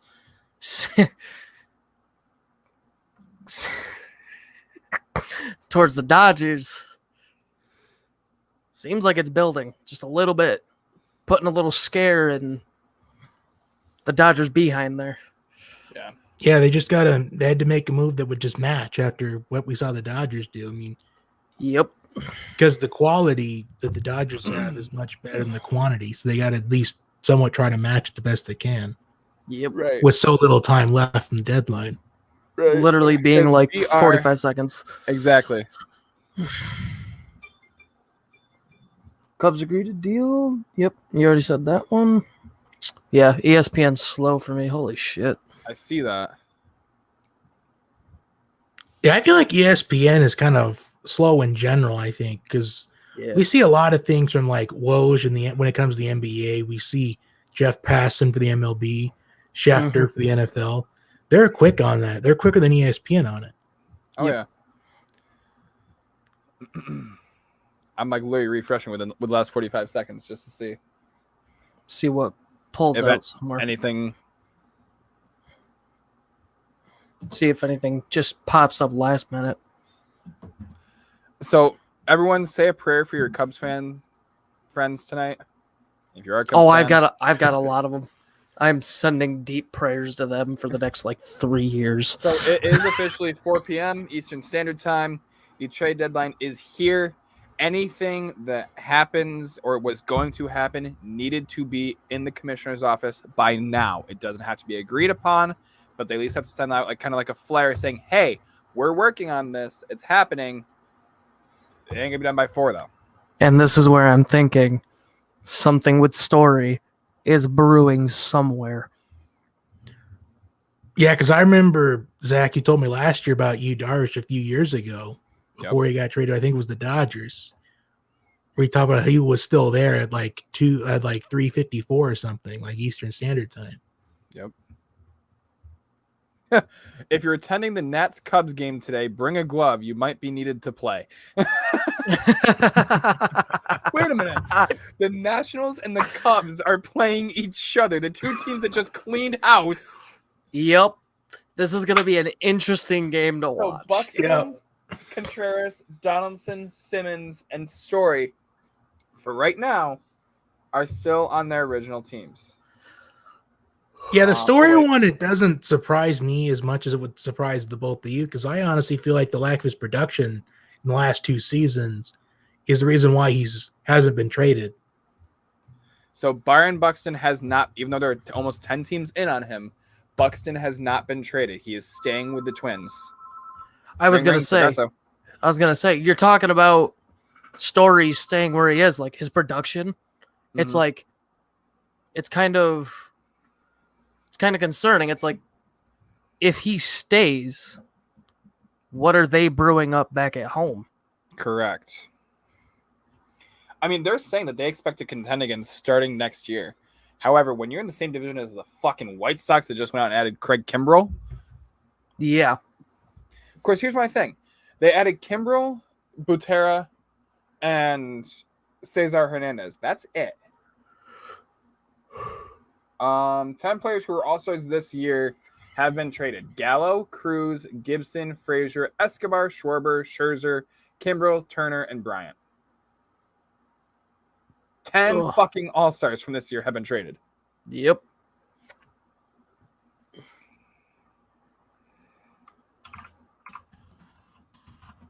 Freddie Galvis is returning to the Phillies in a deal with the Orioles.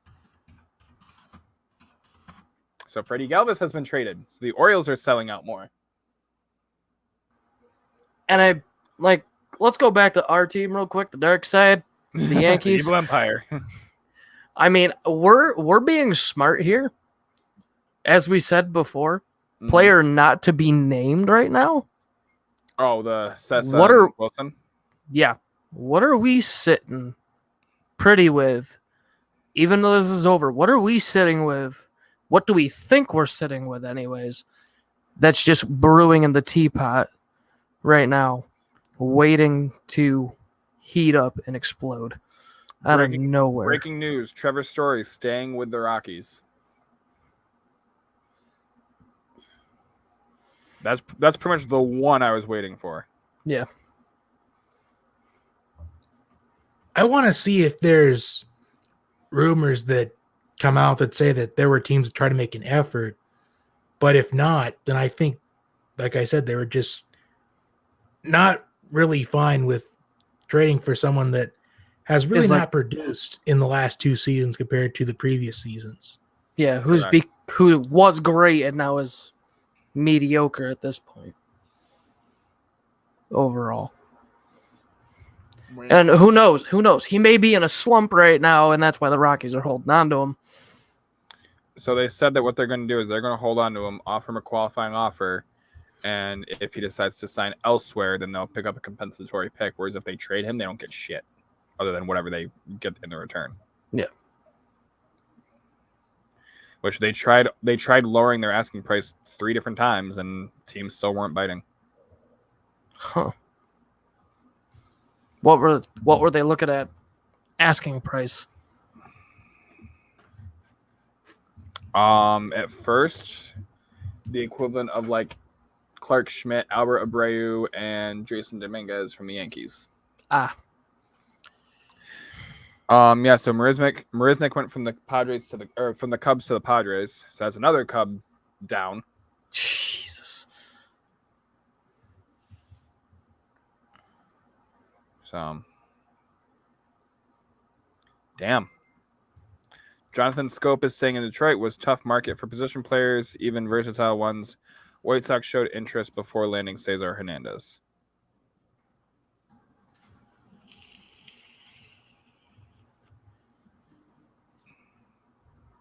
I just want to see like one or two. I mean, I was getting ready to sign it off last year, Johnny, if you remember, and all of a sudden, what was it? It was Archie Bradley dropped, Starling Marte dropped. Just while I was trying to sign it off.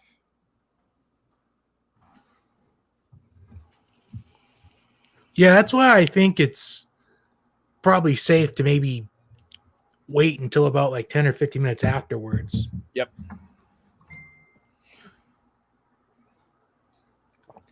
Oh, here's another theory with Story. What's that? If he doesn't, The hand injury from last week? that too. I never thought of that. Other than that, do you think if this doesn't, what happened? So they finally just announced the return for Bryant. Mm-hmm. Joey Bart and Lamonte Wade Jr. Wade Jr., who has been shredding it for the Giants this season. So Cubs may be possibly able to hang around. Here's my question, though. They just got Joey Bart. Mm-hmm. What does this mean for Contreras? Mm-hmm. Like as far as like long term is concerned, or Correct. I mean, the Cubs they still I think it's safe to say. Pieces around. Wait, listen. The Cardinals trading for J. Happ and only J. Happ at the trade line is objectively hilarious. That's true. The only move the Cardinals made. Never mind, John Lester's going to the fucking Cardinals. So the Cardinals just got John Lester and J. Happ. It's not bad at all for them. Now, back to the hand injury. Merrifield stayed with the Royals. Go ahead, Brandon. Sorry. No, you're fine. You're fine. You know I don't care about being interrupted. But going back to Trevor Story's hand injury, that's probably why people didn't bite on him, because it could be end up being a reoccurring issue that might cost him long term. Yeah, and you don't want to trade for someone if they're not going to be able to get production out of him for that injury. Yeah. And if he continues to not produce due to hand injury, like within the next year or so, the Rockies may drop him.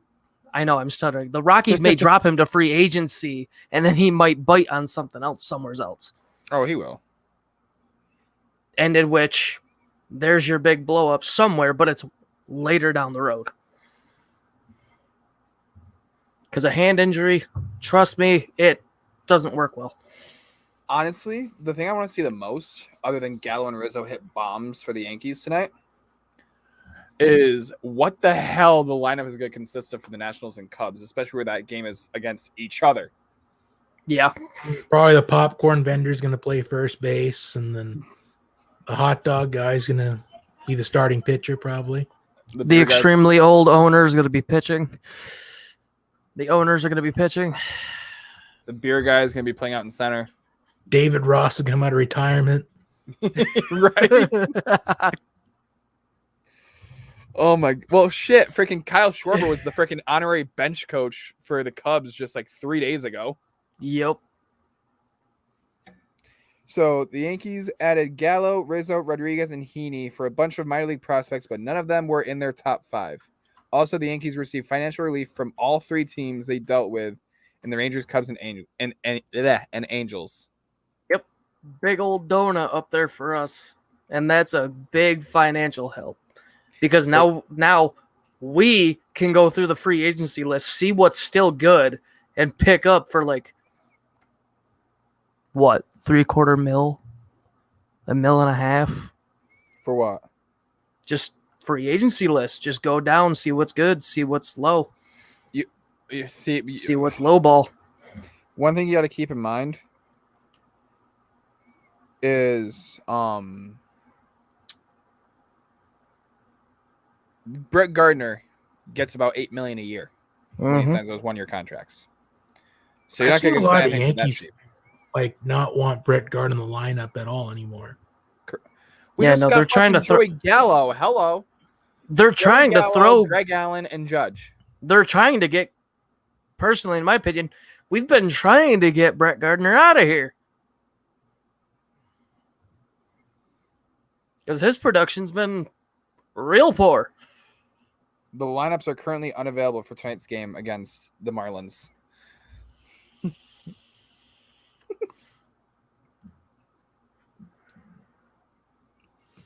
So we officially have numbers. Speaking of the Marlins, I'm surprised that Starling Marte didn't get traded. I heard he was on the trade block. He did last week. Oh, Marte he did. Got traded. He did. I didn't hear that. Hold on, let me pull it up. Somewhere in here. Where are you? There you are. Dude, I am so behind. Just a little bit. You're fine though. This had to have been today, because no, it was a few days ago. Yeah. I was going to say, I'm going off the top of my head from what I know, because I haven't been keeping up with shit just due to what's happened to me recently. So, I mean... I appreciate that, instead of making me look stupid for like the next 2 minutes. No, you're good. I mean, I've been through a shit load of crap right now. So I basically have like... I've prepped for this at the same time, and then when all this hit, it's just like, fuck it. I haven't kept up on anything. Trey Mancini and John Means both stayed with the Orioles. I expected one of them to get moved, but neither one of them ended up getting moved. Mancini. I think the fact that last year, like this time, there was like no sports, and I think the fact that this year it's like a record number of stuff. Oh, I'm like so behind on everything. Yeah. It's like, you know, for years and years and years, you were used to like, you know, keeping up with everything, and we had that almost year off. Now it's like, yeah, because I remember last year, I think it was like opening week last year at this time or something. Yeah, like because it started so late, and it was only the 60-game season, and that was over within like a month, 2 months. The 60-game season was something I was able to get into surprisingly. I mean, because that's usually what I do for baseball, really, is I get into it for maybe the first 3-4 weeks of the season and then kind of take a step back while the NHL playoffs, NBA playoffs play out. Then I come back a little bit for the summertime in time for the trade deadline, and then I'm just out of it till the playoffs start. Yep. Because personally, I just feel like 162 games, I think that's really too much for me to keep up with. Yeah. For sure. I'd probably be good with like maybe a 94-game schedule. But I can understand for like baseball, it's like, well, they can play a game every day. And the fact that they like can play like 6 times a week. Yeah, 6 times a week with 4 to 6 game series throughout a week, and then they're traveling back to another. Right. And I believe that's why you're seeing a lot of pitch counts so low, because of that off 60-game season. Not everybody was technically fresh. Hansel Robles traded to the Red Sox. So they got Schwarber and Robles, and it sounds like that's about it. So, well, Schwarber's having a big year, though. He is. Well, he's had a big section of the year. Yeah, at most. Robles, though. Yeah, that's the kind of concerning one on my end, with my old team that I just recently transferred from. Wait a minute. I don't know who reported Bart and Wade Jr. to the Cubs, but that is not accurate, I'm being told. Oh? Really? So what's the return?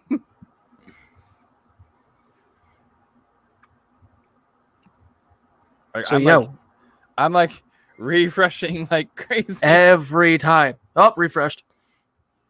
Nah, it's just an ad. Change it. I'd say I was kind of surprised that makes a lot more sense. Cubs receive pitcher Caleb Killian and outfielder Alexander Camargo from Giants in the Bryant trade. That makes a lot more sense. Because it's not like you were getting freaking Mike Trout. Like, Bryant is amazing, don't get me wrong. Mm-hmm. But considering he's a rental, yeah, you're not going to give up your future for a rental unless you were guaranteed to sign him back. Yep. And I mean, that's what rental players really are for. It's let's get a taste of what you got in our hands, and maybe we'll sign you, maybe we'll let you go. Right. I mean, I don't want to bring this up randomly, but I'm surprised that Whit Merrifield stayed put because he's been rumored to be traded for the last 2 seasons now. Exactly. And that's why I was saying, it's like there was a thing that got posted earlier saying Whit Merrifield likely staying in Kansas City. And I want to be so bad to be like, well, stop rumoring him for the last 2 or 3 years that he's going to get fucking traded. Johnny, are you ready? Son? Hang on a second. Yep. Brandon, take the realms for a second. I'm getting a phone call. All right, Johnny, it's just you and me. Zach's got a phone call real quick. But yeah, no, as you were saying, yeah, as Zach was saying after, don't rumor him if you're not going to. Personally, it's... So I think last week it was rumored that the Mariners were going to make a move for Whit Merrifield, which honestly it does make sense, though. I mean, Whit Merrifield's leading the league in stolen bases. The guy's got speed, and that's for sure. And it just doesn't end. But I mean, where is somebody like I could see him being traded, but if you look around, him being the leader in stolen bases, I think if anybody were to try to get him, it'd be as a base runner more than anything. He wouldn't see the field except when he's base running. Try to use him as a utility. That's all I could ever see. Whit Merrifield kind of in your lineup, though, like in your starting lineup. I mean, I think Whit Merrifield, because being in Nebraska, the only team that I can really see on a regular basis is the Kansas City Royals. And with what I've seen, Whit Merrifield is the best player on the Royals. Yeah. Overall, after the past few years, he has been the number one for the Royals over what I've seen. Yeah, and the Royals, they've been disappointing this season because there was a lot of expectation for them after they made a move for Benintendi that they could really do some damage this season, but we've yet to see that, although there was a point where they had the best record in the league. Yeah, like pretty early on in the season. Yeah, pretty early on, and then they just fell off. It was kind of puzzling on to where and why they fell off. Jorge Soler traded to the Braves. Rays acquired Jordan Luplow, who just got activated off the IL. And I was about to bring up Jorge Soler because we were talking about Whit Merrifield, and because Jorge Soler, he's had his moments throughout these last couple of seasons. Mm-hmm. There was a time last year where I think he just needed to get his confidence going. Yep, yeah. And he would have been a great asset. Although this move kind of does make sense to the Braves. I believe they released Enciarte yesterday or the day before. Yep, they did. Yep. Lane Thomas is who's going back to Washington for John Lester.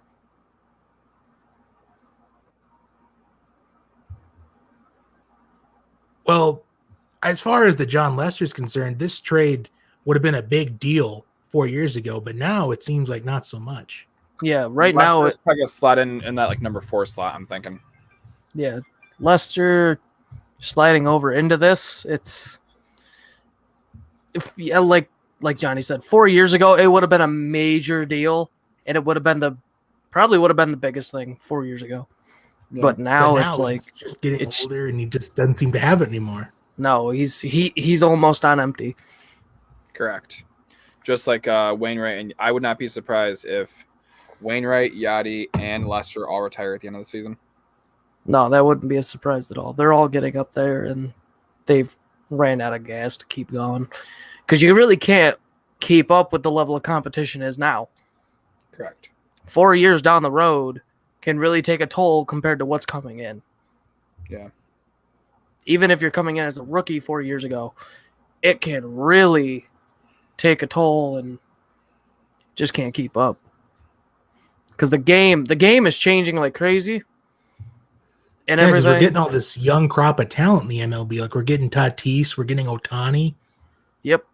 And that crop is what you saw with the I'm going back here towards Jeter era. All these older guys that still had it. That kind of talent is coming in fresh now.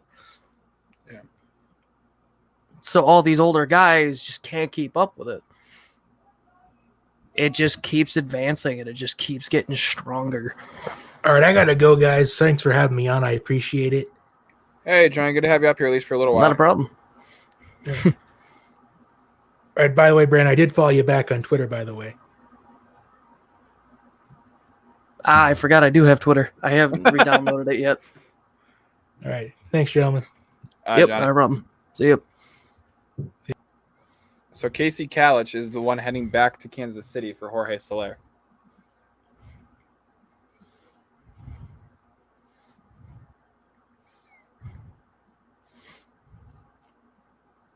I'd like to think I can start to wrap this up, but I feel like more is going to happen.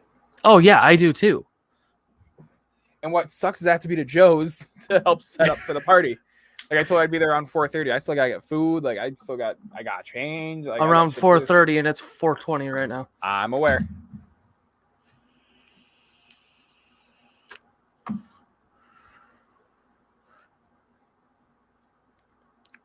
Yeah, I completely forgot I had Twitter. Not gonna lie. I haven't used it in so long, I think I got rid of it a while ago. I'm surprised he even found you. I know. I use this email for pretty much everything. The Reds activated Michael Lorenzen from the IL. Really? Yep. What is he, the pitcher and outfielder? Yeah. Kind He of like was- Shohei. Yeah. But not as consistent in either aspect. Did you go on the thing with the Braves with... Yep, you did with Soler. Soler, yep. Yep. Touched on it briefly because we don't know. Well, we didn't know the return until just a minute ago. Yep.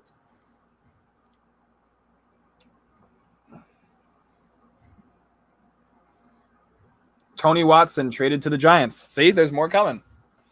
Dude, the Giants were brewing something. Wait a minute, Watson, wasn't he?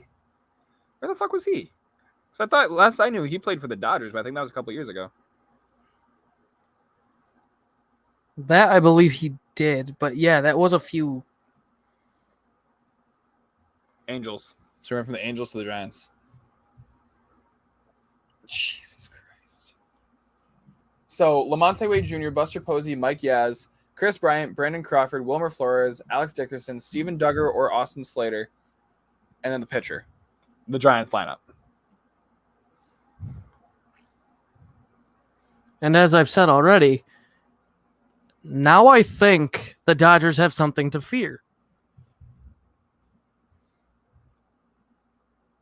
In my personal opinion, the Dodgers now have something to be scared of. Even though they got all these all-stars and everything coming up, that they've got something to be scared about now. Nothing major, Right. but they've got something. It's not gonna be a cakewalk like it has been, but No, So- it's going to switching be a sports- challenge now. switching sports for a second, Carson Wentz expected to miss the rest of the preseason. Fucked up his foot again. It's stuff like that. The hand and the foot, dude, it's always reoccurring. It's never not going to be there. All right, I'm gonna take it to 4:30, and anything else that happens after that, if it's big enough, I'll make a video on it. I'm gonna give it another 6 minutes.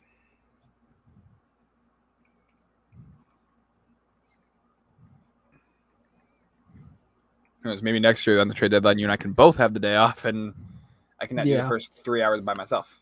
Yeah, I know. Here's my thing. I'm looking at switching my job over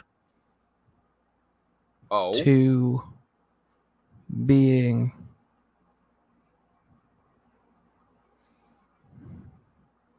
thinking about going with a state job now. I thought you were coming to work with me. Well, with what my mom just showed me literally yesterday, dude, the state is hiring like crazy. At pretty much all positions. To do Everywhere. what though? That's the thing I don't that's the one thing that kind of is making it flaky. On my end. Yeah.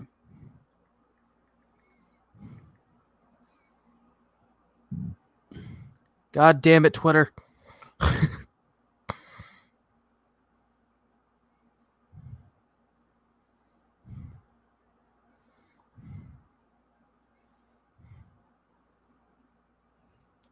Some of these trades that happened today, I'm I'm floored. shocked by some of them too. I mean, literally, the Cubs had a fire sale. Rizzo gone, Bryant gone, Baez gone, Marisnik gone, Kimbrel gone. The Nationals, Lester gone, Turner gone, Scherzer gone, Harrison gone, Gomes gone. It just makes it. The Twins actually weren't as bad. They only got rid of like 3 or 4. Sign up with your I am signed in though. Tony Watson actually used to play for the Giants, so he's going back to the Giants. Second step. Yep. Do.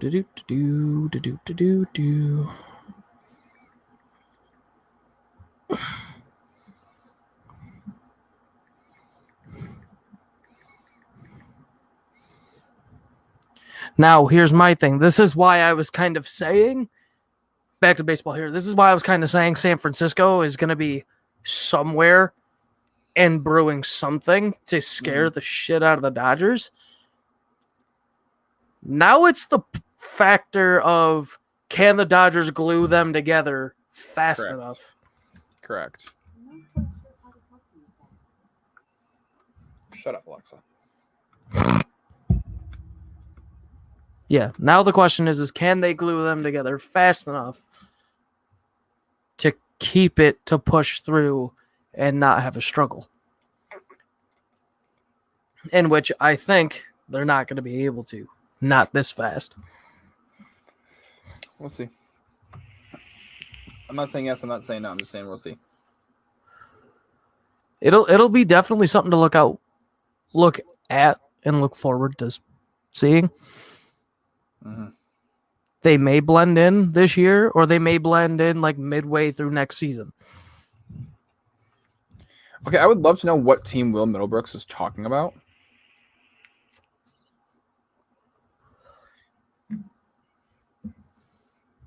Yeah, I don't think Johnny, because... Remember, we're still alive. I know. I don't think he found me on...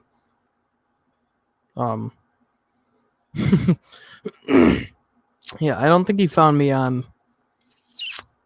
Twitter. Because it's saying that none of my stuff is, like, even existent.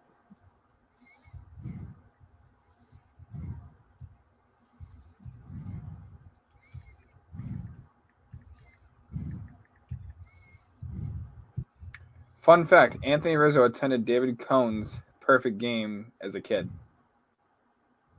I just followed. The Yankees are done. There will not be any 4 o'clock or post 4 o'clock surprises. Is San Francisco done?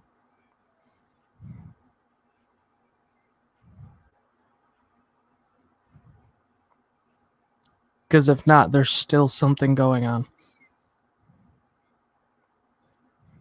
I don't know.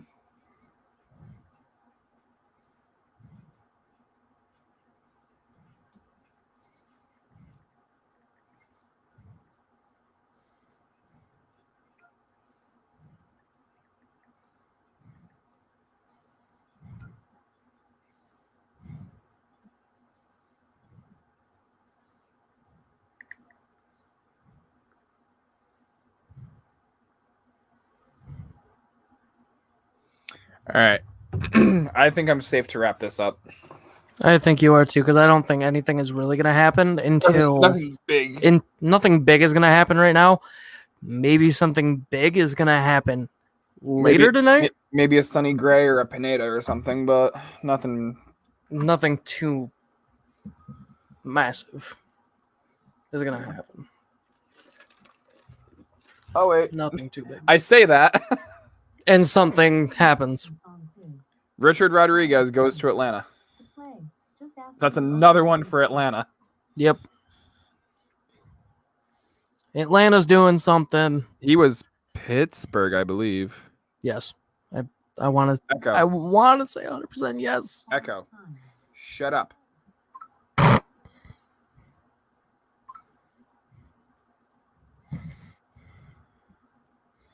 Let me. Anything else? Are we done? Am I safe? I've got nothing. No, I'm asking the Twitterverse here. I guess I've got I guess I got to use that other one that literally just got created because apparently. Yeah. All right. Alrighty. Well, guys, I think we're going to wrap this up here. That was a fucking crazy. Yeah. Just not even just today, but just the entire week. But this has been the most active on the actual day of the deadline that I've seen in probably the last 5 years or so, 5-6 years. Probably the year that like Price got traded and Lester got traded and Cespedes got traded, and we weren't really sure if teams were buyers or sellers. Like the Red Sox, they were trading away guys, but also getting guys, and it's just, yeah. Anyway, Brandon, anything? I've got nothing personally because I haven't been keeping up. But I mean, I tried keeping up the best I could today at work. Yeah. But I mean, other than that, it was like, Your phone ping, ping, ping, ping, ping in your pocket. Mm-hmm. All day. So, all right, y'all. Well, be sure to like, comment, subscribe, share, hit that notification bell. It's the only way to help out the channel. For anybody that goes back and watches this thing in its entire duration, thank you. It was really boring for the first 3 hours. I'm not gonna lie, because there weren't a lot of trades going on, so I kind of was just like sitting here, like watching, waiting for more stuff to break. But appreciate you guys sticking around. My thanks to Brandon, also to Giant Talk Sports, guys. I'll be at you guys real soon with some more content. I'll be talking to you guys later. Peace. I'm out.